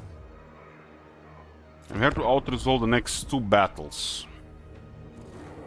I don't think they're gonna move towards the capital unless it's Grimgor. There's a chance Grim will declare war, but it's not guaranteed.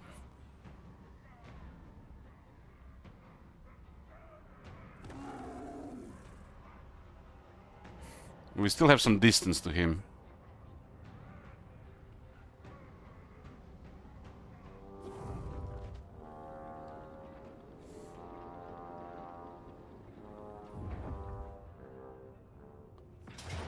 Okay, that's 1 auto-resolve.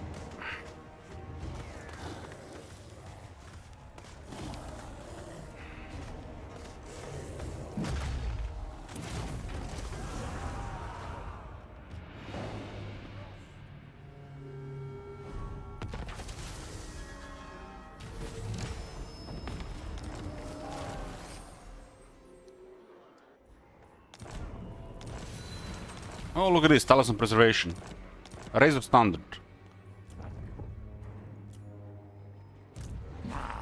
How many items do we have to salvage? 5.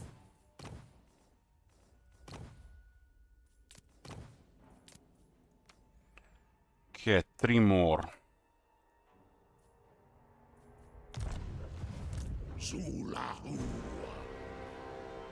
We're losing some build up here. We're only rank 10, it's turn 20. That's becoming nasty. Encore. Can I help you? At least I have a lightning strike.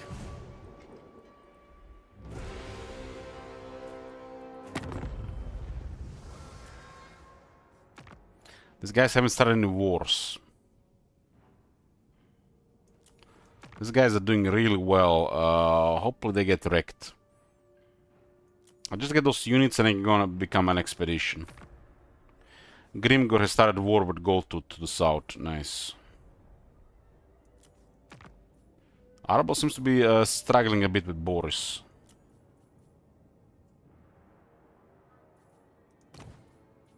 It's interesting the declaration war over the trade agreement wasn't even that high of a treachery.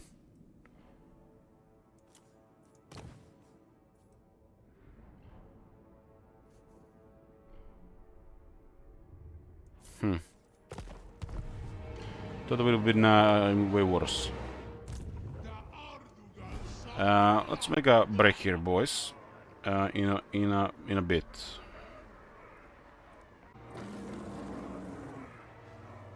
We're back, boys.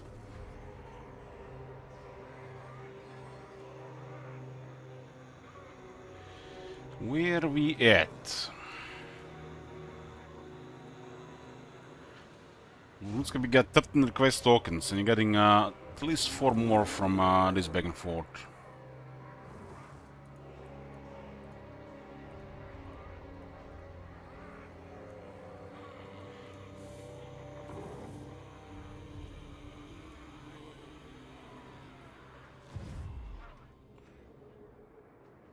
Dusty has taken the Blackrock Mountain, and the ogres are threatening on the other side. I think I'm just gonna finish this and attack Makaison. Soon the chainsaw shall ring through the night. It's not gonna feel the same without English Cake here.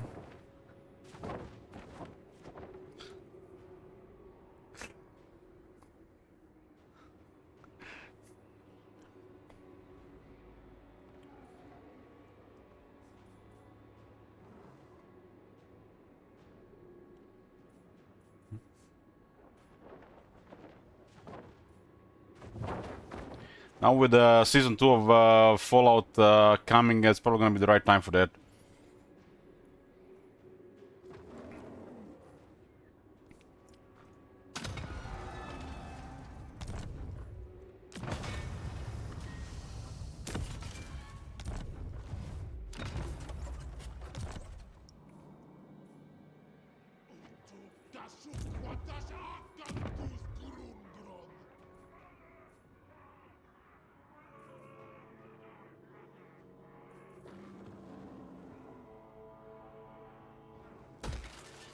Nine turns for this, and the other thing is in 4 turns.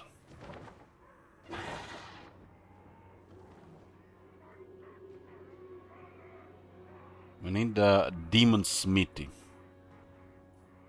That's a tier 2, this one.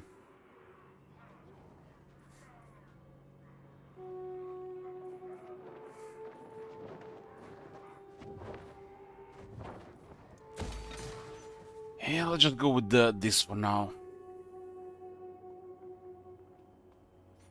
I can rebuild immediately, but it doesn't do much. We have to wait 5 more turns to get it.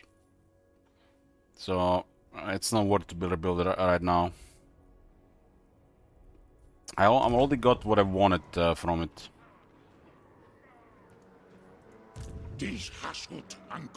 For the moment.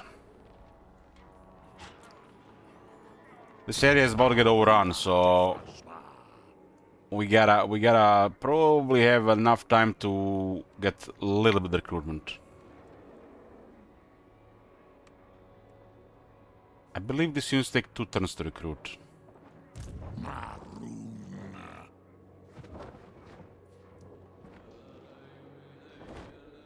Malachi McKayson looks an ideal enemy here, but some armor required. I think I'm gonna actually attack him here. I have to do the auto-resolve. If it's not a good auto-resolve, it's gonna be bad. It's 21 units. We got 2 blunderbusses, should be a good auto-resolve. Yeah, the Chaos Dwarves have a slow construction, but they can use slaves to speed it up.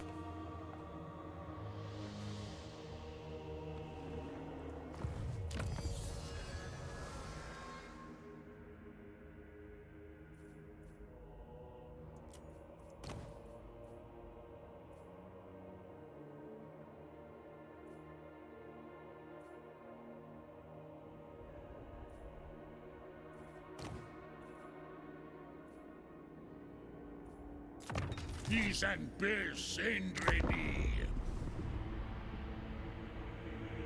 The early game of Chaos Dwarves does require some setup, so it's a bit awkward with sabotage and restricted campaigns. But the short victory is not that big deal as long as we don't mess up something or too much sabotage happens.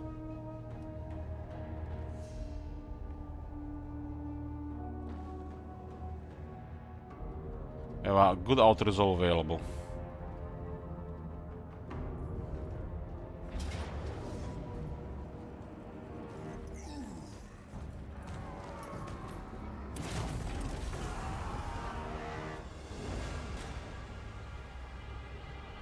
There goes our raw materials.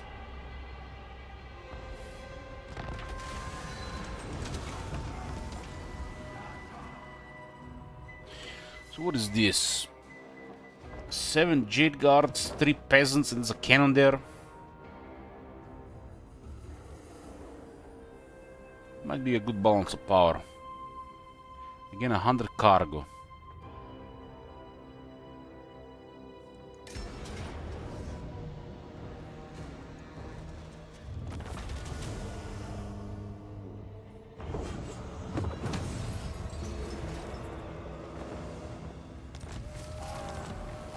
Didn't even need to fight it.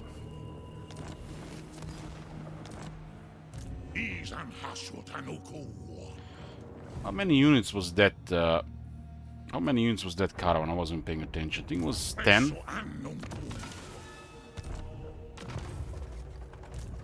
9, so that didn't count.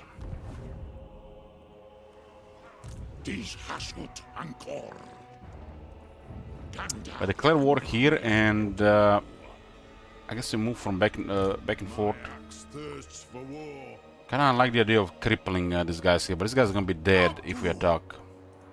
Axo Ardugal. Is They're carrying another 100 armaments now.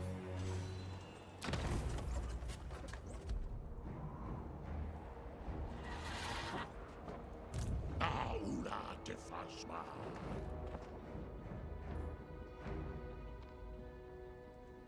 Zulahu. Doesn't even need much workload here.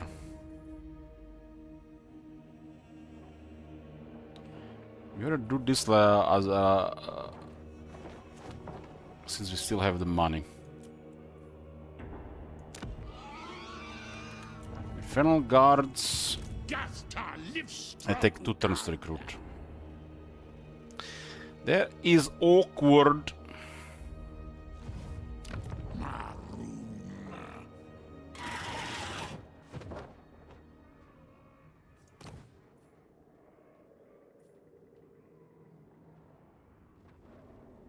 Control -1 local enemy province. Wow. Wow. What?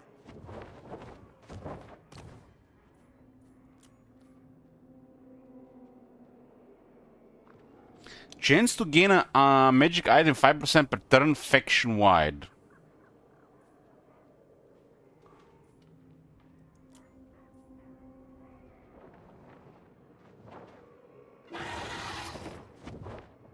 This guy has immune psychology, and then he gets immune psychology again.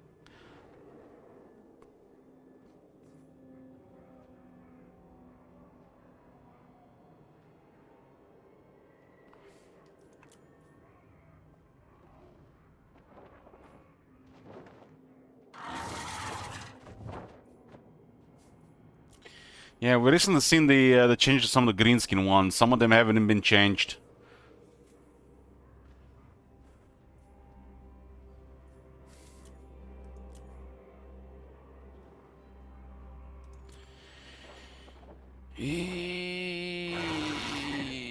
Baumansia Nuntu. Afrinko. Moving.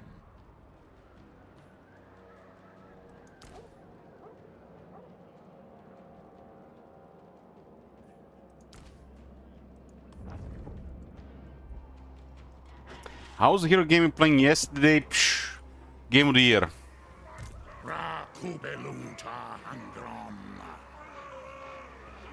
Let's kill the 2 Infernal Guards. They have to take 2 turns to recruit. Gruna Zorzagas.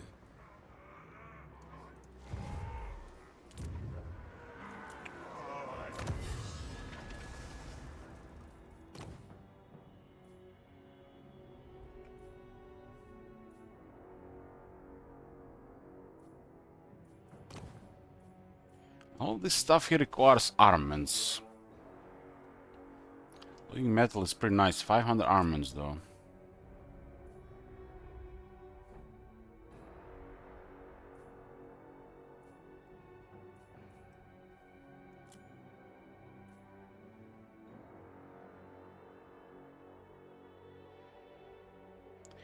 Burn the rest.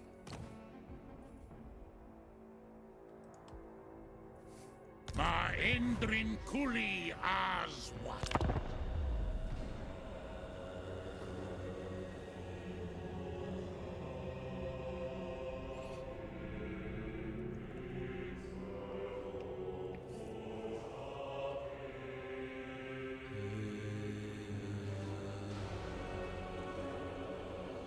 Sunarun Gorm Danma. Ekuzum Kaka Bagruni and Basmed Asilankas. Azak is extorting money.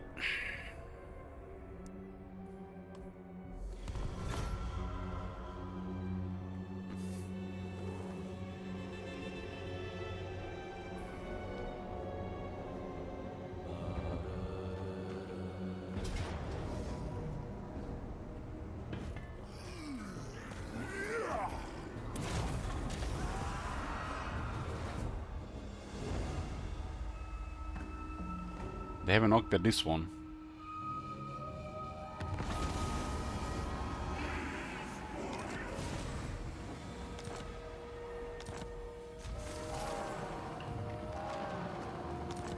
The Bale assembly line got sacked. Thaumansia Nunku.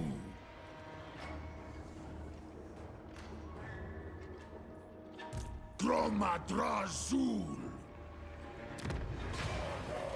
Thaumansi. Makazia Thaumansi. Doomskulki. Gonleth. Tassadu Ardugal Ulahari.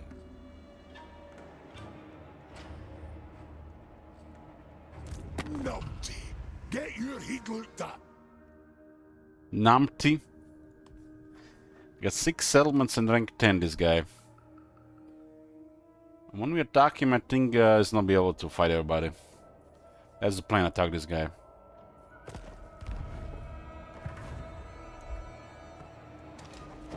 Eso Annunku. 1700 shekels left. Oh, that's gonna be have to be enough.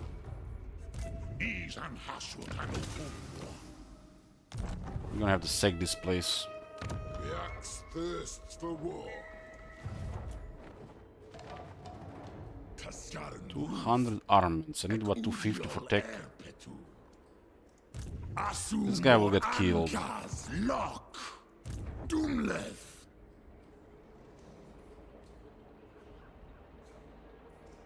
Utu dot lank. Duck Droth. Dot.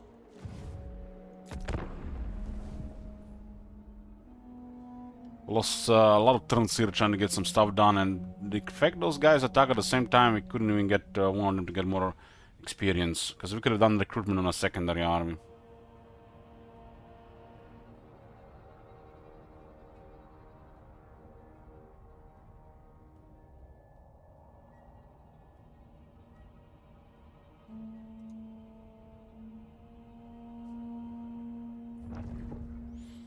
Okay, they're going for it.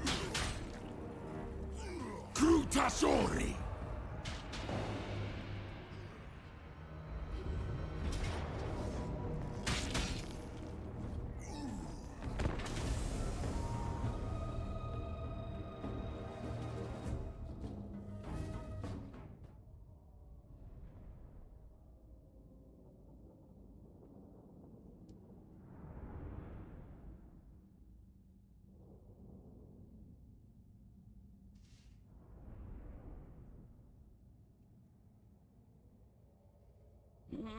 We don't think I can kill anybody here. Maybe we do some damage on the guy who's taking attrition. That's a Slaughter Master. There's a Bone Crusher and some Lord Wild. Belly Stance.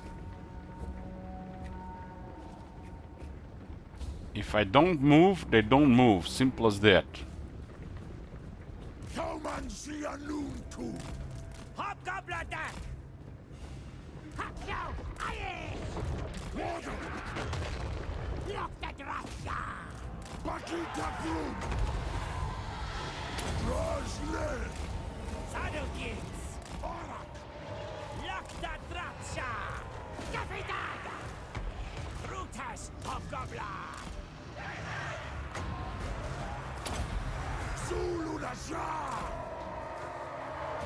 Mero Manchet Grot.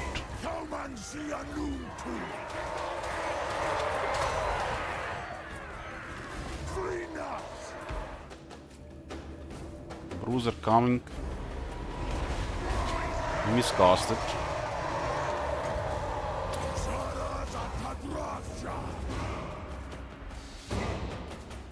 $32 secondary cooldown.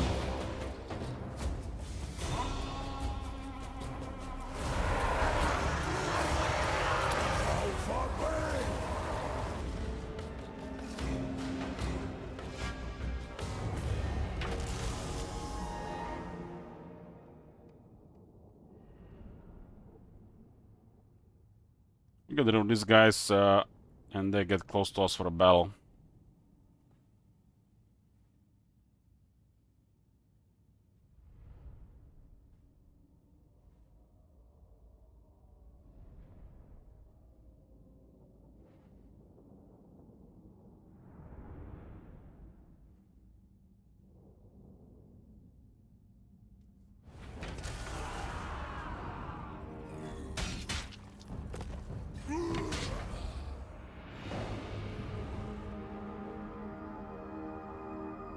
I'll clear the auto resolve.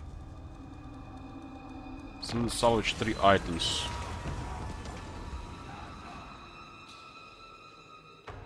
Only 5 turns, huh? Why is it just 5 turns?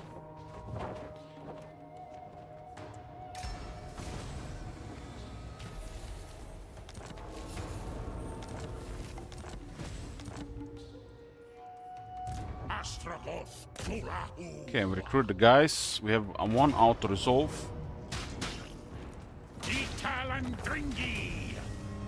That's an item.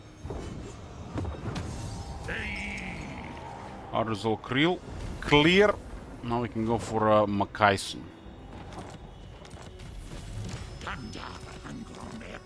Yeah, we gotta salvage 3 items. 1, 2.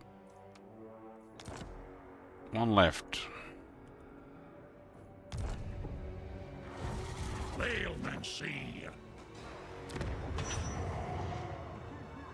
This is not great, but at least has a blunderbuss. Blunderbuses. Blunderbuses. Chaos Dwarf blunderbuses. So there's a blunderboss.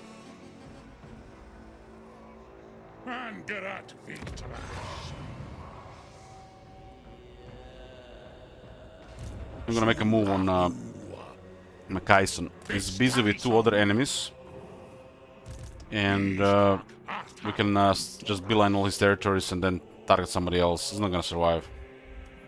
Grimgor attacked Goltut. Dis hasut ancor.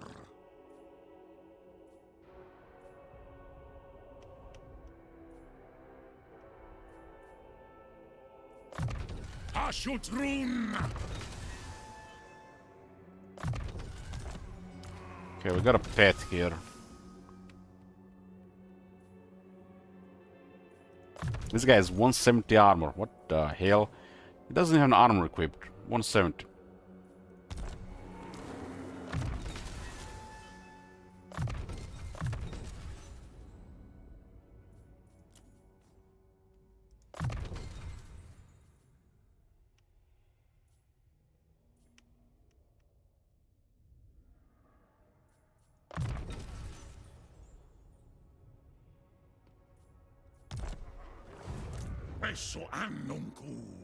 Yeah, this campaign is different though.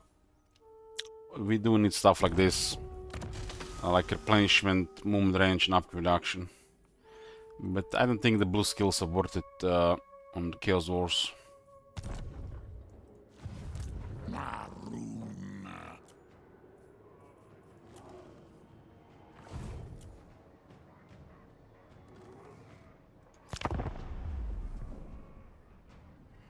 I'm gonna fight Makaisen and get the settlements.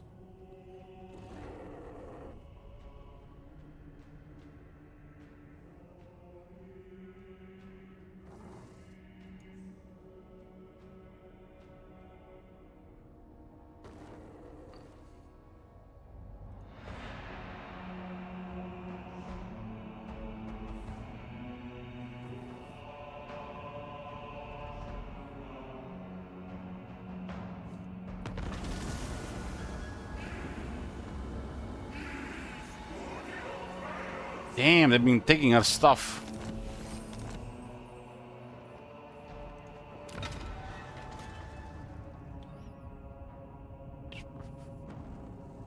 Good rampage.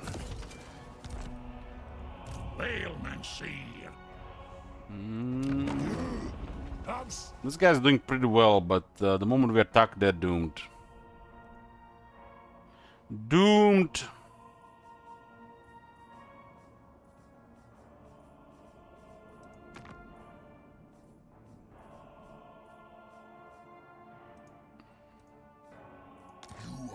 presence of unimaginable power. Kneel.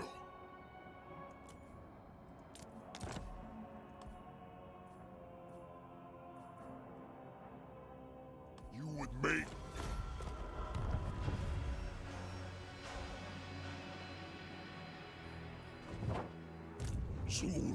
I'm sure pretty good to deal with them. What is the vision? Why is that vision so good? What's up with that vision? Arak! Ubelu Kazid! Yeah, the link is always updated. Almost always. It's for the current campaign.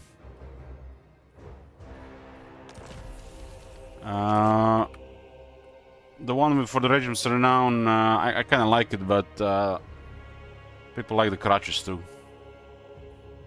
Aula de Fazma! Kandar Angron Epetu! What was that? Was weird.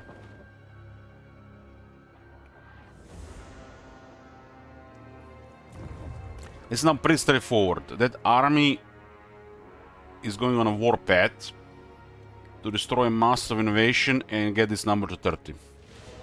For sure victory, which is the goal of the campaign. Dies Hasut Angkor!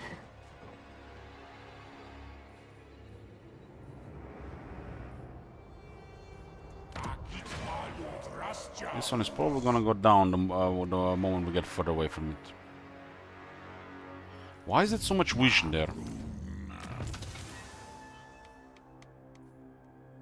This guy must have been assigned higher vision. And that's all items salvaged. We still have Vito. This guy must have assigned high vision. That is not a normal amount of vision. It's like the Day of Old rogue type hero. See, detect stuff better, has better line of sight.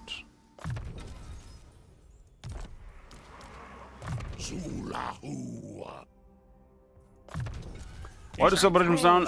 It's for these campaigns. Compares just different experience and to make sure that a limited unit recruitment and the sabotage with this banding of units is more impactful. But honestly, I would like an option available in the campaign settings to disable Regimes Renown sometimes, because that's one of those systems that really need reworking. It's just a stupid system.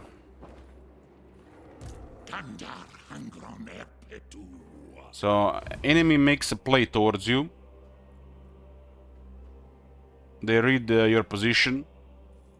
And you go to Regimes Renown, click, click, click, click, click, auto win.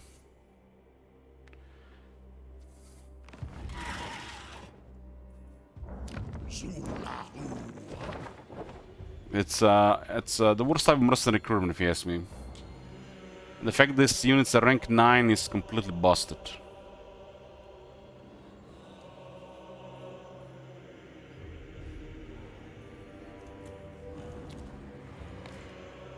So I have mixed feelings regarding Regimes Renown, but I made it special for this campaign to not to use Regimes Renown, disable it completely for everybody.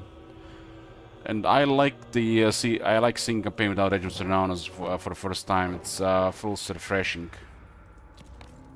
Nobody has Regimes Renown.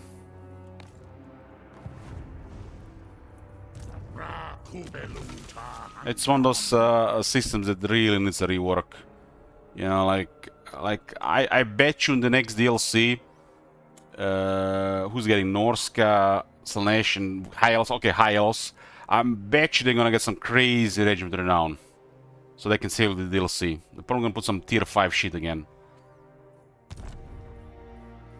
It's just stupid.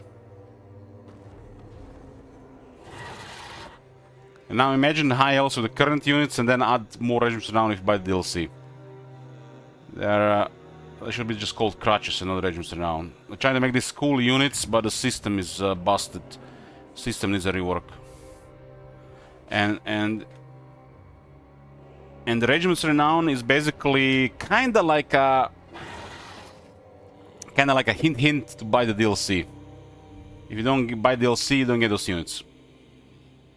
So they tend to put some bizarre stuff there, like tier 5 units.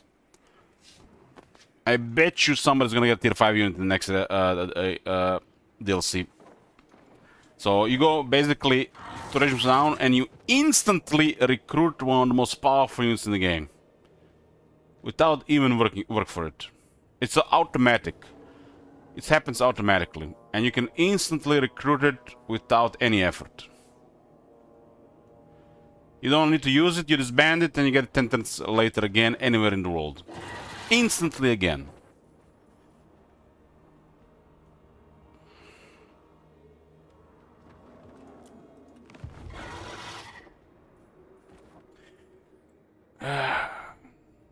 If the high elves don't get like a tier 5 regiment now next DLC, I'll be shocked. We're gonna put a Star Dragon or something. I would not be surprised if we see a tier 5 Star Dragon Regiment Renown for high elves or whatever they're doing with DLC. This is like the classic move to make sure DLC sells. Bailmancy.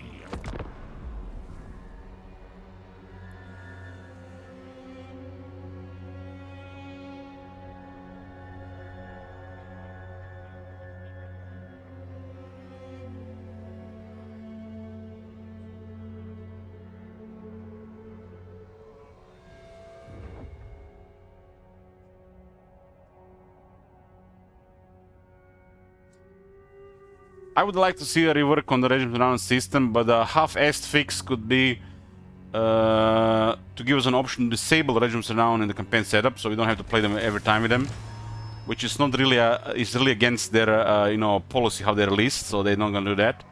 At least double the recruitment costs.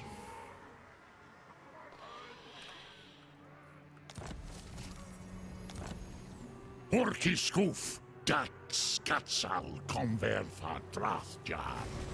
Is kalts hasot spengrin arnudem.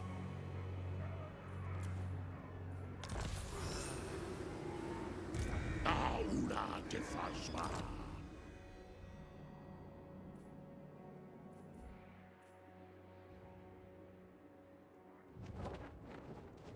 Anybody want a piece here? I want a Star Dragon Regiment now. I'm sure you do. You and half the player base. I just want to have it this time.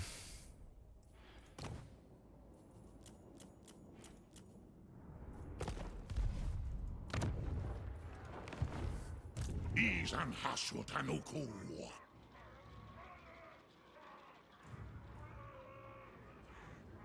Ah, craze.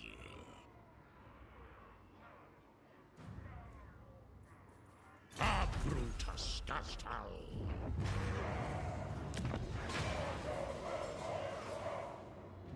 This might not last like this. 487. How much is this? 400.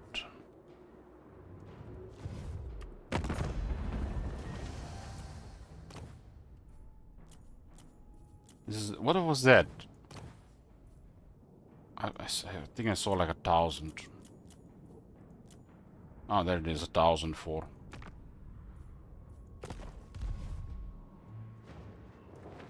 We're Suel.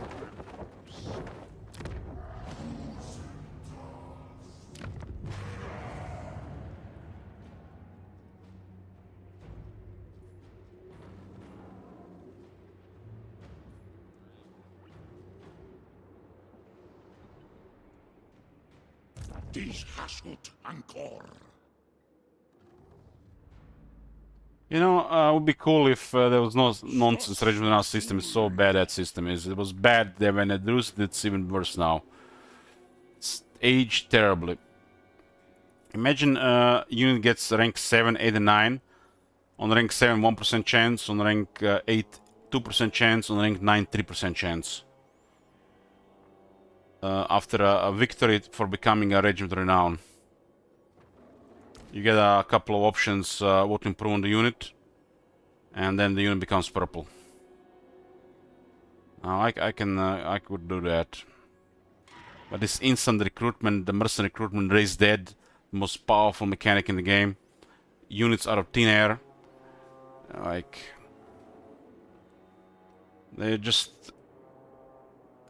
Everybody has mercenary recruitment these days, and regiments renown. You know, when the regiments are renowned, when they go to the list, you could just instantly recruit this unit. Here, fight a battle, disband it, and here I recruit again, fight a battle, disband it, and here recruit, fight a battle, disband it. They have no cooldown. You just recruit them anywhere you want it.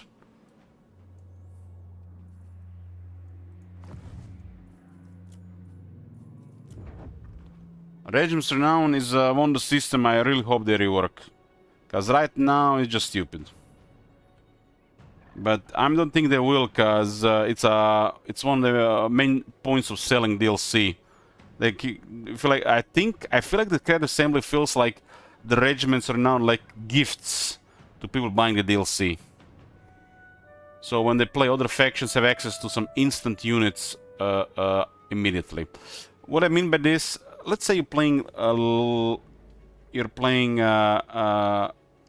Krogar, and you have the DLC. You bought the DLC, the Oxyodal DLC. And now Krogar pretty much, oh, thank you for purchasing DLC. We at Carrier Assembly think you should have access to a Dread Saurian on an instant recruitment. Have fun. It's basically just one of the main points of selling DLC. So it might start as like the right idea, but they just keep treating it as some kind of like extra stuff. If you bought DLCs, which puts the danger of invading past a certain rank and the excitement of recruiting these units later via buildings you put effort to build, time and growth, to a 0. Because what the fuck am I gonna get excited about Sister Aulorn when like I can just go on a rampage with a tier 1 army and I'm gonna guarantee get a Sister Aulorn added to the army anyways. And it's gonna matter because that's the part of the campaign where you snowball. And Sister Aulorn appearing in the army out of thin air just because your lord has reached certain rank, it's completely busted.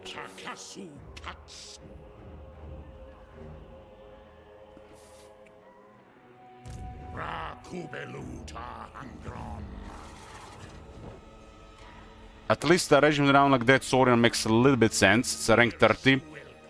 And it's a unit you're gonna put in the army and you're gonna keep it there.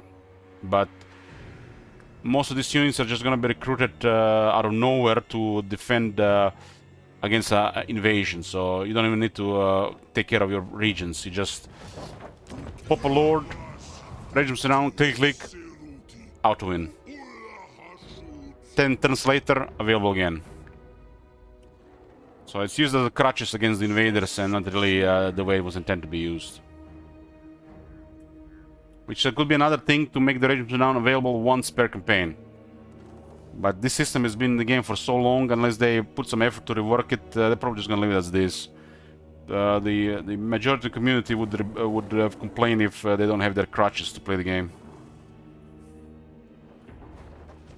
So I propose the alternative to just give us an option to disable Regiments Renown in the campaign settings. Completely optional, of course.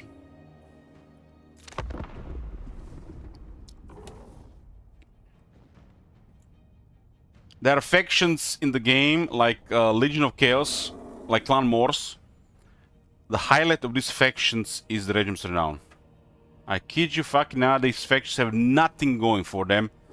It's just Regiments Renown. And these are just two examples. They're probably the most egregious example. Legion of Chaos and Clan Morse. The only thing these factions have going for them are Regiments Renown.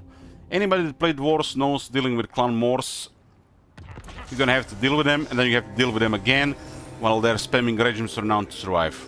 And it's the only thing the faction has going for them, Regiments Renown. There's nothing else. Legion of Chaos has access to every single Chaos Regiment Renown, which is an insane amount. It's literally that faction should just be renamed Regiments of Renown. These Hasselt and I mean, look at this.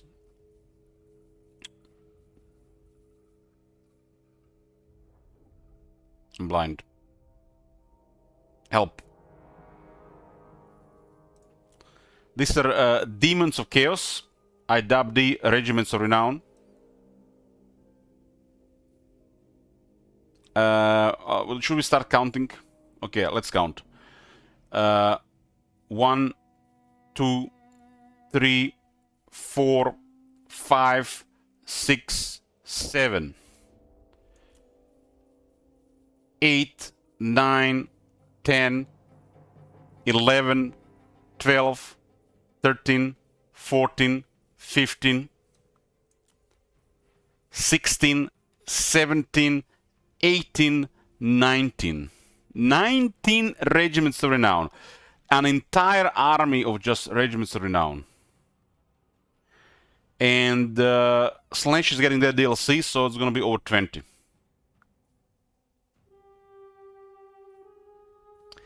I think this is special and this is cool, but I still think Regiments of Renown City should be reworked.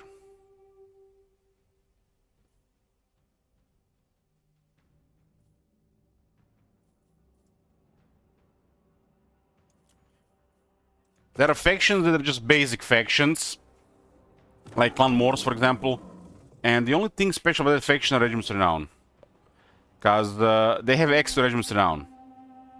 There are major factions in the game, they don't have extra Regiments of Renown. This is some kind of massive oversight between the games. So Warhammer 1, 2, 3. In those previous games, Warhammer 1 and 2, only the selected major faction will have access to Regiments of Renown. But in Warhammer 3, somebody really fucked it up, or just created a massive oversight, where Sigvald has access to Regiments of Renown, Archeon has access to Regiments of Renown, and they're part of the same faction. So they can even have identical units. And this unit is supposed to be unique. But some of the previous factions, major factions, only a select faction will have access to Regiments of Renown. Like, for example, Thorgrim would have access to Regiments of Renown, but not Ungrim. So in Warhammer 3 they fucked even that up. And it's still inconsistent between the factions. So you have factions that have access to Regiments of Renown as the AI, and some major factions who have Regiments of Renown will not be able to use Regiments of Renown because it's not available to them, because another faction has been selected due to the old system.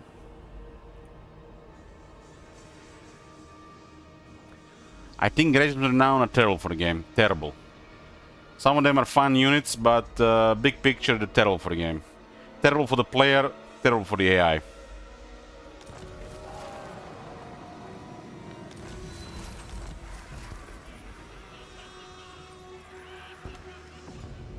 It's not good for the game. This is one of those things that people might just put on the rug, you know, mark as fun. But, you know, they don't want to just say it out loud that they like to have this as an advantage against the invaders. Because it's an easy game, easy life. But, really, it is bad for the game.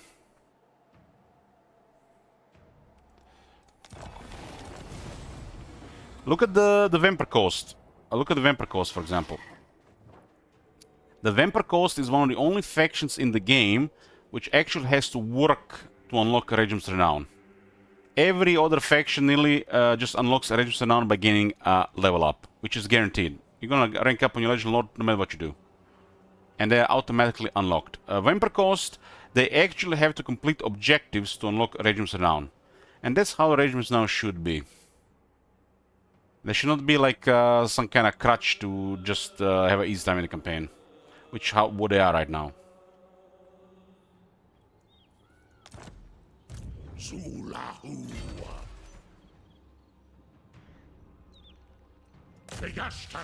This is a really big line of sight.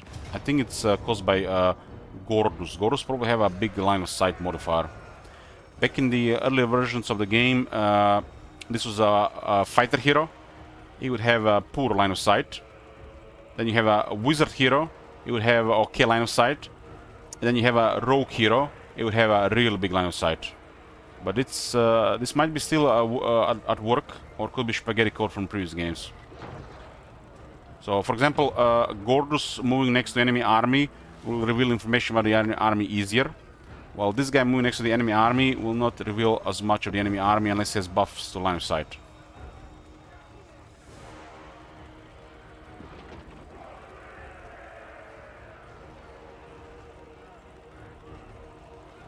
Anuwa Anak.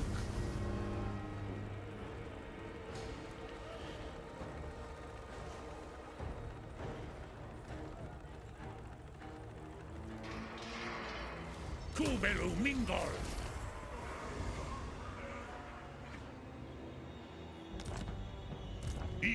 Please don't use Daniel on this channel, it's fucking cringe. Use a DP or a Gold Slayer. Or Elok.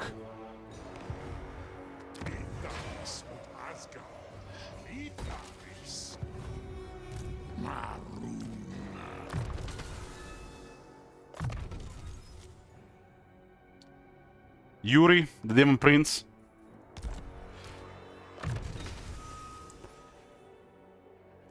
I'll take that.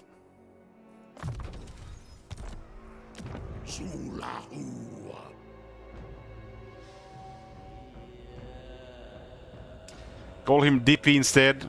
DP.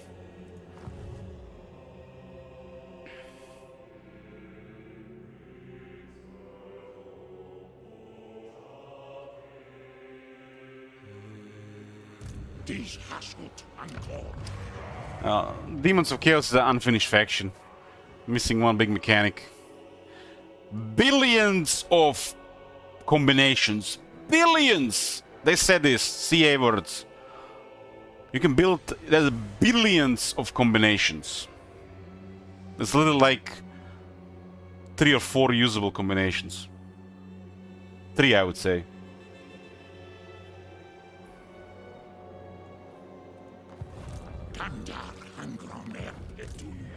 Billions!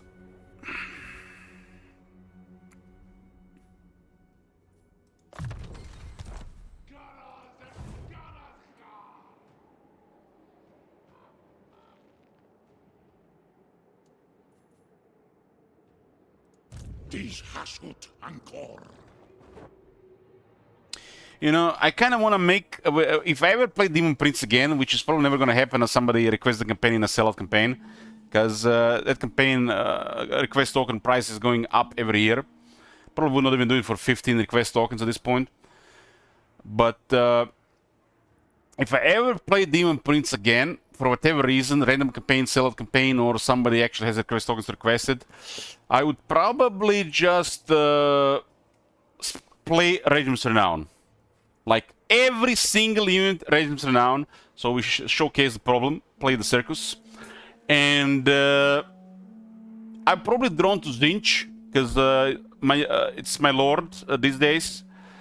But I'll pick Slaanesh just for keep people wondering why I'm not playing Khorne with Nurgle. Mess up with chat.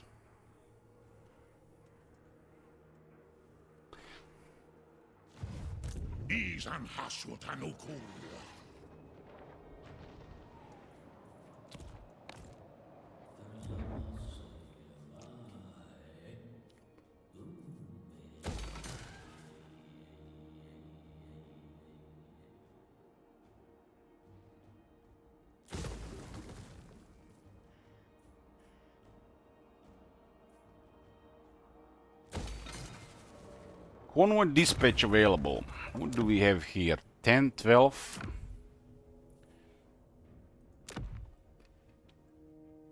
The DLC is being released in 2.5 weeks, I think. 2.5 weeks, Khorne.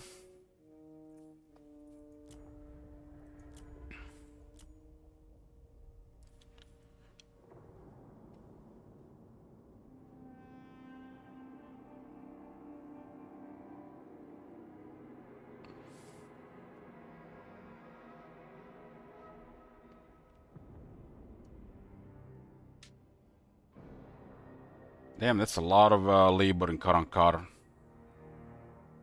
When was the last DLC released? Last year.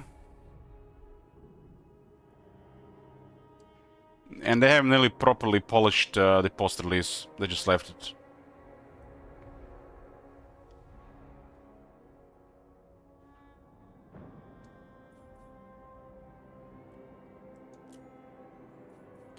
They started the year like all worked up. This is gonna be the year. But it's been one of the worst years of Warhammer.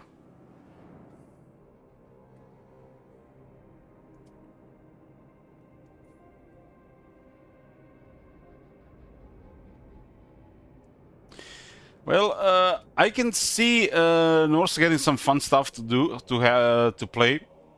They're gonna probably put some fun mechanics, but don't expect to go from more than 1.0 dimensional to 1.2, maybe 1.3 dimensional.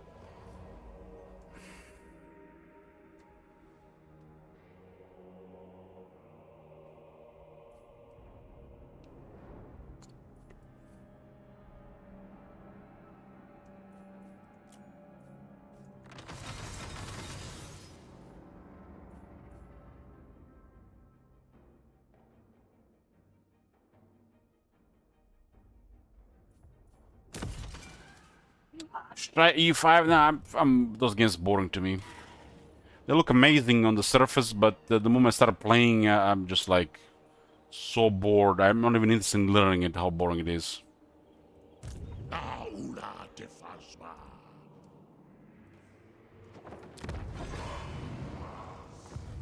Istak Artal Pantoras.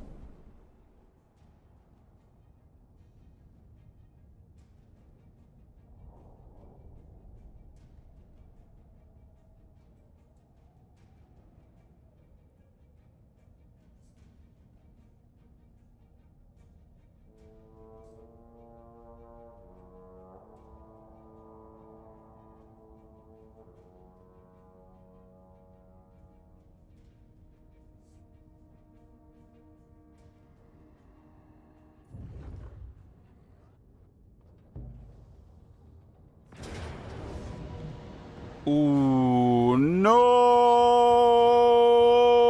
What the hell? I forgot we had a war with these guys. Who did that? Who did that?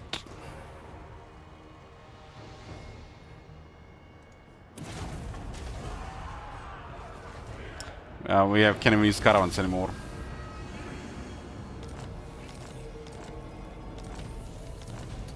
All the caravans start here and we are at war with these guys.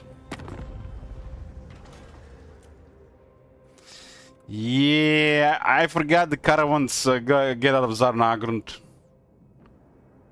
I forgot. Well, the caravans have been disabled, so this is why it was such a bad sabotage. Tandar Angron Erpetu.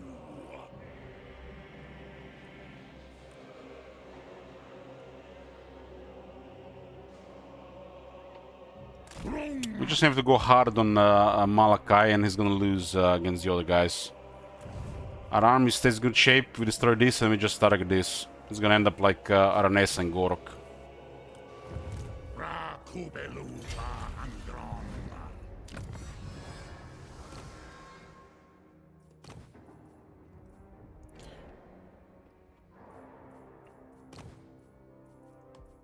Girsunai Grat Rumlev.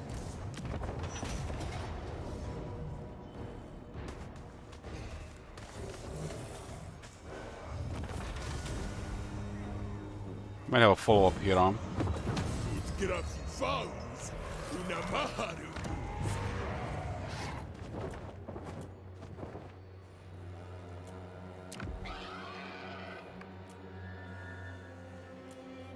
Is there any other way to increase this garrison here?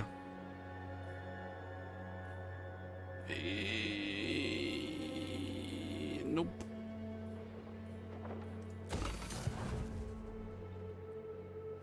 We're Suel Gramus. Well, Colma's not gonna work because we're at war with the servants. They're not gonna work. That's been terrible sabotage.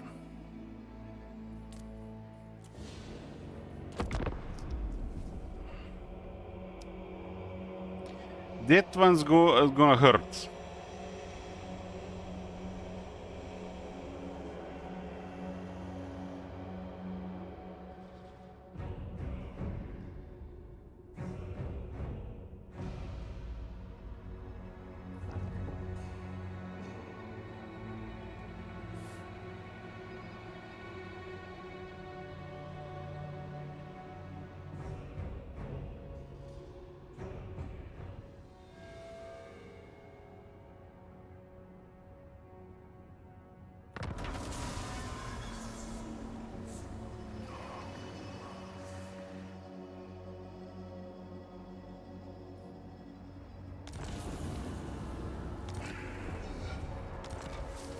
Stop that. Ishtak Achtal. This guy has unlocked the mount and it fucked up my movement. Zulahu. Hey. Let's we can still reach this. What is unthinkable? Rebuild training is cowering. It looks like Arable is losing to Boris. That is so unusual.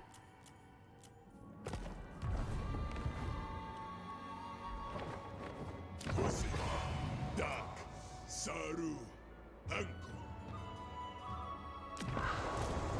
Kubeluta Angron. I am a rune lord, not some smith. This guy's in range. Takasu Tats. What the fuck is this? The line is bugged.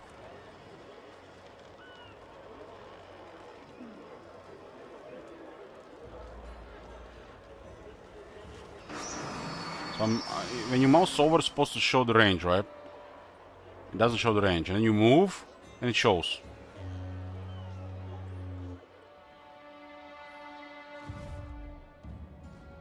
This could be a pretty good opportunity here. Kaison is at large somewhere. But he has to respond to this.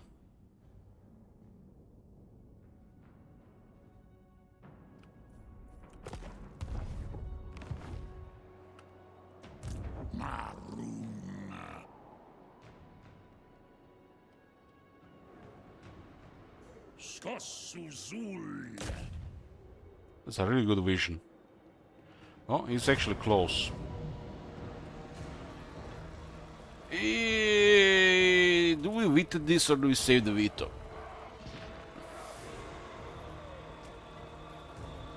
We're just gonna save the veto here.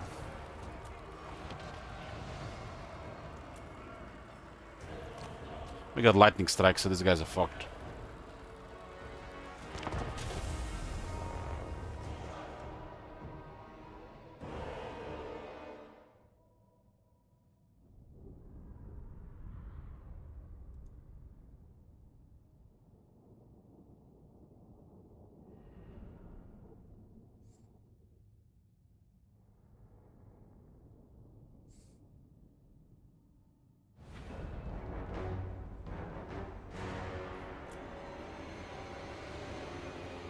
Lightning strike will delay the reinforcements there and also can send these things to trample them.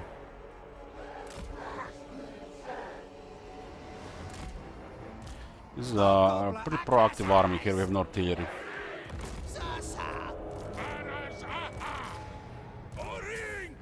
Go ahead, Hobgoblin.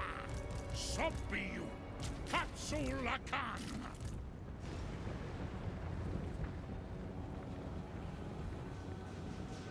Dalet Castellan!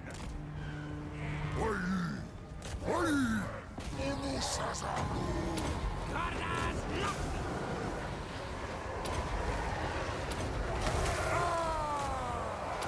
Rungut Baksa! There! Son ut Ost!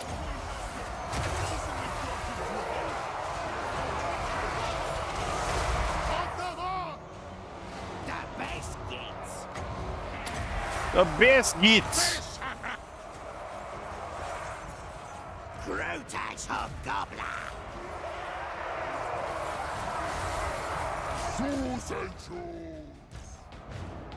Bajangrund!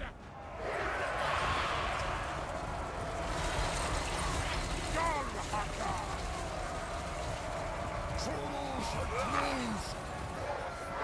Lakta Drapsa!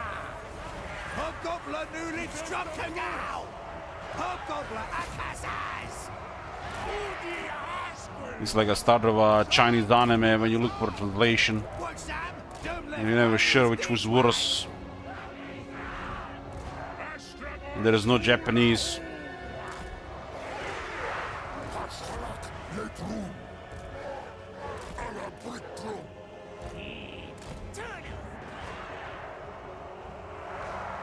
Speak its upgrade!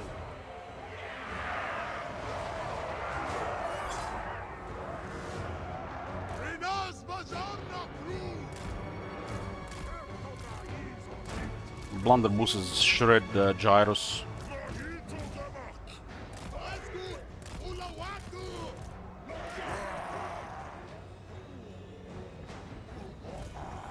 You're gonna be a little bit off. Little bit.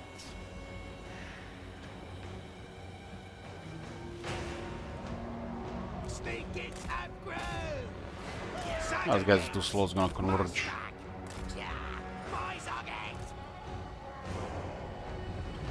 Momentum on the Skullcrackers. Momentum on the Skullcrackers. Let's go.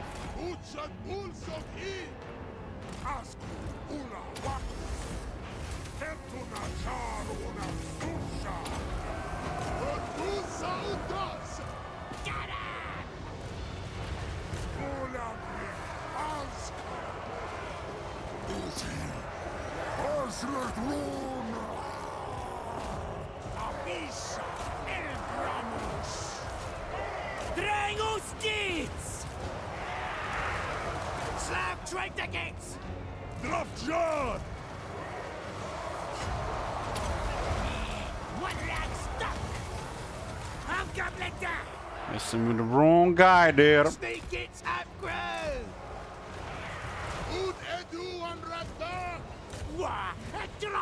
Your units are pretty poor against the guns.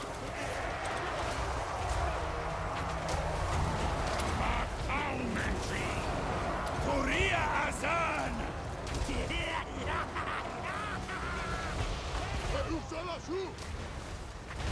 Pashuk Sarasko!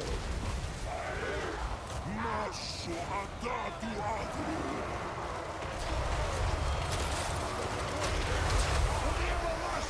Praise the Wanunku Asho! We have a couple of characters there. Slayer is doing pretty good damage. Speak its upgrade!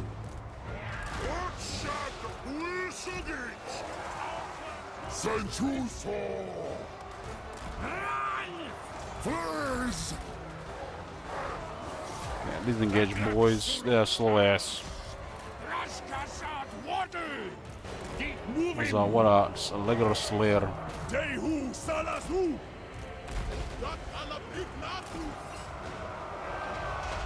Must have been a Dragon Slayer there. Even Slayer is shit compared. Couldn't be able to handle that. Haktamund!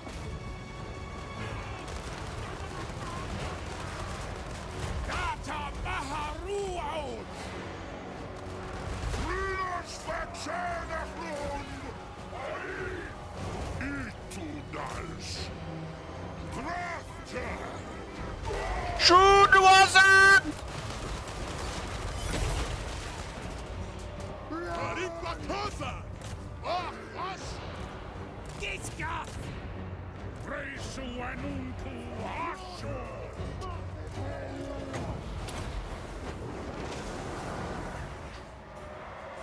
Speak its upgrade!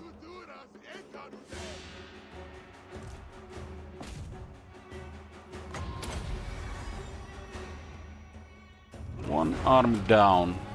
Astramor Zulahu!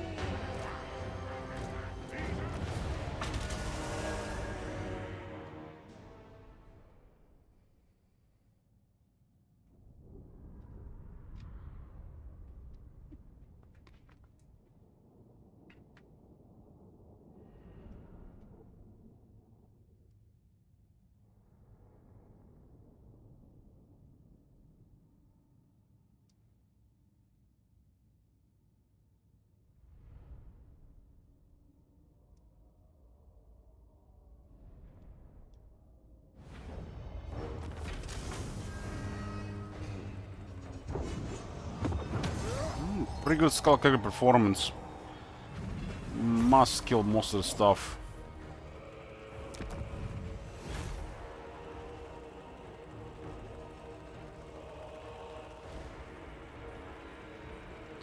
Temple of Heimskra. And Khazid! Do we expect an attack here? I'm busy. Beacon. No. You're not worth the fight. Astragoth Zulahu! No. What are the chances those guys have movement? We're in the port though. Eso Anunco! We in a port.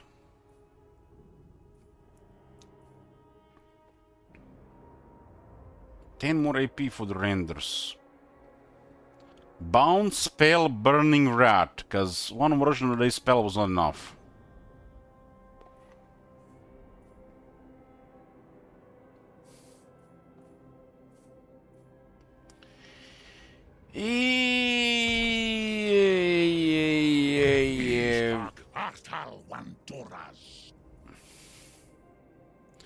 How's the replenishment looking? Skepto.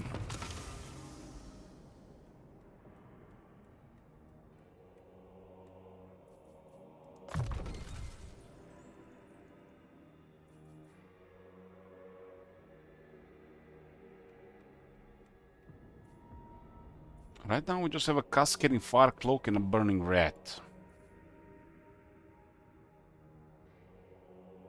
This thing looks really nasty with the fire glaives. With this unit.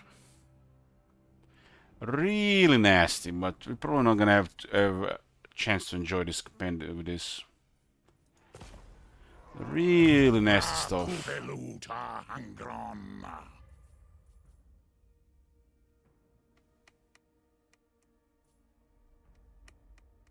Fire glaives have flaming attacks, but we can also give flaming attacks and flaming sword ruin.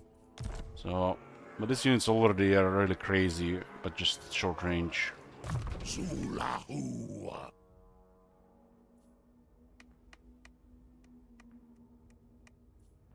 I like lower cooling cascading fire cloak, but it has to trigger something. Let's try the killing fire.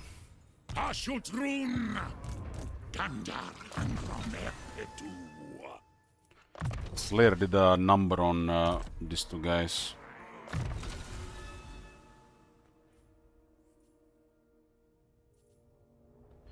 He's lucky to be alive.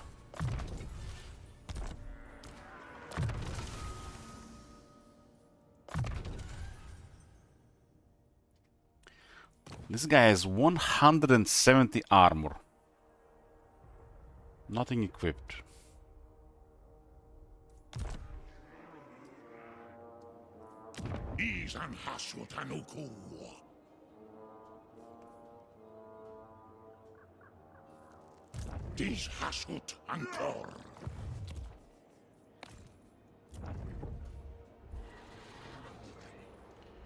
It's one Makaisen army down. It looks like most of their armies in this area. And they're doing really well, so we're probably gonna be the ones to deal with this shit. You're doing my nothing. It's not a war with Clan Molder.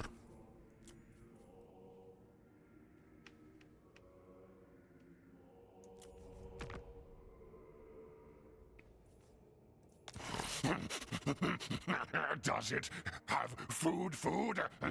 Give to me now. I hunger. That war with the Empire, huh?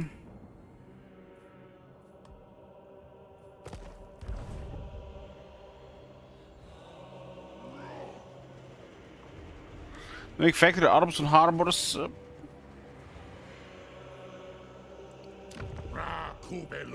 This one have iron, so it don't really matter. Really depends. It really depends.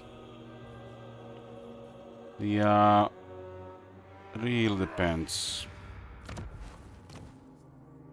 We're not probably gonna keep this place. It's goal to upgrade though. Factory seems better.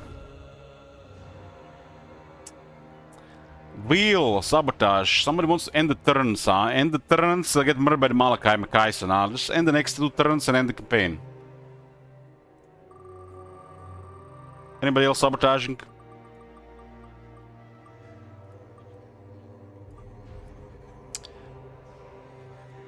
Demolish high-tier building.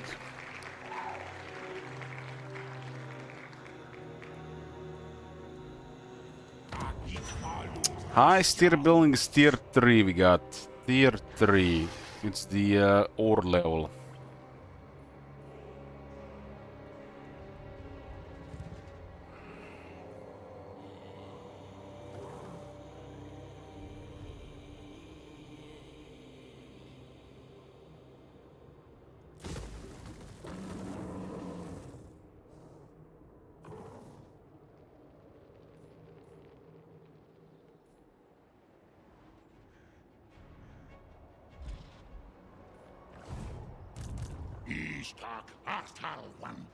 Yeah, let's do a break here. In a bit. We back. We back.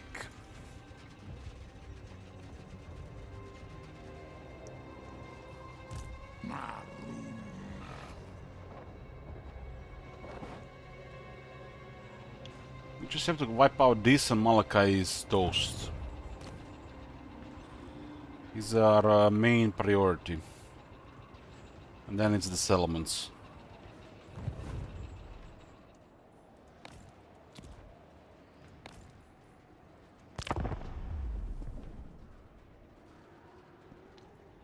He does still a lot of military. But he's also at war with other factions.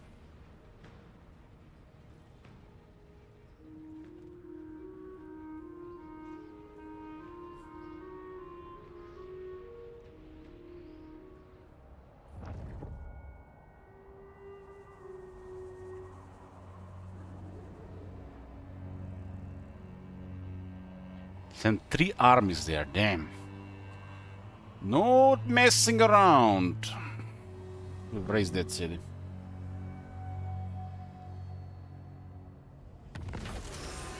And we can't even lightning strike. He's ambushing with an airship. Has that stealth technology from the Marvel movie. With that helicarrier.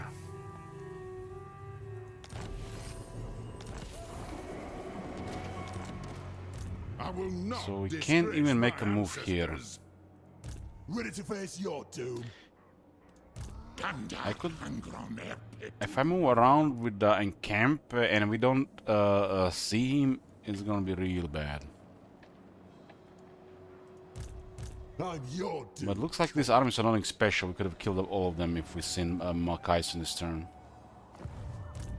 Ready to face your doom? Be gone.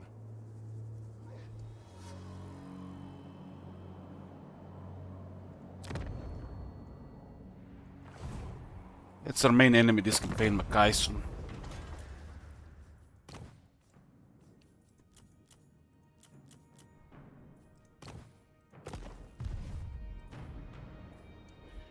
No good move this turn. It's too risky to make a move here.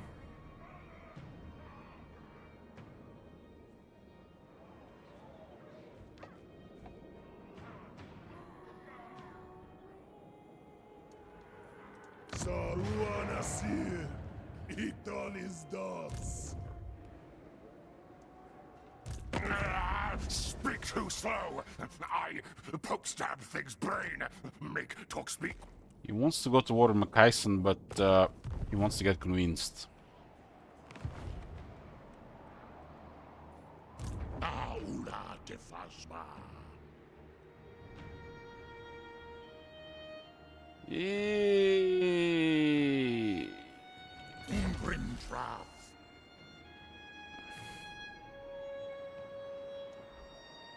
We cripple that and go move back. What's the adjacency here? Fort Dvorslav. Abandon this one.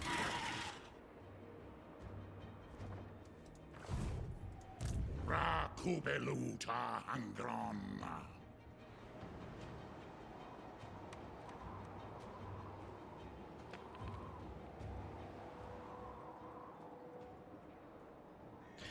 Still traumatized over the news with last charge. Who, you? I was a Rune Lord and a Dragon Slayer. The board got shot point blank. You don't charge into blunderbusses.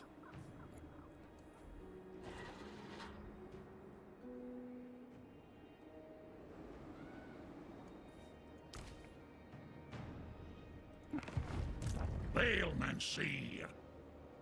It's no good move this turn. It kind of sucks because they outnumber us. What is unthinkable? Do you take me for a wazak? Zulahu.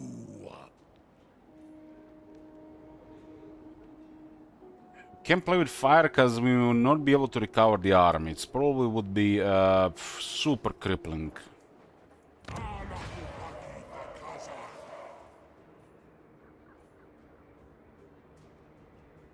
Two renders in the garrison.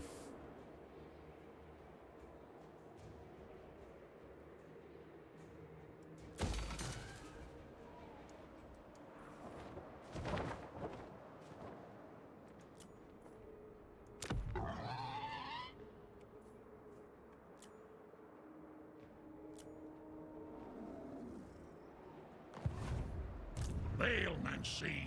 Do you take me for a wazak? You know We have a very high chance to intercept here like this. I'm gonna poke around here. I think retreat here looks good. No. As long as it's not in bad. I guess this guy attacked from here and this guy's reinforced from there. Should be around the mountain.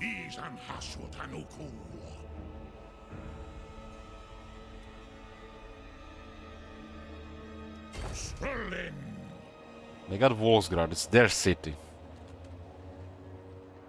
That's why Clown Walker wants war with them.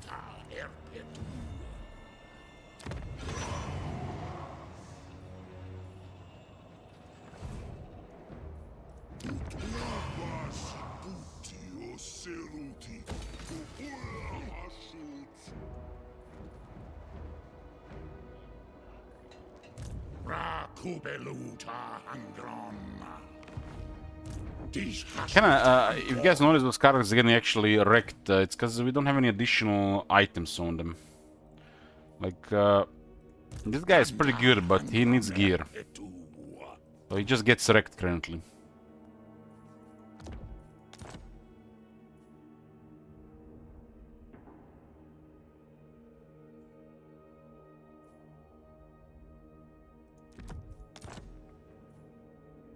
It's a little bit better on this guy, this gear. Astra was so tanky.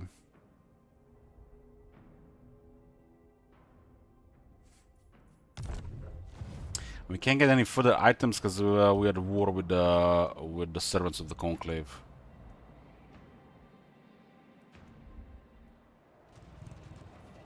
We just need to play safe, make sure the Malachi loses, and the rest of the campaign is pretty straightforward.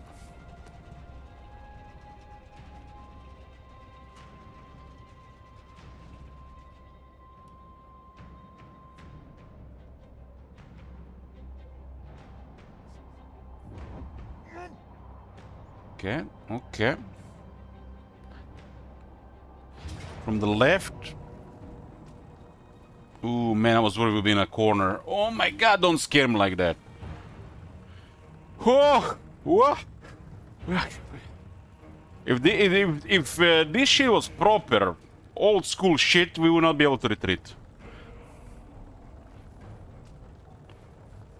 That was a good attack there. Playing with fire here for sure. I was kind of expecting one of those armies to use the underway so we intercept and kill them, and they didn't. Maybe that was greedy.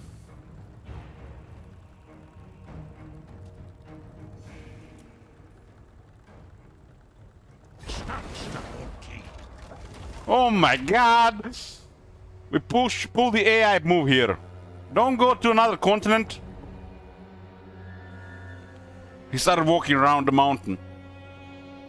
We were cornered there. You shouldn't be able to retreat from positions like this.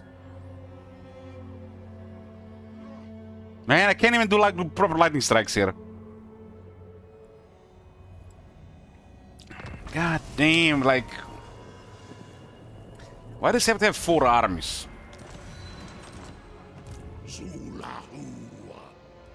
Get off! And look at this, he immediately did the airship camp. We're Suel Kramus.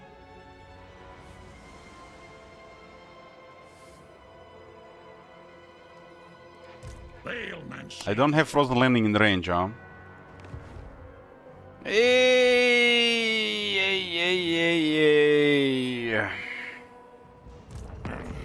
Thing will help with experiments, yes? Touch me again and lose a finger. You're not worth the fight. Yeah, don't have enough movement for this. We're gonna get attacked again with a really lot of stuff. I'm busy. He can still add 2 more units as well. He might be queuing the recruitment. Takasu Kats. Nine. I'm gonna target Krakadrak. Rakubeluta Angron.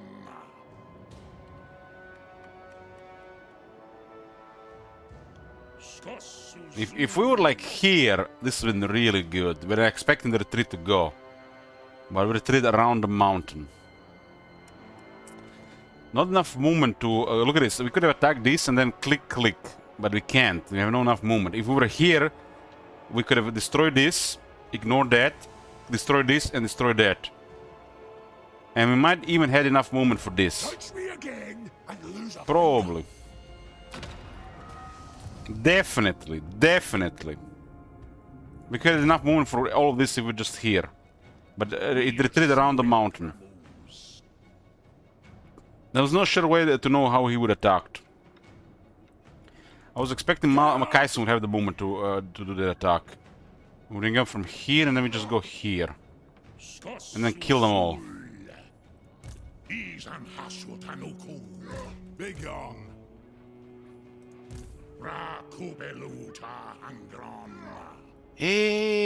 No frozen landing in range. I guess we'll hit from the west.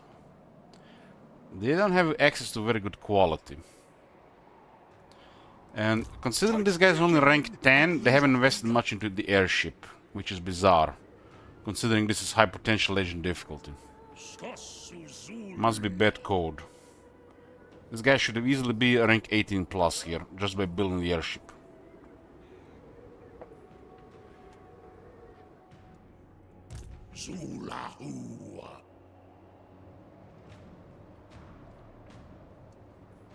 Takasu Kats. Ashut Turia Kats. We are not tied to anything, so we can do whatever we want here. Damn mosquito.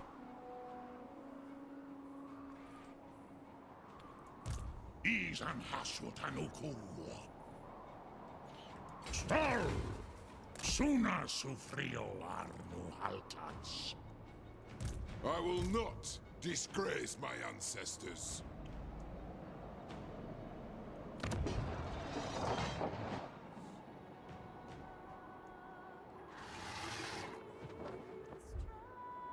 Okay.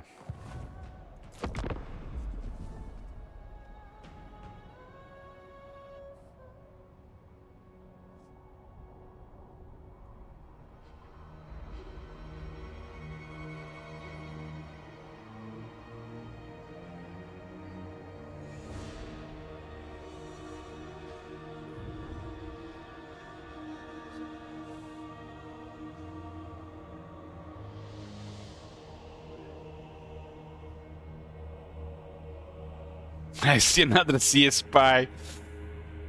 Scorn cannot be a CS spy. He's a clueless Nesh cultist living in his bubble.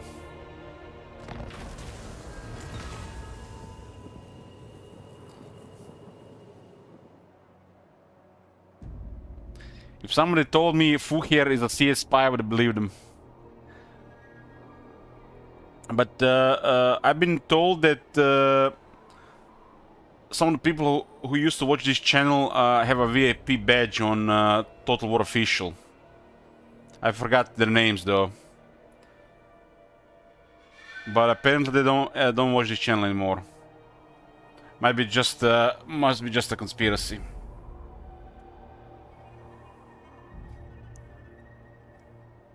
Or maybe they got tired of bitching.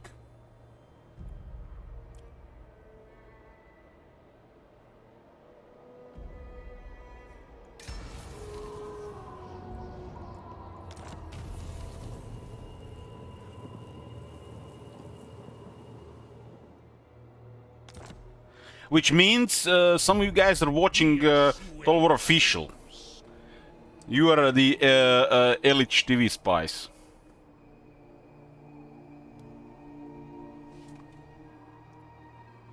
Bailmancy.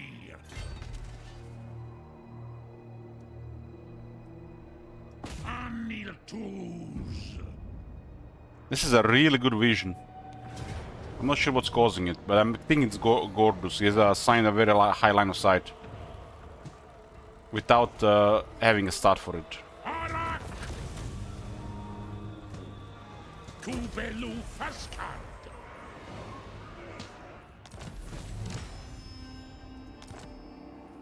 Aula de Fazwa.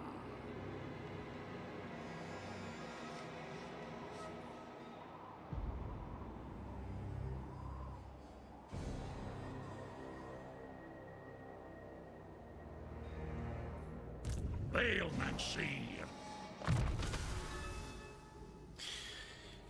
Guys, who remembers here Total War Official? Blondie? The guy who never prepared for any of the official streams. Struggled to open a campaign hard. Thinking goblins have anti-large. But the worst of all, in Warhammer 2, against dwarves, he picked Doom and Darkness.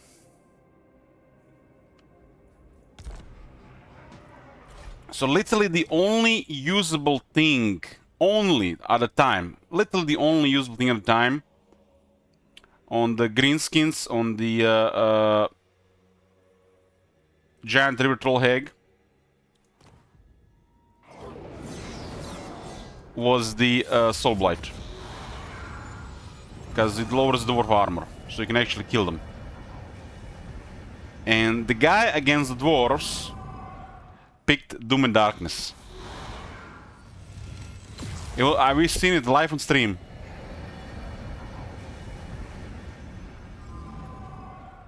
Does nothing against dwarves in the campaign.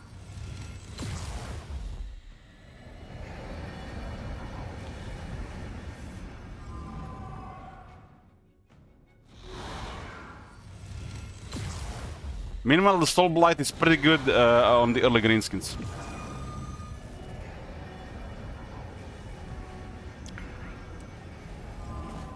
So they had a guy working for them, a community manager who never really prepared for any of his streams, and he just winged it. In cutthroat, Total War toxic community they created at the time.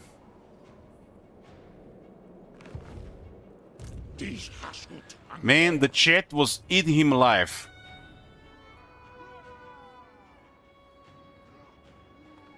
Eating him alive.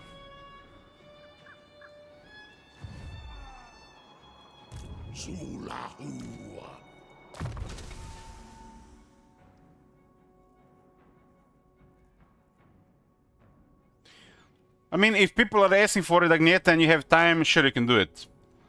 That does make sense.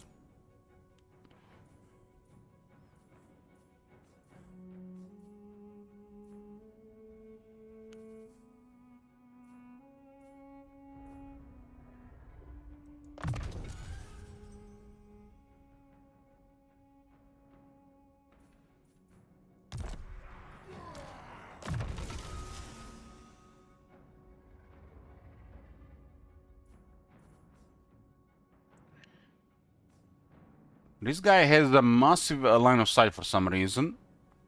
It is really noticeable. And none of his properties actually say about line of sight. It's his base.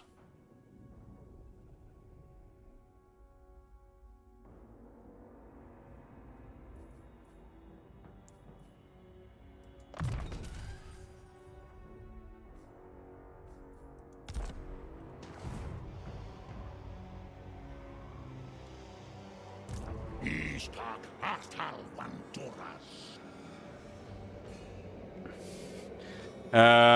When I started watching Twitch, the first channel I watched was Dance Gaming, I think. The second channel I watched was Kungen TV.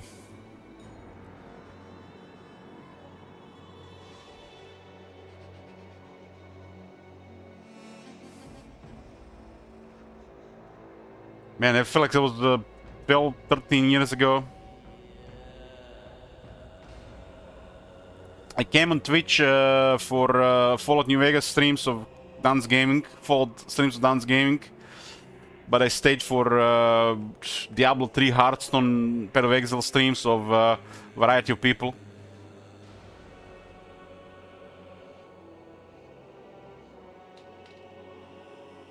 Did I follow everyone? Yeah, I don't have time to watch Twitch.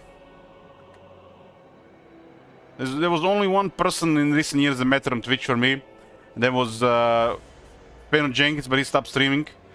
Then I started watching that Korean girl, but she stopped streaming as well. There's nobody else interesting, so I stopped watching Twitch. I don't have time to watch these things.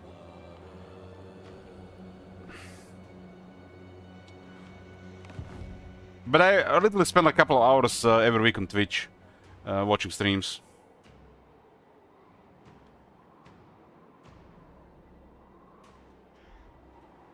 I'm really busy right now, so I'm watching other stuff. If I find it's time to, you know, do nothing, I just watch anime or play a booba game.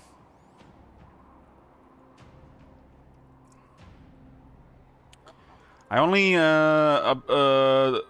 consume content of the internet when I'm walking outside. And I haven't really been walking that much lately. I had an injury for like 6 weeks.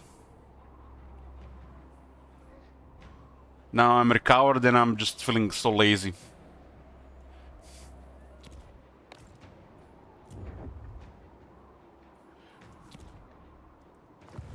Aula de Fasma.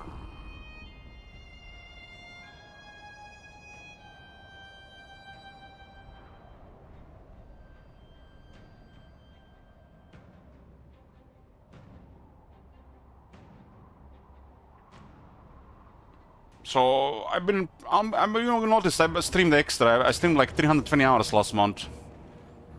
So that's a lot of hours. So I'd rather just spend extra hours streaming. Gotta get paid. Twitch hasn't been paying much, so gotta put more hours to make the same amount of money.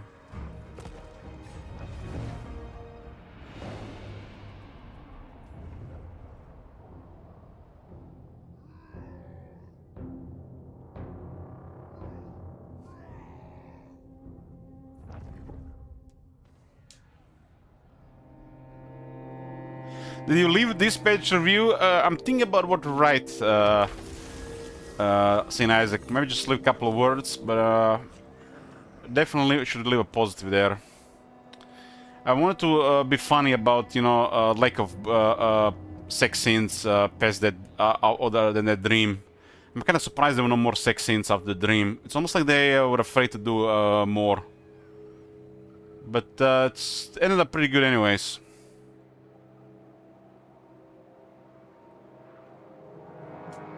But that's the game of the year, really. That's the best game this year. It's like, I am really glad they didn't make the minigame easy. I can totally see people feeling that minigame.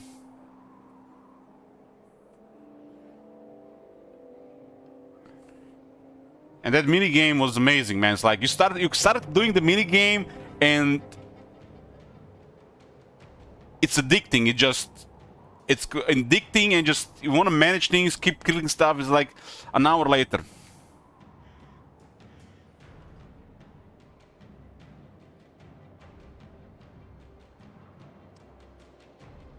That game is just amazing, amazing.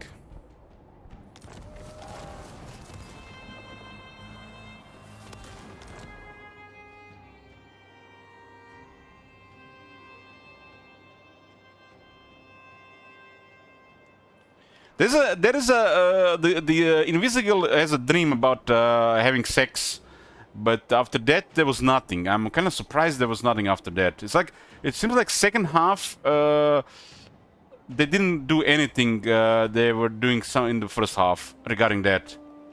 It's not the end of the world, but I was surprised we didn't see more of that. Rolling a Wheel of Fortune.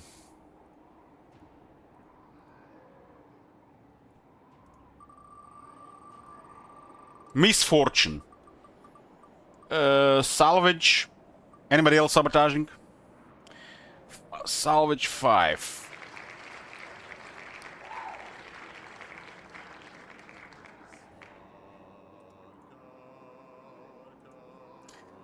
That game, it has a addicting gameplay, but it feels like a really good TV show. Has anybody else think like that? It's like the gameplay parts are addicting, and you just want to see what happens next. It has a little bit of everything, like profanity, violence, sex stuff, and it's addicting gameplay. But it felt like really like a really good TV show instead of a game.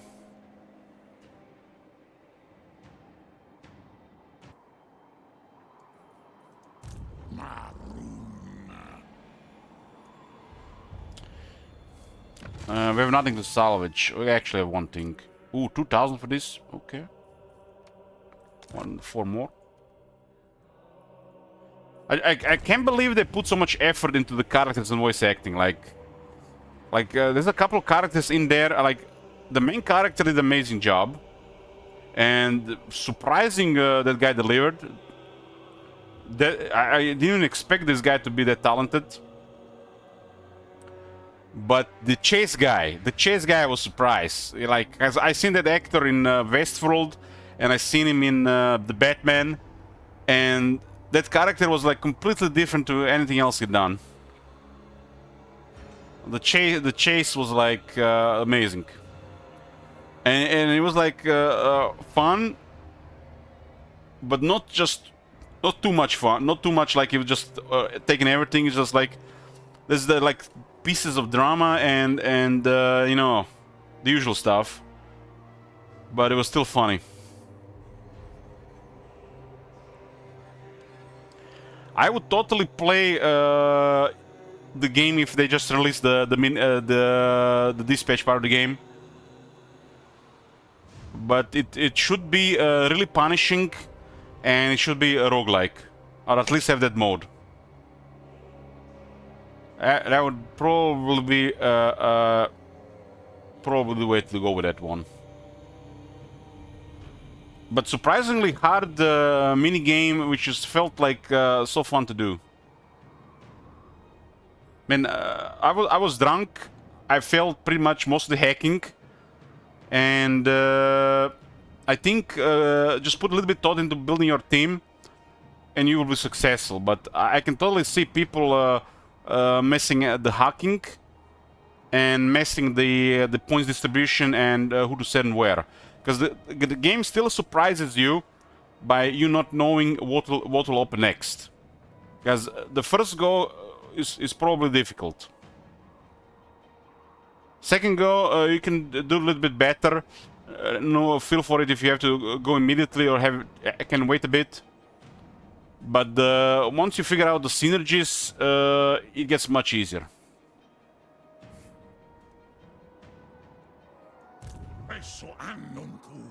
Okay, we have the Makaisen Distracted. When they're dealing with an overwhelming enemy force, sometimes going for their settlements before dealing with the military is the way to go. I think this is the strongest Makaisen I've ever seen, but he's at plus 200 potential.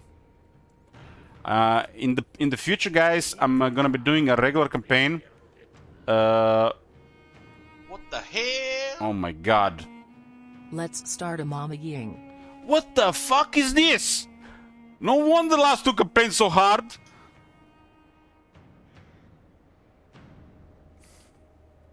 It has the values from the test. Hey, the son. Yoo-hoo. Thank you very much. What the fuck is this, man? No wonder the last two campaigns are so hard. Oh my god. This is supposed to be 4 and 3. What the fuck? We overwritten the tests for values. Oh man, no wonder these two campaigns are so hard.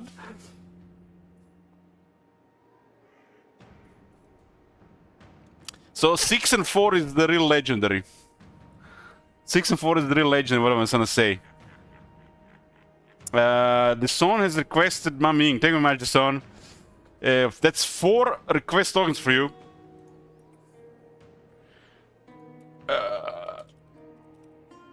Damn, what the fuck, man? Messed up the settings for the last two campaigns, but we have it even harder to set up.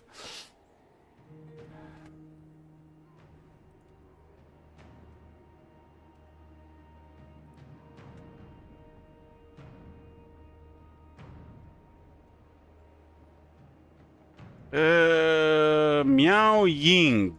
Miao Ying.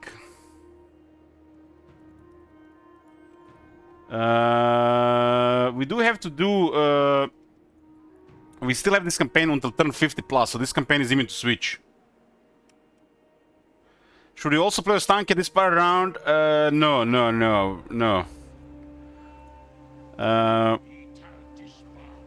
At this point, anybody requests campaign gets plus 3 request tokens. These are the cheapest they've ever been. Let me just edit this 1 second.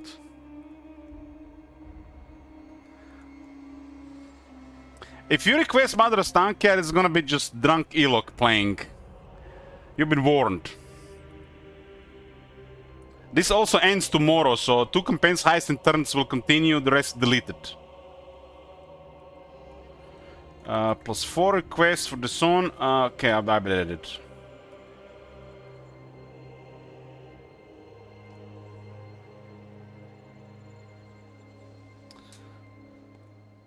Okay, for every campaign that got sabotaged, everybody's getting an extra request token. It's already getting a 1.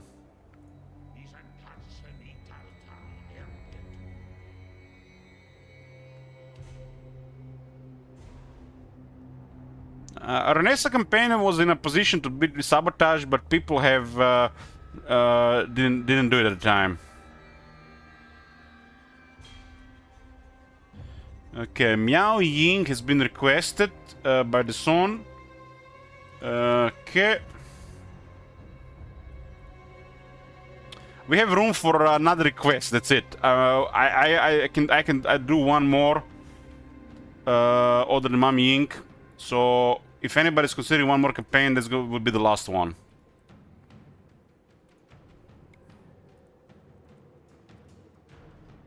We're gonna be busy tomorrow.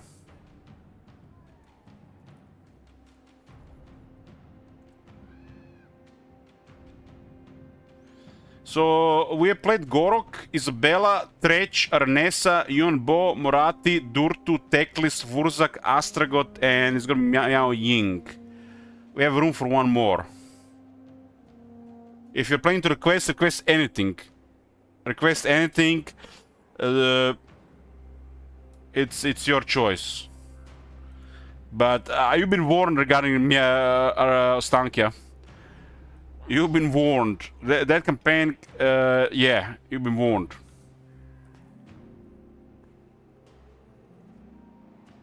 Please sabotage it fast if you're gonna request that one.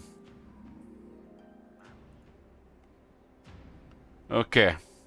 So this was be at max potential for the major factions. No wonder these guys are doing so much. So it was pretty much Wurzak and Astragot max potential.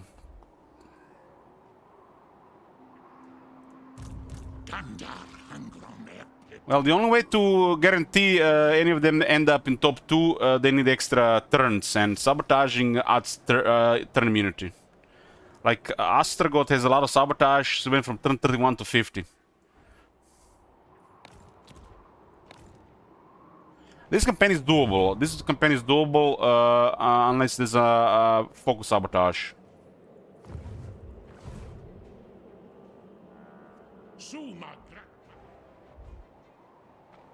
The worst campaigns are the ones that cause the most brain damage.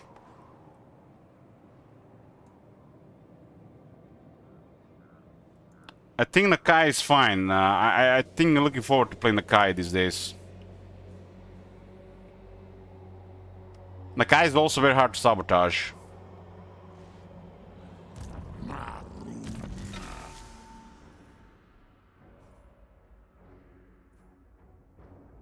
Nakai was psychological damage from Warhammer 2. More than anything.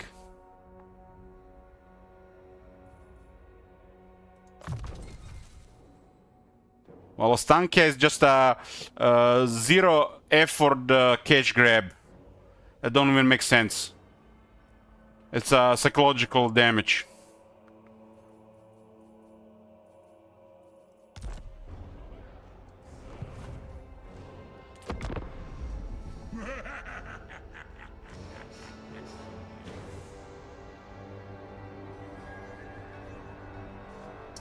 If you're thinking of request campaign, request the one that can get easily sabotaged, because the 1, 2, 3, 4, 5, 6, 7, 8, 9, 10, including you, 11 people could get the extra request token. That's like so many request tokens if a campaign gets sabotaged right now. And on a turn 1, it's easy to sabotage the campaign. It's probably dead end before turn 20.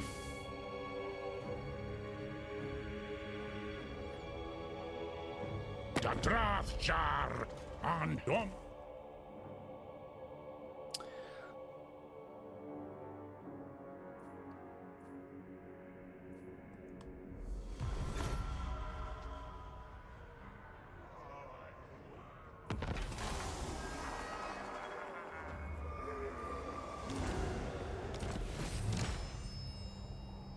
Yeah.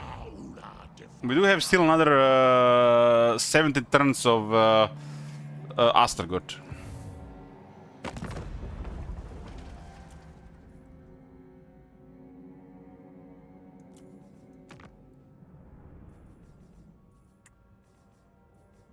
Astragot is second highest in turns, so he might get finished.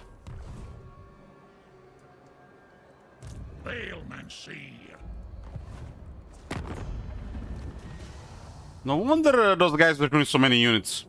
That was definitely something suspicious there. Since it's going like this, we're gonna keep it like this. I can't bother to change.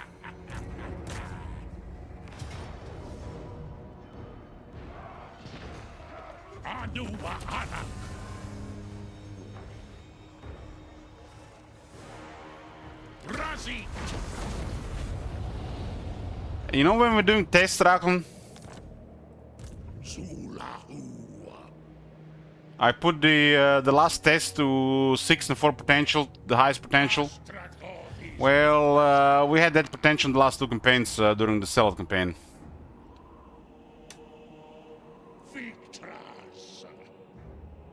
So what's going on in Wurza campaign now makes way more sense.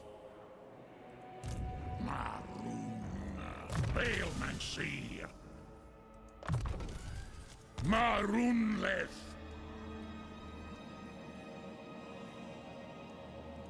Get off! Ready to face your I think we are fine here. I'm busy.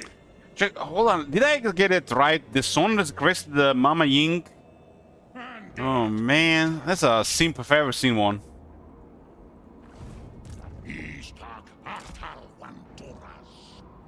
I can click on her as many times as I want.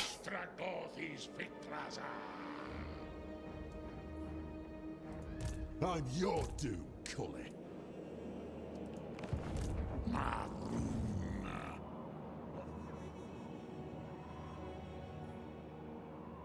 Angerat Victoras. What?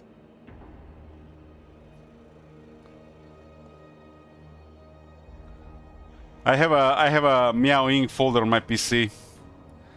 I'm proud of that one.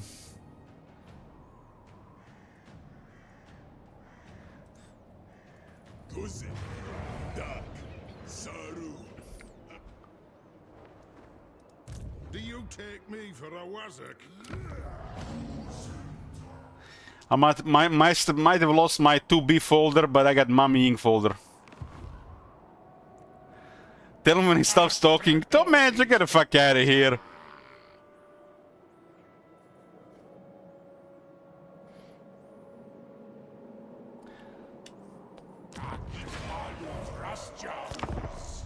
Listen to Top Manager. What the fuck, man? Top Manager has been here for years.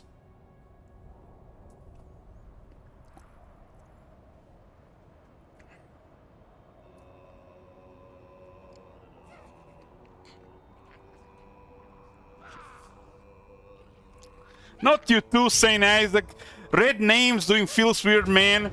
That's abominable.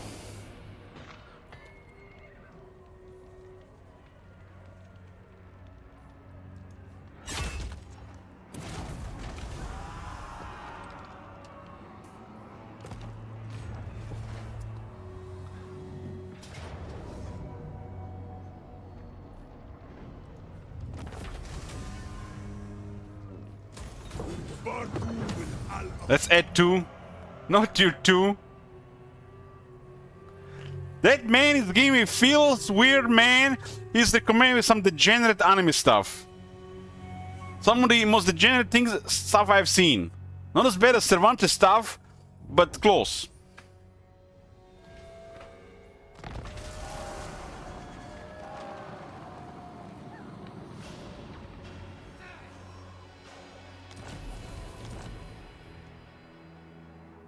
Ashatsan.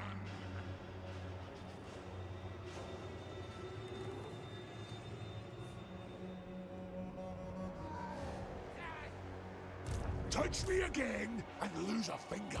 Be gone. This is the core military that's left here.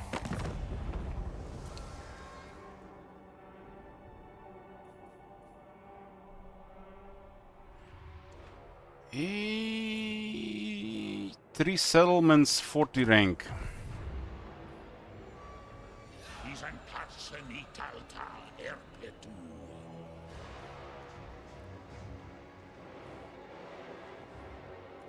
You're innocent.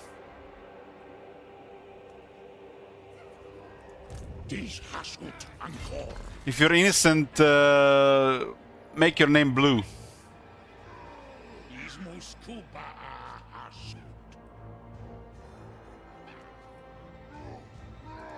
Ready to face your doom? Do you take me for Shut up, Cervantes, man. I'm still afraid to give a second try at that one you recommended me.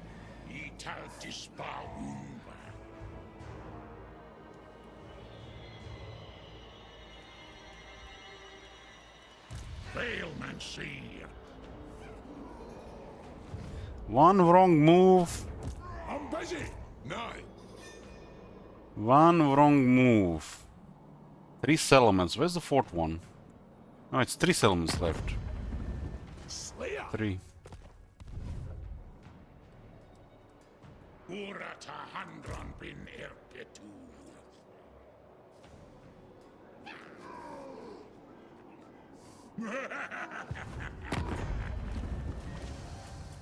Meat ritual.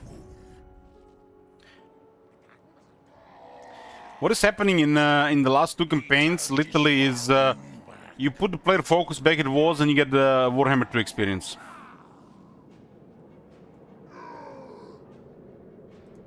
I'm your doom, Cully.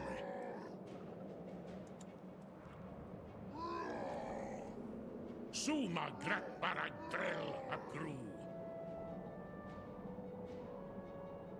What the hell?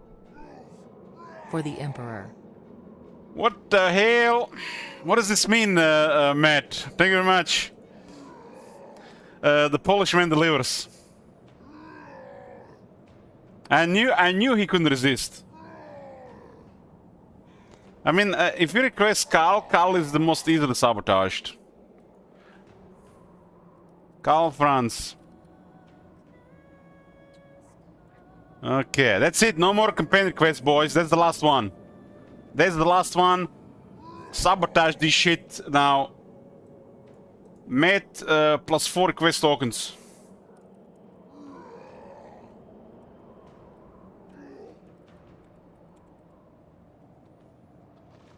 Mommy Ying and Karl, we're gonna be busy tomorrow.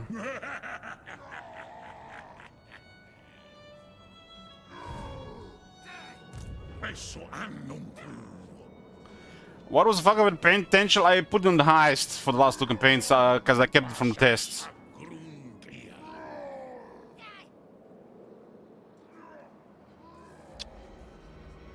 Everybody's done 6.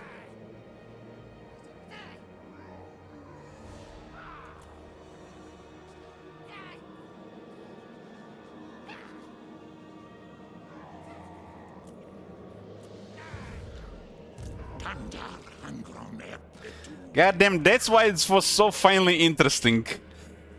Yeah.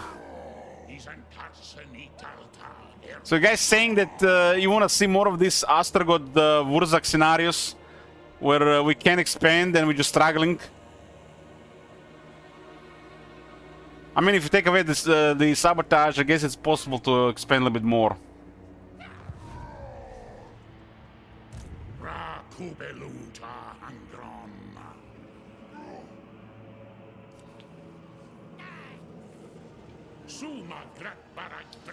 I'm planning to play Max Potential regular campaign at some point.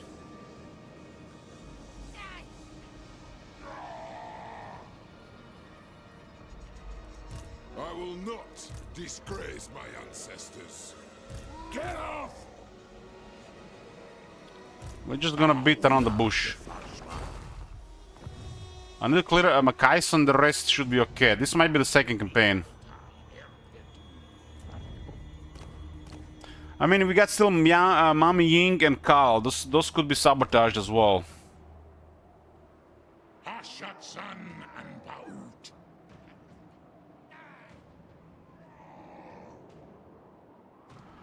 I finished the first part of the Road to Empress, yes. But we do have another game request. I was thinking of playing it tonight, but I'm not sure.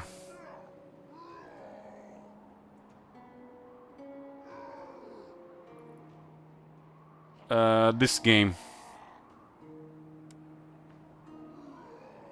And I think Cyril is trying to request this game. So we're gonna have a long stream today and a long stream tomorrow. I don't know, man. That Road to Empress game is tough, really. The Road to Empress game is tough.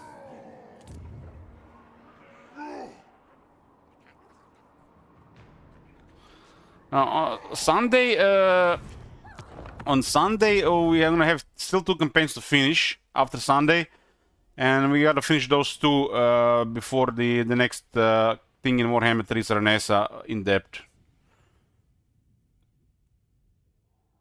So clear the queue, finish the top 2. And then that. Hashatsan and Baut. Dies Hashut Ankor.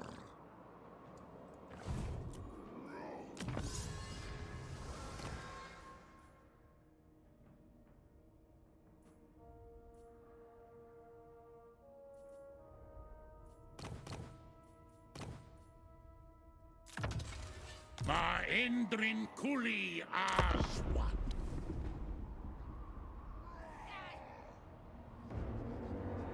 This is one of those campaigns where you just make one bad move and it all goes to shit.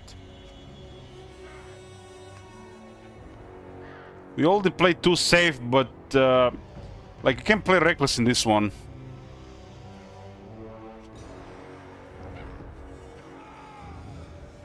Ooh, they poofed.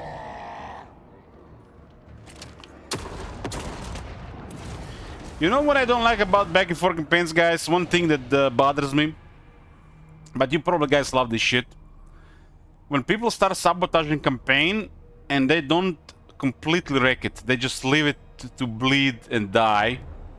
And then I have to struggle to recover. And then they start sabotaging again. That kind of bothers me. Anybody else get bothered by that? It's edging, exactly. That's edging. Just...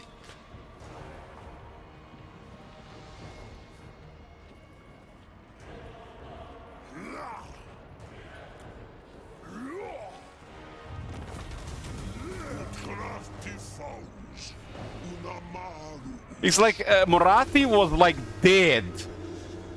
Just roll the wheel twice. There's millions of shekels around. No, nobody kills her.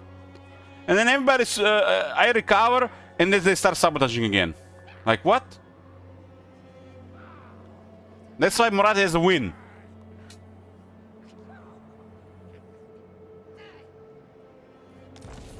Yeah, I caught my the family cat torturing a dying grasshopper in the kitchen for a couple of hours. That's the tweet chat, right, during sabotage campaigns. This sabotage part is starting to bother me. We might discontinue sabotage campaigns because of this, and just have the request allowed. You request a campaign, we play campaigns, switch between campaigns, no more sabotage.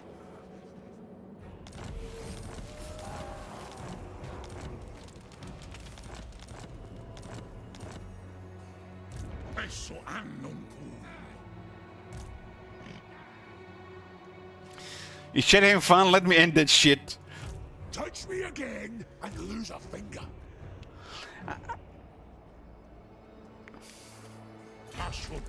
I mean, it seems like a good way for a solid campaign.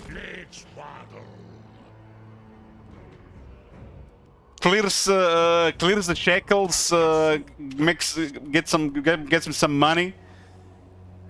But I already explained why it bothers me. It's like why I stopped doing the Sabaton streams. It's like I'm literally falling asleep and somebody comes at the end, towards the end, gives 100 subs and then goes to sleep. That's like pure evil.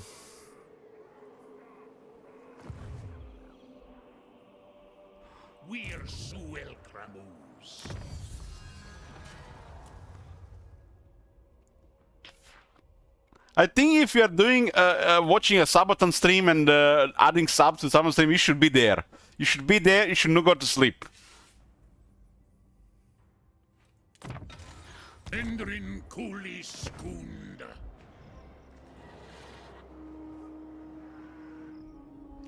Takasu Pax.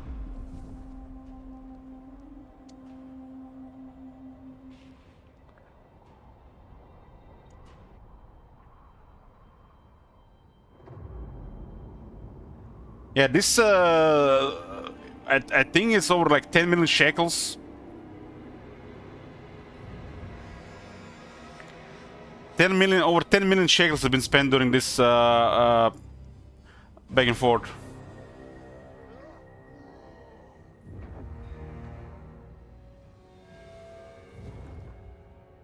I think the capital is gone.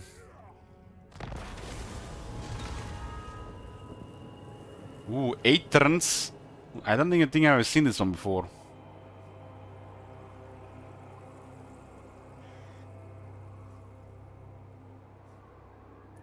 %15% speed and 15 phys resist to all armies for 8 turns. What? Our army really use these things right now.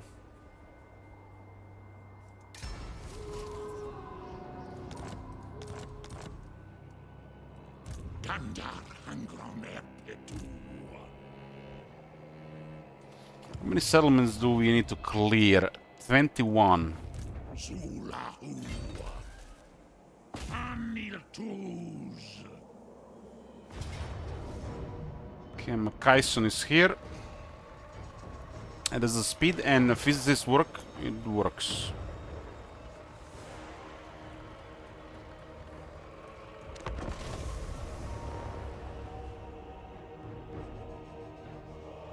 I'm kind of surprised it didn't retreat.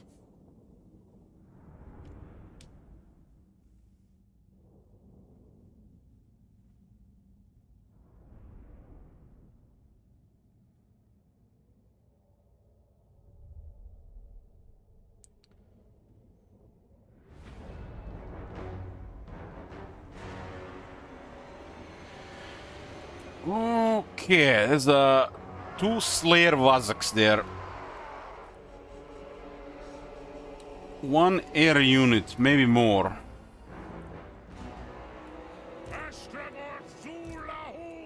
Astragot Zulahu.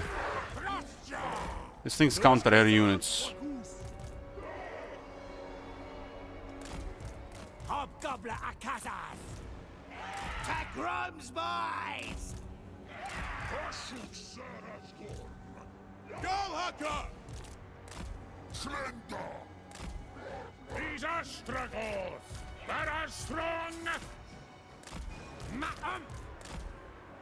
Astragoth Zulahu. Zulahu means Iron Hand. That's why we call Astragot Zulahu. What's them? Hobgoblin Akazaz! At least I think it thinks Iron Hand, because he keeps saying it all the time.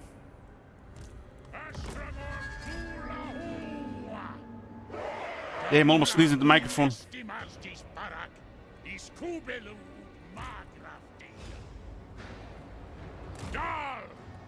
Zulahu! What's shooting there? Cannonballs?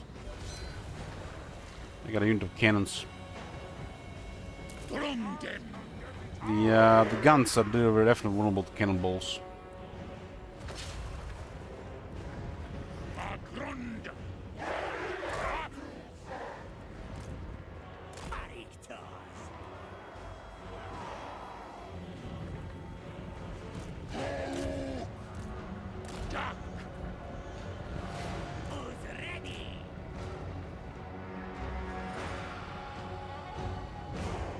We have the corn buff, so we do have a pretty decent edge here.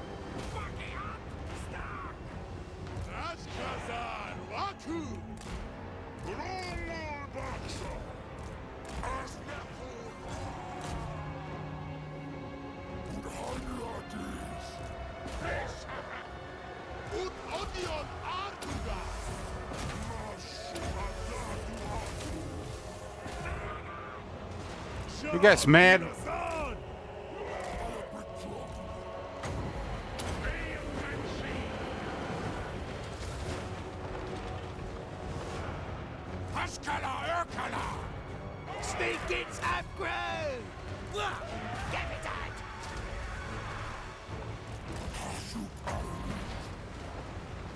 There's some stuff going there.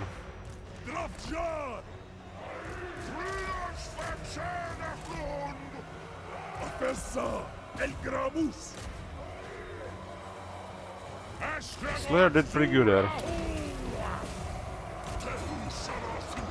Oh, is that a Thunder Barge?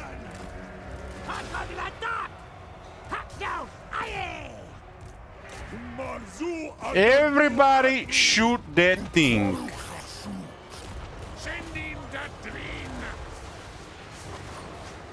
I think we begin wrecked by the anti of the quarter.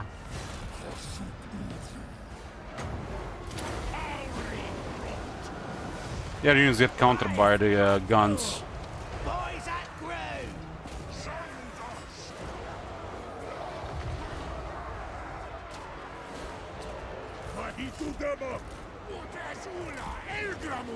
We apply Thunder Barges to counter a couple of units if we actually need to counter anything.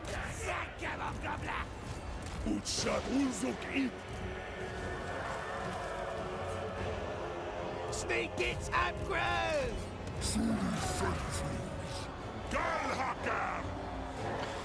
I mean, everybody loves the replay of the Thunder Barge video. It was like the one of the best things about the Thrones of Delay.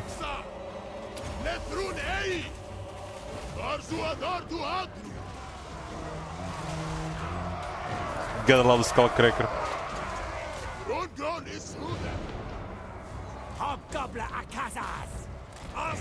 Man, those guys get murdered. Sacrifice some hobgoblin savage dwarves.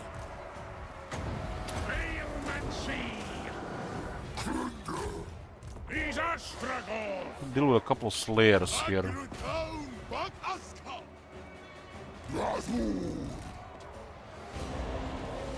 Yeah, that's a Skullcracker. It has a crazy mass.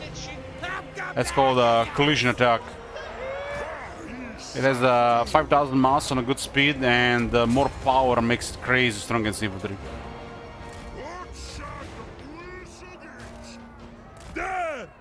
Cervantes, get the fuck out of here. That's not even Iron Sworns. Those are Infernal Guards. I think I would have Iron Sworns this campaign.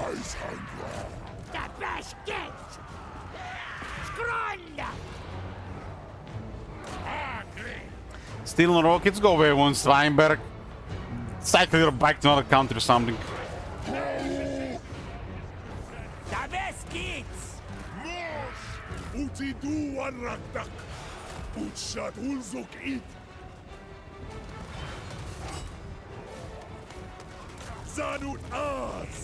Okay, that's Kaisen's army. I cycled this stream. We got a Calafrance in the queue, but it's probably gonna sabotage it for turn 10. They're gonna murder that shit so fast.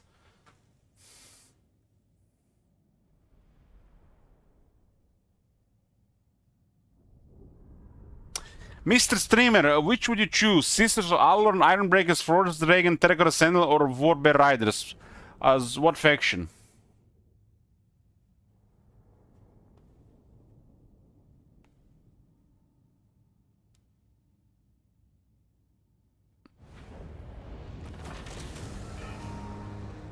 Bretonia, and what's the chaotic cap at?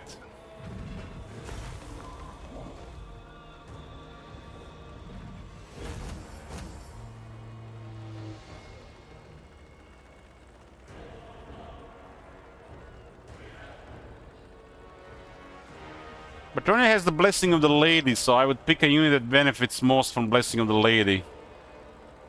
Which should probably be Forest Dragon, Terracotta Sentinel, or the Warbear Riders. 50% ward save, don't do much on a proactive army that wants to go into melee.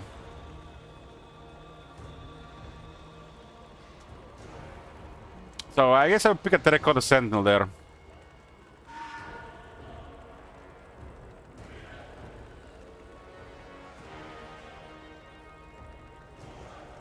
Terracotta Sentinel 50% ward save is crazy. It's like having a I win button, I win unit in the army.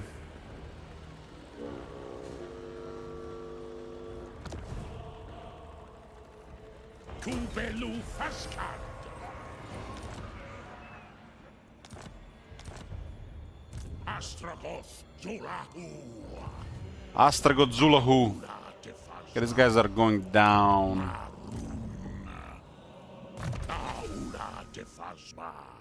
Wasn't paying attention to killing fire. Hey, Zimhopter.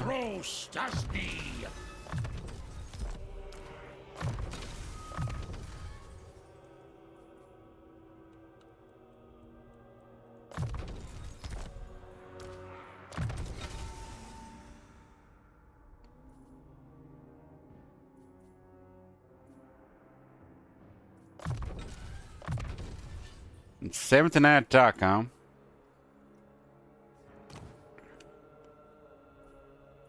We have to salvage 4 more. 3 more.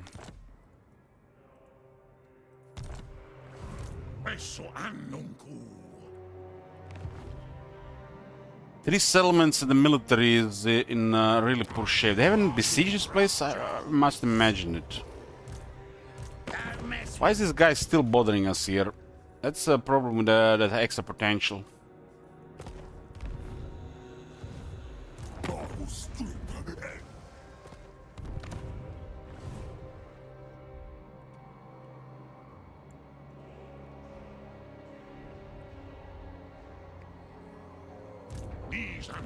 This is we end Master of Innovation and then we just on a war path for the remaining settlements.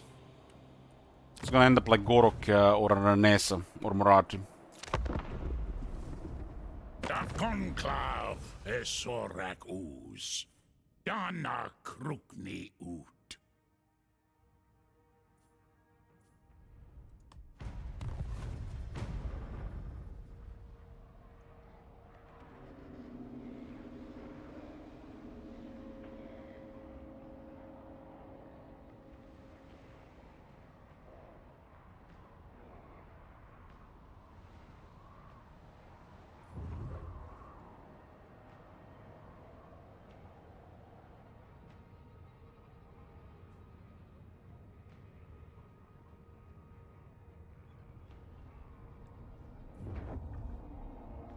They don't want to go for the Chinku.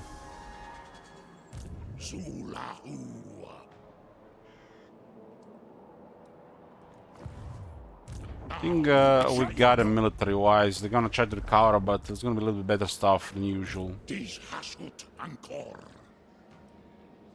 Rung. Dengaris. Nine. 3 jar bombers, nice.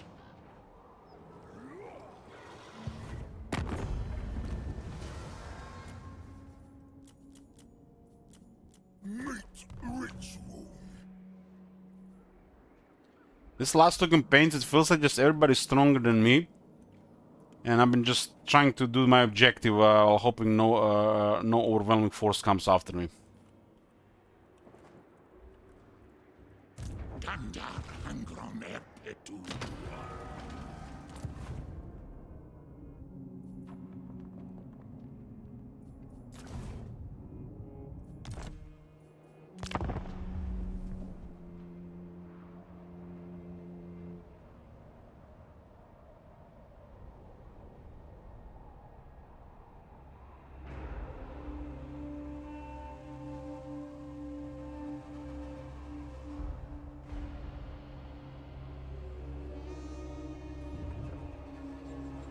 Usangron mus elchrum tasafar mingol jar nakrund.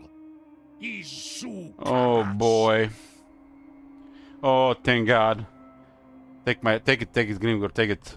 Have fun. Good luck in your campaign. I told you we declare war. In Warhammer 3 they extort money from you, they don't go aggro on you. In Warhammer 2, declare war. Invite the entire neighborhood to fight you at the same time.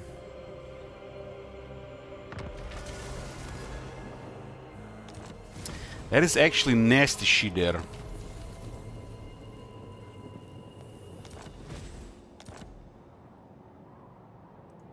Beacon. Damn. Damn. Do you take me for a wazak? Damn.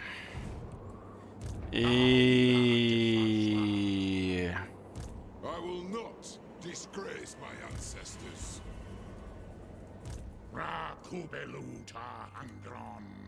We do this, and before we get there, they recruit more.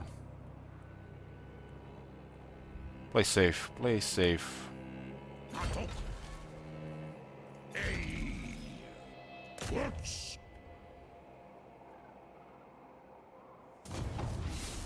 One Molder. Target the rest of their settlements and then we'll feed the army somewhere. Because they get recruiting McKayson somewhere. They could just start recruiting a fresh army before we even get there. Better to target their settlements first. What is unthinkable? We get a sabotage. Puts one more turn to this guy. Every turn of sabotage gives this guy another turn of immunity. The guy's going to turn 51 now.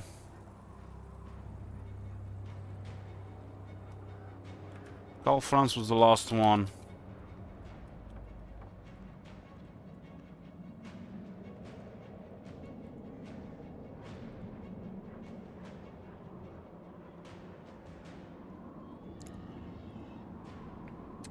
Okay, what do we got here? Roll.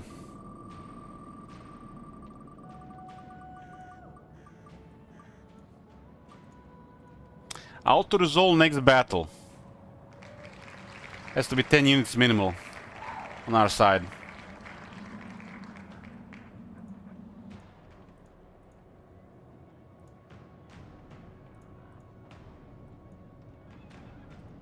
We're Suel Gramus.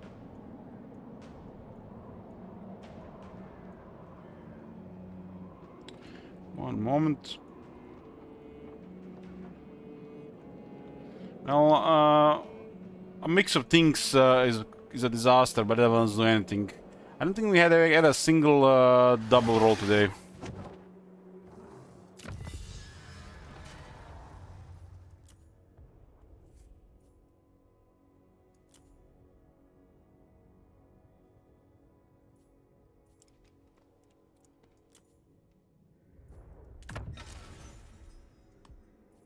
He's an Bes Endreni. He's an Hasutanukul.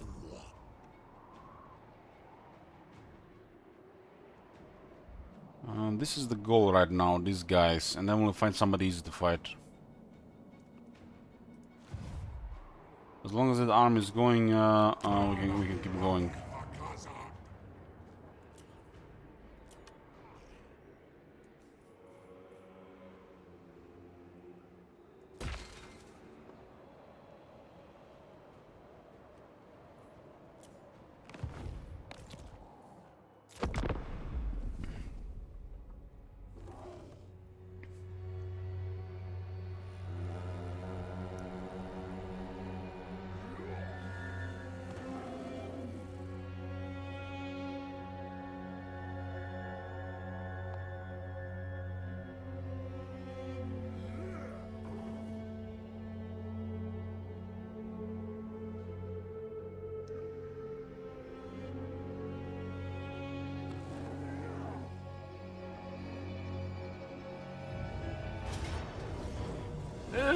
We got 12 units.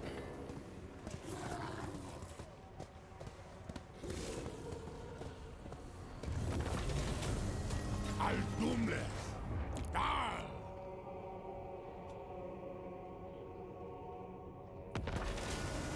Archaon's been destroyed. Boris has been rolling. Lucy.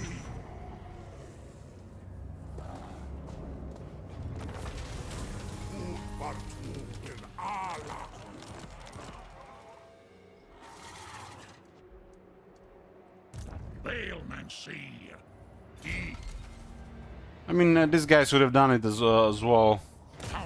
It was the same thing, so that doesn't do anything without other stuff.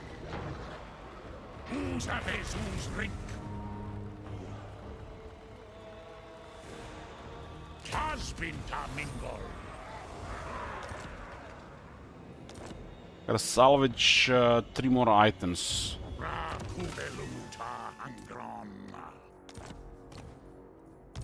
Who needs extra items on the characters?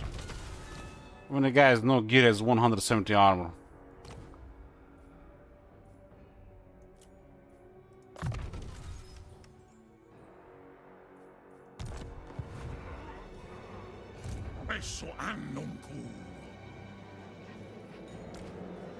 That's the thing is, they don't know. There are always a couple of factors. They just go towards close. That's a conspiracy that they know, or not true.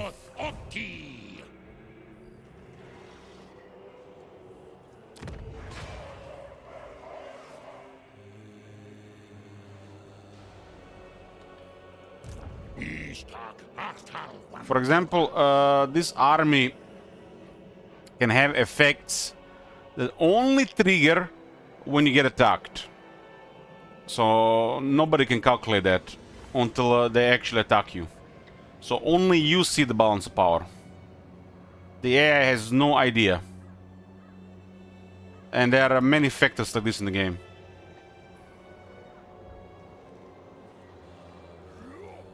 So it's not like they could let, for example, see like a low threat, very low threat, or a high threat, very high threat, and they could decide to attack these things. Like, you know, Archeon, Ultimate Archeon walking around attacking because he's one guy, but he's not one guy.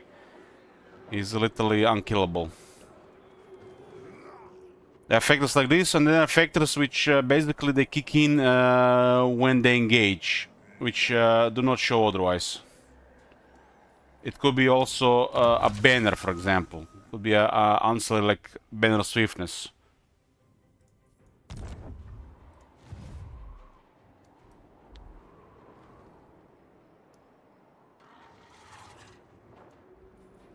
I think they are scripted to attack even if it's close. Because they don't expect everybody to auto-resolve. This is only bad if you take into account that everybody's gonna auto-resolve.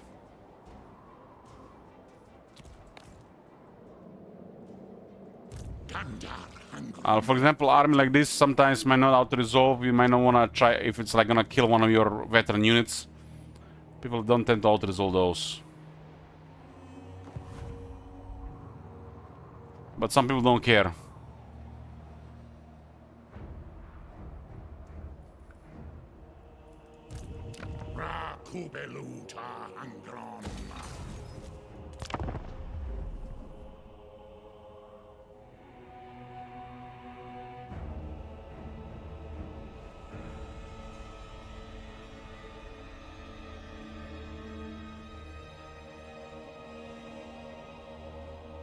The AI has always been, you know, doing okay regarding this, but its main advantage has been you're one, and there are many, and they have more resources than you as you're trying to progress into the campaign. That's always been the main difficulty. Beyond that, there's not really any difficulty. The moment you learn the units, the spells, the characters, how it's played, there is nothing beyond that.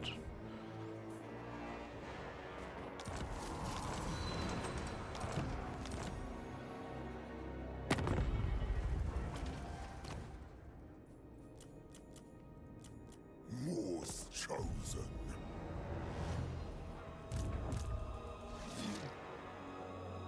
Do you take me for a I don't think they can replace this guy. They have to recruit. They have to recruit him from a settlement, since he's a special army. Take no offense to my hungering horde. They cannot distinguish friend from foe. I don't think I've talked to this guy when he was friendly. Come, share your thoughts with me. It is rare to hear words that are shaped and not spat. A welcome relief from my boredom. Take no offense. It is rare to... A welcome relief. Take no offense. Come. Come. Come. Take no offense. They added different voice lines to Trog.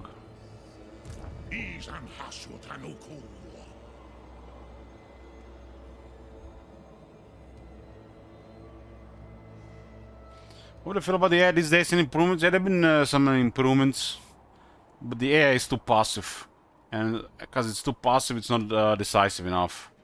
At least the aggressive AI had a plan.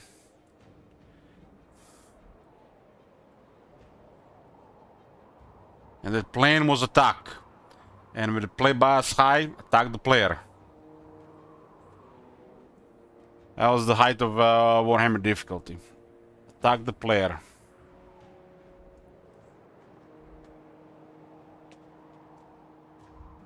Novchozy Plesk. Bad things still make good food. Rakubeluta Angron.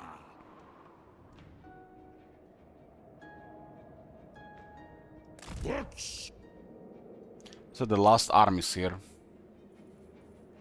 Brutus Castal? We got a couple settlements all over the place. Ashatsan and bound.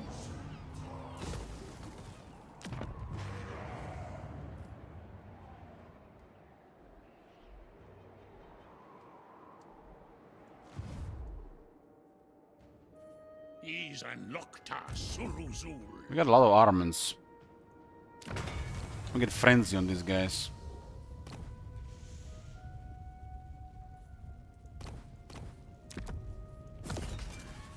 Bethesda Grungron. So these units get frenzy. Urata They got Infernal Guard now with frenzy.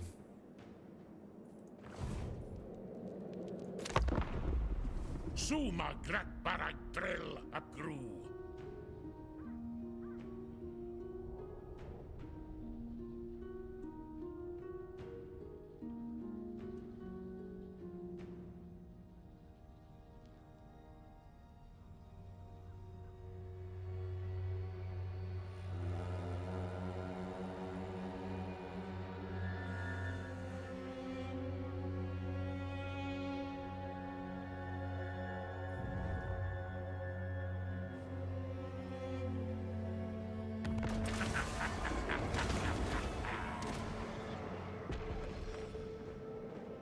Tell him about the 4-hour rant.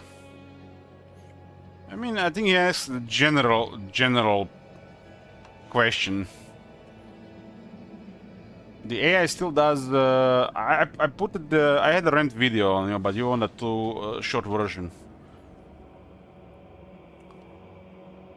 The AFK and idle that still happens is just part of the problem. It's not the main problem. The main problem is AI is not decisive enough because it's too passive, and there's very little player focus, which causes these problems. So if the AI is too passive, they're not aggressive. They're not aggressive. They're defensive. They're defensive. They are AFK. And how to force them to be AFK? By messing up their behavior to do anything else, and that's why you get idle AFK.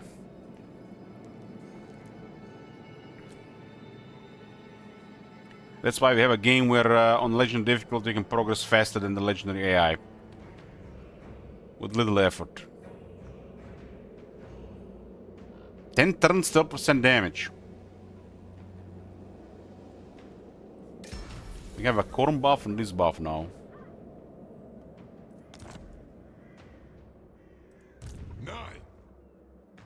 There's a duration mount. What the hell is this? Nurgle Plague? Where the hell is that Nurgle Plague coming from? I guess might be from Dim Prince. No, I will not shame my clan. Farewell. Gotta salvage another 3 items. 2 more.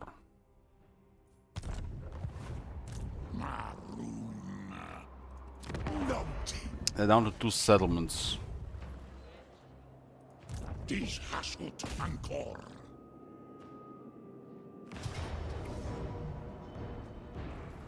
Jakasa. And Falskar. Istak Artal Vantoras.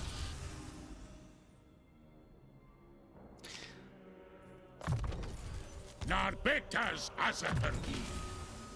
They need stabbing. It's a hex again in for duel.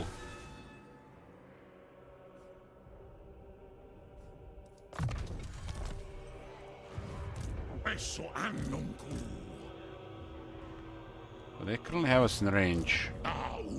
You can always retreat, but they can only go one direction. I will not disgrace my ancestors.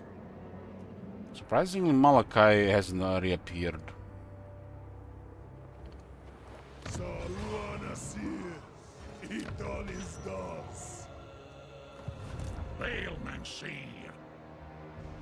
Begone. What is unthinkable? I will not disgrace my ancestors. Zulahu. Dis hasut and Zulahu. Zulahu has another 10 turns.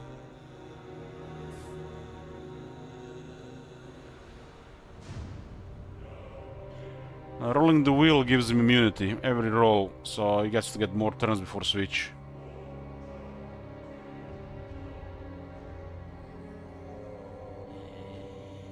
I think I didn't put the last one, 283, huh?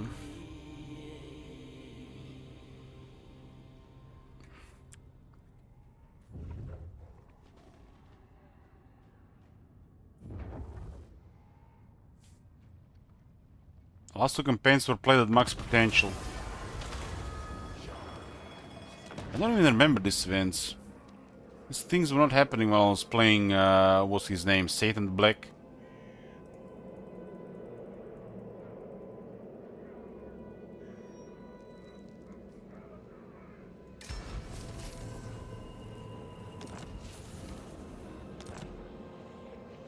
slaughter the sheep. Shoot! Shoot! Istag Hartal Vanturas. Attack here, they retreat, and the follow-up seems like unlikely. Una Baraksaf. What's the movement left anyways? 47. Dis Hasut Ankor. Beacon. They can go into water because the zone of control.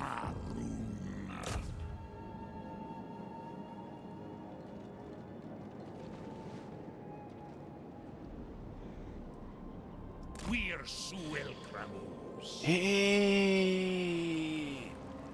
Look at that big ass cannon on the ship. They got one of them big ass mortars on the boat. The thing fires once and it sinks the boat.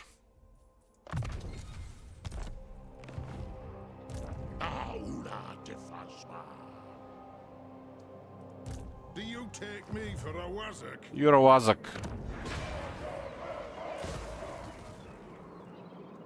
Pussy, Dak, Saru, Anku. Do you take me for a Wazak? Vazvik, Vazak. What is the difference between a Vazvik and a Vazak? Is that the same word that just the voice actors messed it up? Uspa grunita resso anunco fa hasot. Isagreg nazut polg. It's like Illich and Ilok.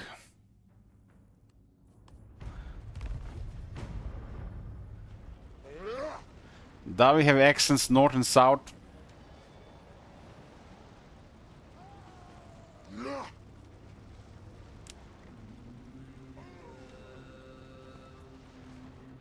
So saying one dwarf is from Scotland and another one is from Croatia.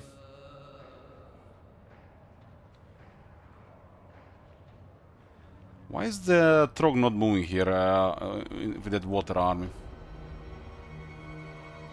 It looks like something attacked there, but it was not victorious.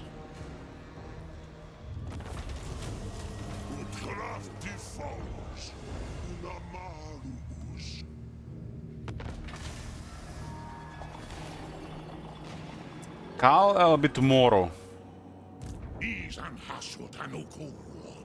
Despoil and ravage. No, I will not share. So they did get attacked. Interesting.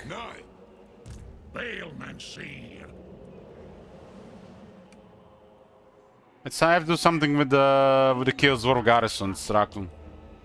Move in the far. Drungita.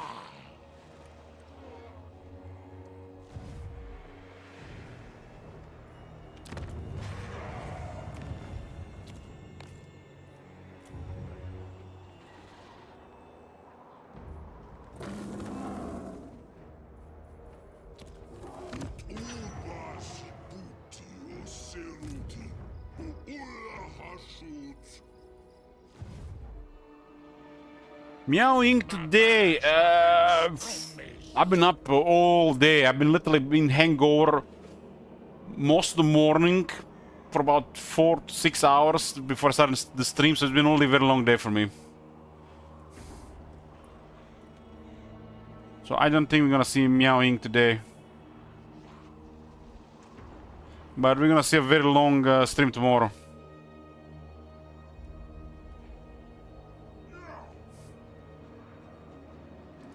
I will not disgrace. I had too much to drink yesterday. I blame Top Manager. He's been talking shit about my hacking. Rotifar.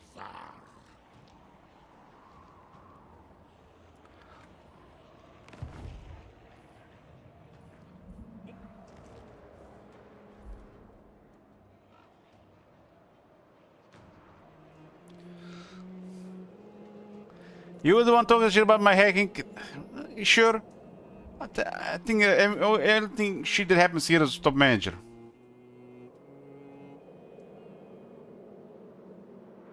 What was it called past about the last time I played Chaos Dwarfs? I don't remember.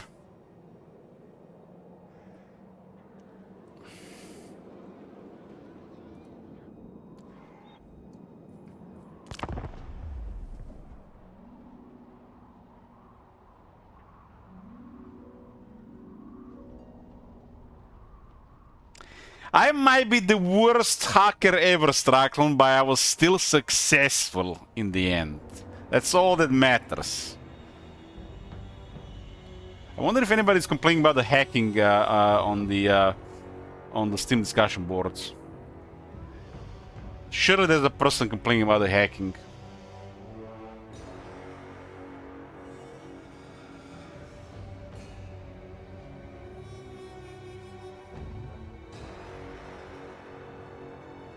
%97% overwhelmingly positive. Are you people insane?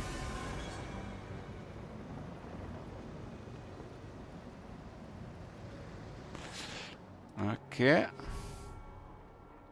Nobody's complaining about the hacking, huh?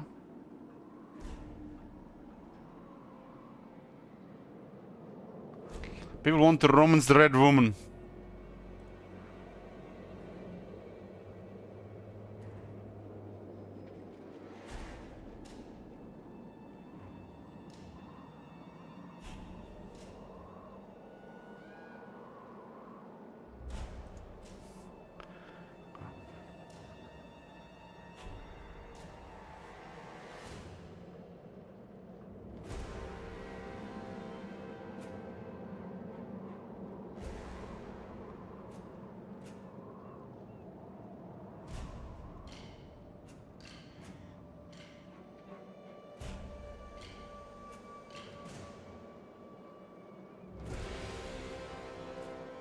Damn, people are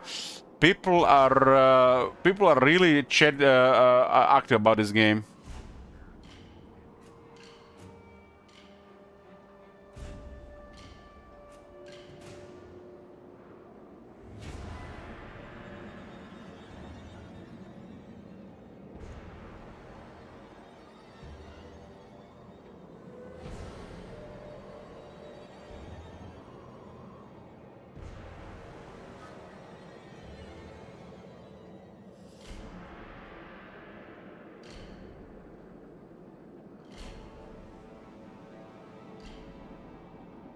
Chapter 8 hacking missions plus ending dispatch gameplay ruined the game for me.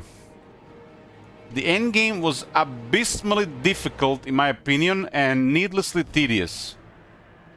How the hell was hard and tedious? I did done it drunk. I swear the game makes you fail the person you cut missions half the time from with old school Pokemon level bias. I haven't even played any Pokemon games. Not only that, but the hacking missions, what the hell is up with that? Signal missions were absolutely atrocious.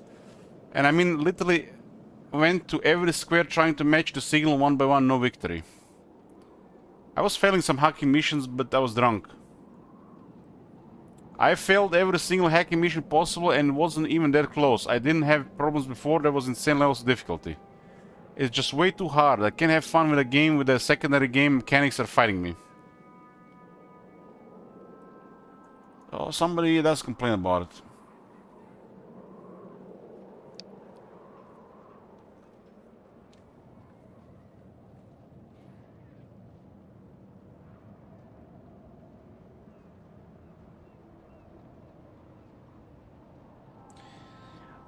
So, what this thing about the druid you guys mentioned, Baldur's Gate 3? What druid?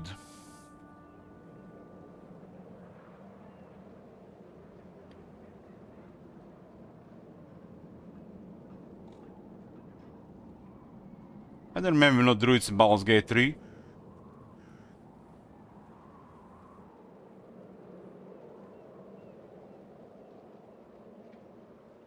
Honestly, I only forgot most about Baldur's Gate 3. The only thing I remember is Shadowheart.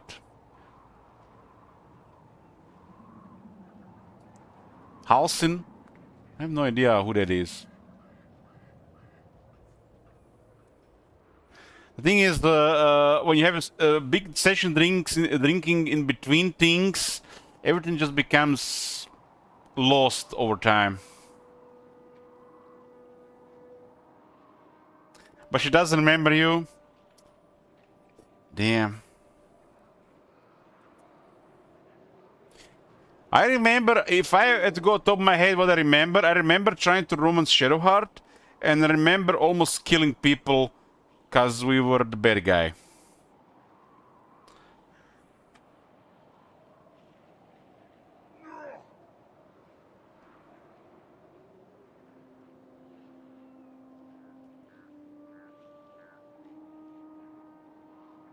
What's that?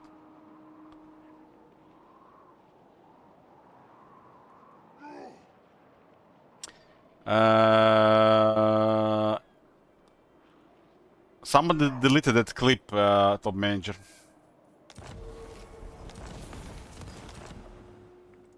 Dies Hashut Ankor. So still no, what's his name, Makaisen. Mabarakzafang Stromis.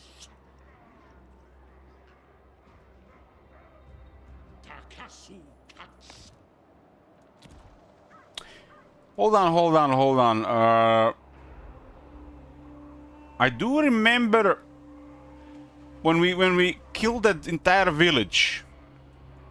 When we killed the entire village where the druids were, at the end some kind of corpse appeared. Was that the guy? Some kind of gamey thing happened at the end.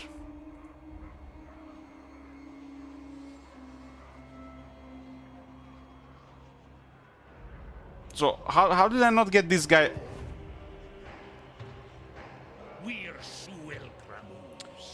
I don't remember we meeting this character, but I think he might have appeared as a corpse once we wiped out the druid village.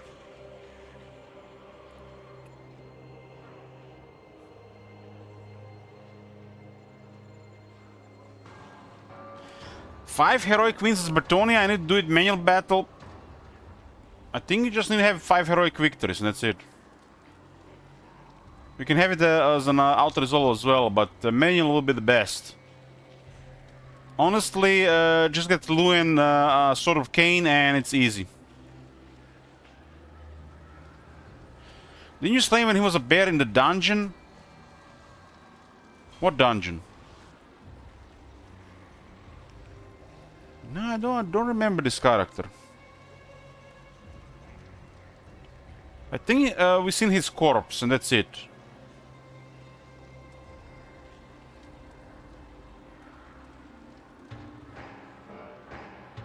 He was a prisoner in the dungeon?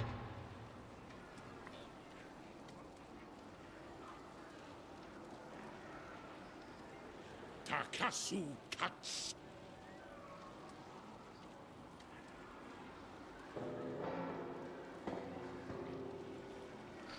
Yeah, I was like, I think the only thing I remember about this guy is somehow his corpse appeared at the end when we killed everybody.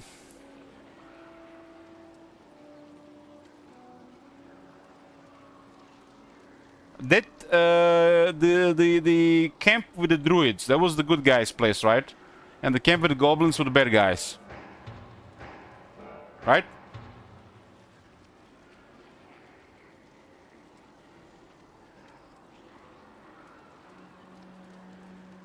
I worked for the bad guys, for that the girl.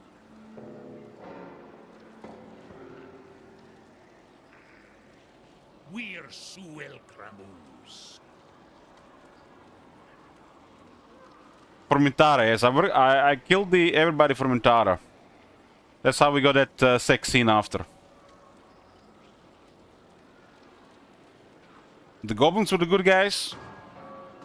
No, I haven't finished the game, so I don't know. Maybe the goblins were the good guys.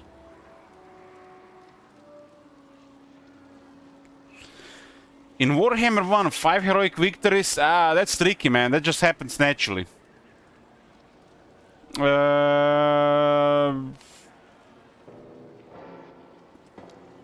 A stacked lord against a low tier garrison could do it.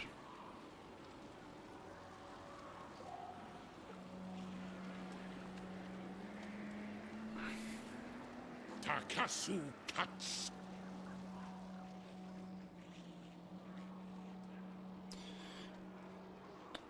I mean, I mentioned the druids, but it was not just that druid place. There was people living, other people living there.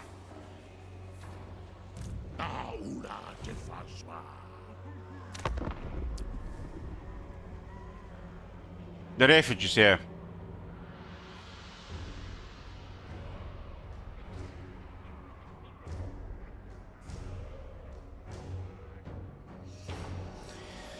And it's been a while, I don't even remember anymore.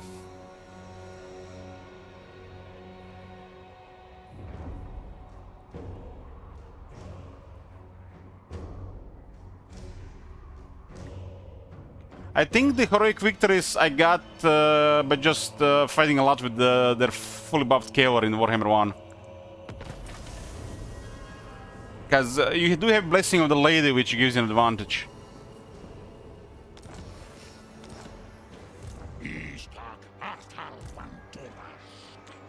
How did Makaisa not respawn?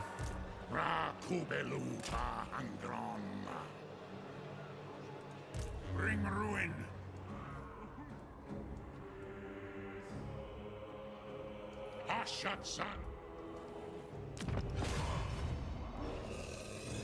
The play Pathfinder, I have not, no.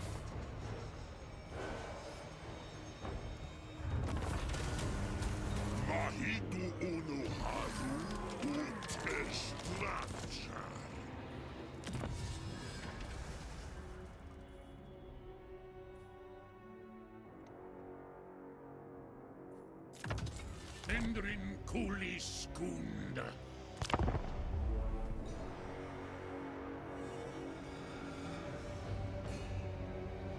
I watched somebody play it, and I watched for like a 30 minutes or so.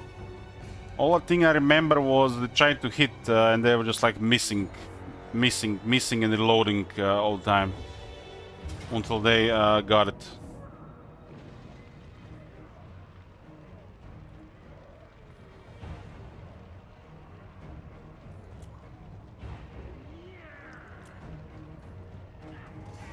They're on the run.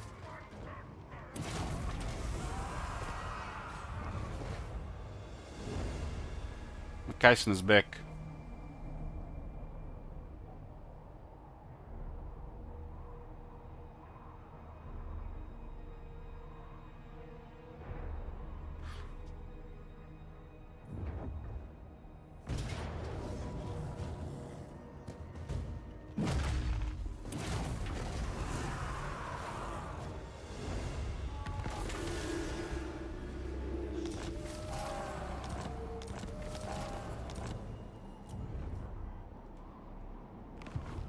I foresee destruction. These was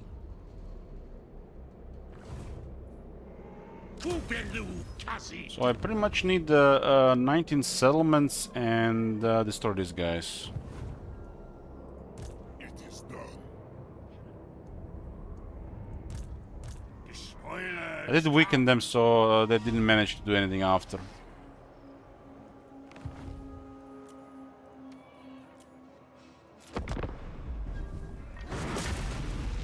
Damn.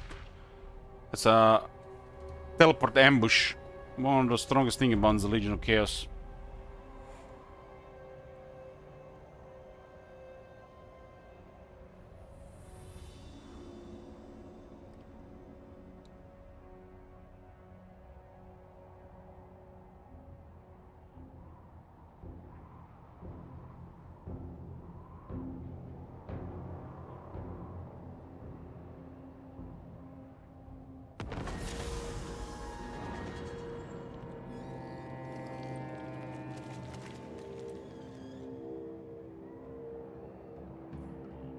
Yeah, they got a stance which they can use Winds of Magic to just teleport and ambush the enemy. It's one of the strongest things in the game.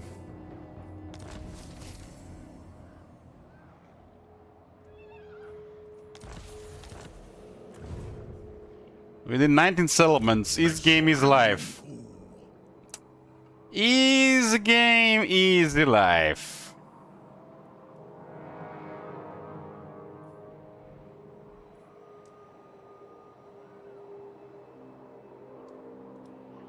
Waddle.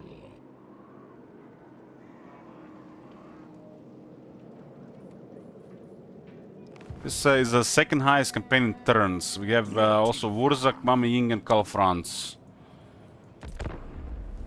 Durtu didn't manage to get finished, so it's probably gonna be the one there. We'll still see the early game of pretty much Mama Ying and Karl Franz. Arbel ended up declaring war in the end.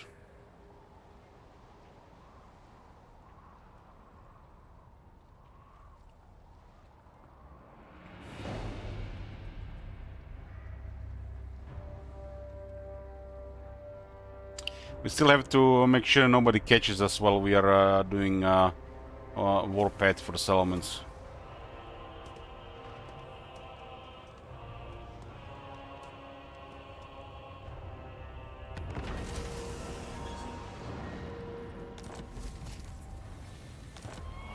This are gonna be fresh campaigns in Hopter.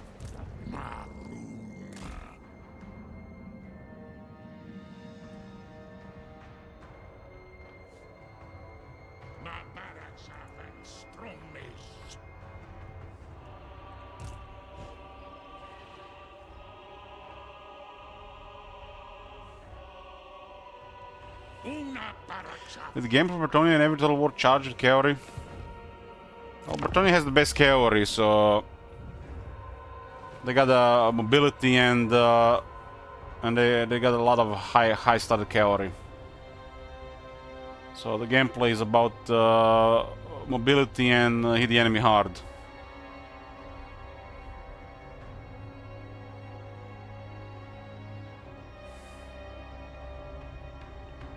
The armies are some of the most mobile armies. Their army can literally be the entire army in the air.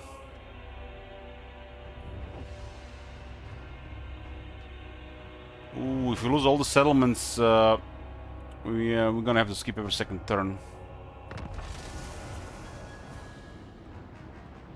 I think we are fine to move like this.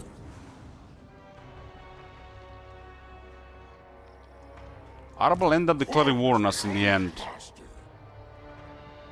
When the borders got defeated, that was expected. I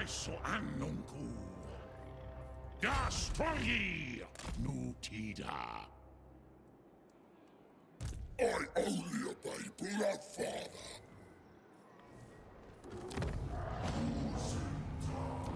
So we just need 19 settlements.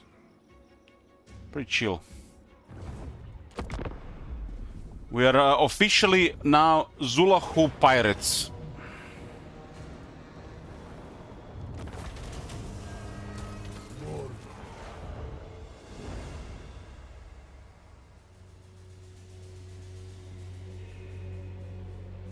What is the Red Whirlpool? It's a sea lane. It connects to the other side. It's basically a point where you travel to the other side of the map.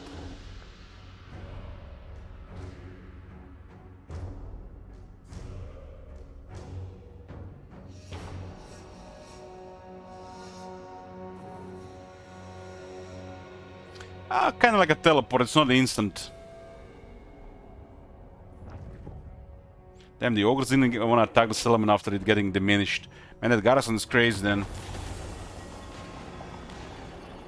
I guess it does have guns and it does have what's them called renders.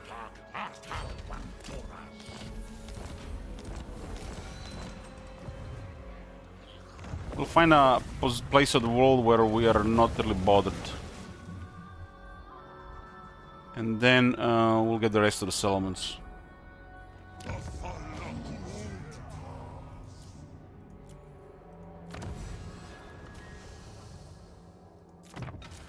Ut fasard marzu samitaj. I still need 11 settlements. But 19 settlements it is.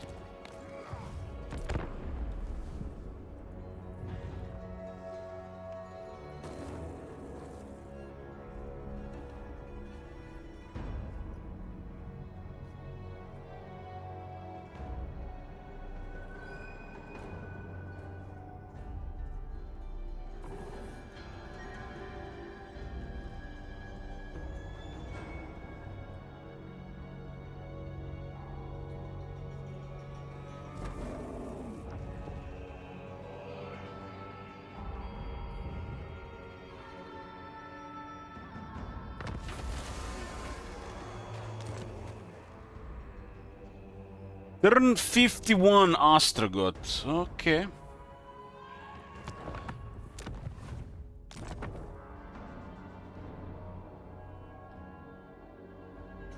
Ostrogoth and Durt are the highest turns we got. So unless somebody next time gets higher turn, this tool will be finished.